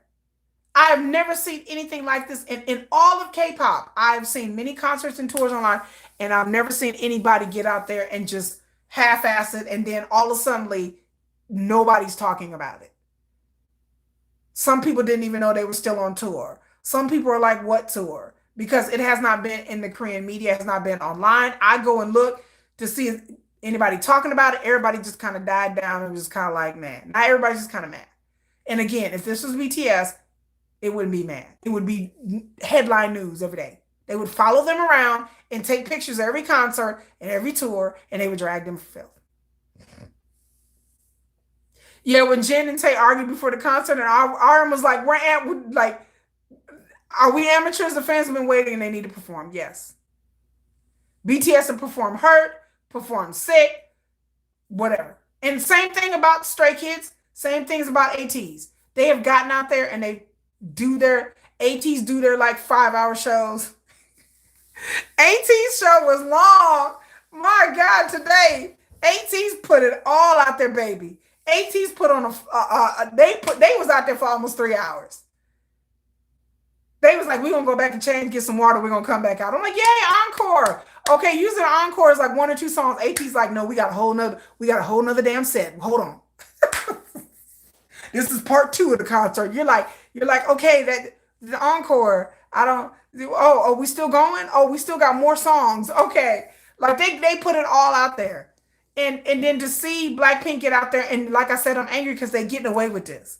Nobody's talking about it. I said nobody's talking about this tour, and we got all the way till January. It's October. We got like 3.5 months to go. And I'm like, is anybody going to talk about how the Blackpink tour is off? Oh, nobody wants to talk. Oh, okay. Nobody wants to talk about it. Yes, 2 or 3 members caught COVID. Jin's hand at the Grammys, yes. And got a standing ovation, yes. Yes. Sure did. Yep. And they were still professional. Whether they get injured surgically, hand or whatever. They're going to go out there and give it all there. And most groups, I can say, most groups are professionals. They are serious professionals. So they're professionals. And so when you're a professional, that's what you do. You get out there because you know that you have a job to do. You're obligated. But the fact that this Blackpink thing is that nobody's talking about it, I find it very suspicious. I find it very odd that nobody really said, especially Blackpink being a high profile group. We're not talking about some new group. We're not talking about some group that's been around 2 or 3 years. We're talking about Blackpink. I'm curious. I'm curious how it's going to be for BTS too. But I welcome it. I've never been to a BTS concert. I went to the Jin concert. I have a vlog about my Jin concert experience, but I've never been to a full BTS concert. And so I am beyond excited to go see BTS. I don't care where I have to travel to, what I got to do, what kid I have to sell. If I got to sell my firstborn, I tell you, I guess I'm just going to offer him up. But I was like, well, if I got to get a blood sample, I will do. I don't care how much these concert tickets are because I have money saved up. And so I'm ready. And I told Jennifer, we're going to go to this concert. And Jennifer threatens not to sit with me, y'all. She tells me she's not going to sit with me because she knows that it's going to be insane. I told her I'm going to wear a wedding dress. Now, y'all all know that when I go to this concert, I will be wearing a wedding dress. Jennifer told me I'm not. She's like, if you're going to wear a wedding dress, she doesn't want to go with me. So she like at this point in time, I'm telling her. So we got to compromise. Because I was like, what if I wear a veil, not a wedding dress? And she was like, what kind of veil? I was like, that sounds like your son. My kids won't even go with me. My kids are like, no. Jennifer's the only person that goes to K-pop concerts with me. And she told me if I wore a wedding dress that I'm going to sit in one spot and she's going to sit way the hell over somewhere else. And I was like, what's the point of us going to the concert if we can't sit together? Like, what's the point? She was like, that's the whole point if you wear a wedding dress. She also said it sounded like, what? I also said it sounded like the song, she's talking about Blackpink. I also said it sounded like a song they pulled. Jennifer, sorry, y'all. Jennifer said she doesn't know me. Jennifer said, quote unquote, she doesn't know me. That if I go to the concert wearing a wedding dress, she says she doesn't know me. She said, yes, Mary Sugar right on the spot. See, Marie Miller know what's up. See, Marie, I'm like, Yoongi married me. I'm going to hold up a sign and I'm going to wear a wedding dress because I'm trying to get on camera. I'm going to hold up a sign that says, Yoongi marry me. Happy Diwali, sis. Hello. Happy Diwali to you too. I didn't know it was Diwali. Okay. Happy Diwali. I love Diwali. I used to sell a lot of Diwali goods when I used to have an Etsy shop that I sold Diwali like merchandise and goods and boxes and all kinds of stuff. So thank you very much. And so I'm gonna hold up a sign that says, Yoongi marry me. So I don't care. But Jennifer says she doesn't know me if I do that. She says she's not sitting next to me. And I told her, at least can I wear a veil? I'm going to wear a veil and hold up a sign that says, look, we're going to compromise on this thing. We're going to compromise on this thing. Jennifer and I are going to get together. We're going to compromise. I'm going to bribe her. Make sure you have the right kind of phone. The right kind of phone. Oh, yeah, I remember that sugar video. You'll be on camera. I'll be like, I know. Marie be like, I know her. I know her. I know that crazy lady. I used to joke and tell Jennifer that I'm going to throw my sign down and I'm going to rush the stage. And then Jennifer's like, don't do it. Don't do it. She's like, don't. Then she's going to tell my kids, okay, your mother's in jail. And see, she rushed the stage like a crazy person. And like, she's in jail. And I told Jennifer, I said, I got bail money. I'm ready. I got bail money. Jennifer says, I'm not getting you out of jail. That's a quote. She told me right now she's not getting me out of jail. But what about my kids, Jennifer? Jennifer, I guess she go take care of the kids, but she says she's not getting me out of jail. She's no fun. She said, please don't. She said she will take care of my kids. Deidre said, what? Deidre, you supposed to be enjoying. Don't make me. Oh, yeah, they said Mr. Lee is going to tackle you. I said, well, in that case, I'm really going to rush the stage. Is that a promise? No, I think the arena security is going to tackle me first.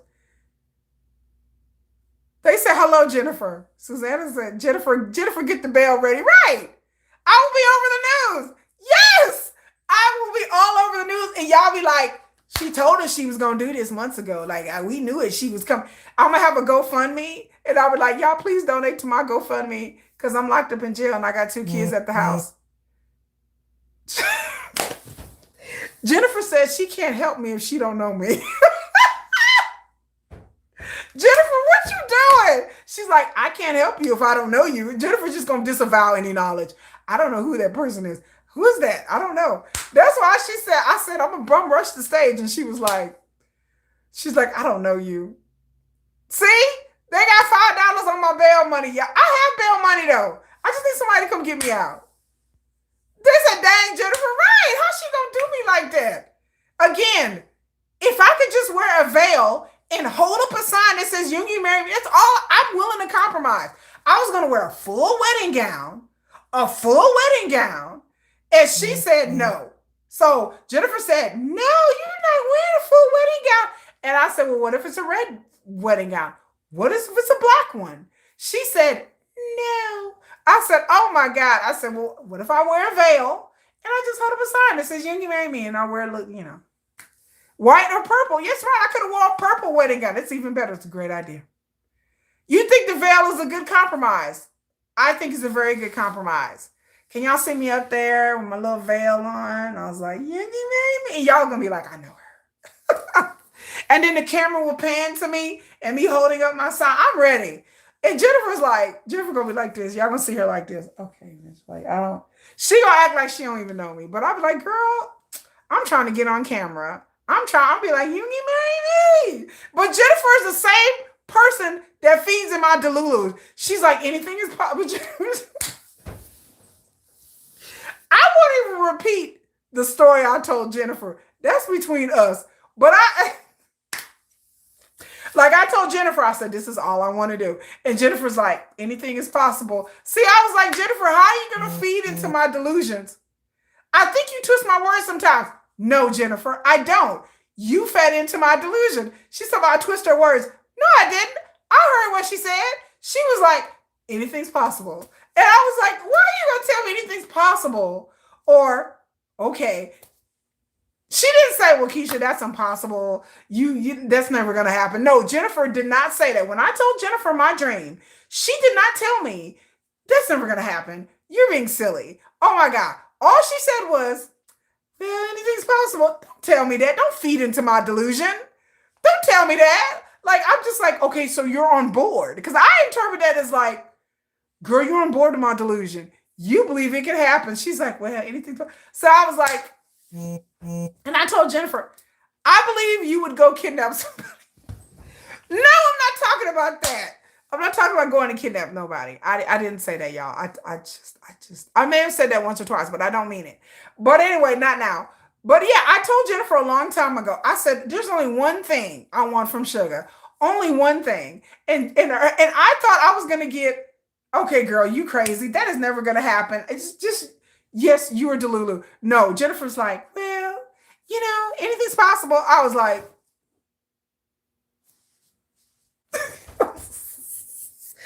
like, that's why we're family. Because you can keep hope alive. And I can't repeat what I told her on this live stream because it is not safe for YouTube. So I can't repeat what I told her, but because it's not safe for YouTube. And it's over 21. And so I'm not going to repeat it. But Jennifer told me that anything is possible. She said anything is, she's like, well, that's not too far. That's not too out there. Anything is possible. So I feel like if I play this the right way, then my dream can come true within reason. So somebody screen this recording sometime. Talk about, oh, we know what that one thing. Like, girl, you ain't got it. Girl, we already know. They be like, sign this NDA. I said, they bring me the pen and the NBA. Jennifer said, Hybe may skip Dallas then. They just skip Dallas. Just don't come. You know Hybe is going to come to Texas. You know they're going to come to Dallas because Dallas is a big K-pop population. They sell a lot of tickets here. So they're going to come to Dallas. Even if they don't come to Dallas, if they come to San, I'll drive to see BTS. As long as they bring the pen and the NDA, I'm like, where you want me to sign? I am ready. I'm ready to sign, but I don't need to sign it. I ain't got to read nothing. I ain't telling nobody. No, did you see the Urban Dictionary, what they said about Sugar's quote? Which Sugar's quote? And no, I didn't see it. She said, I hope so. That's right around the corner for me. Dallas, bring the pen, NDA, I'm ready. I'm like, truer words have not been spoken because I'm ready. But no, I did not see the Urban Dictionary, what they say about Sugar's quote. Which Sugar's quote? Sugar got a lot of quotes out there. But I'm telling you, like, yup, DFW. Okay. Going to Hong Kong. Oh!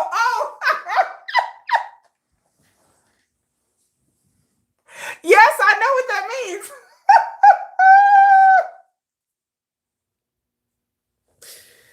I know what that means. I know a lot of Korean euphemisms for a lot of things, but yes, going to Hong Kong is one of them.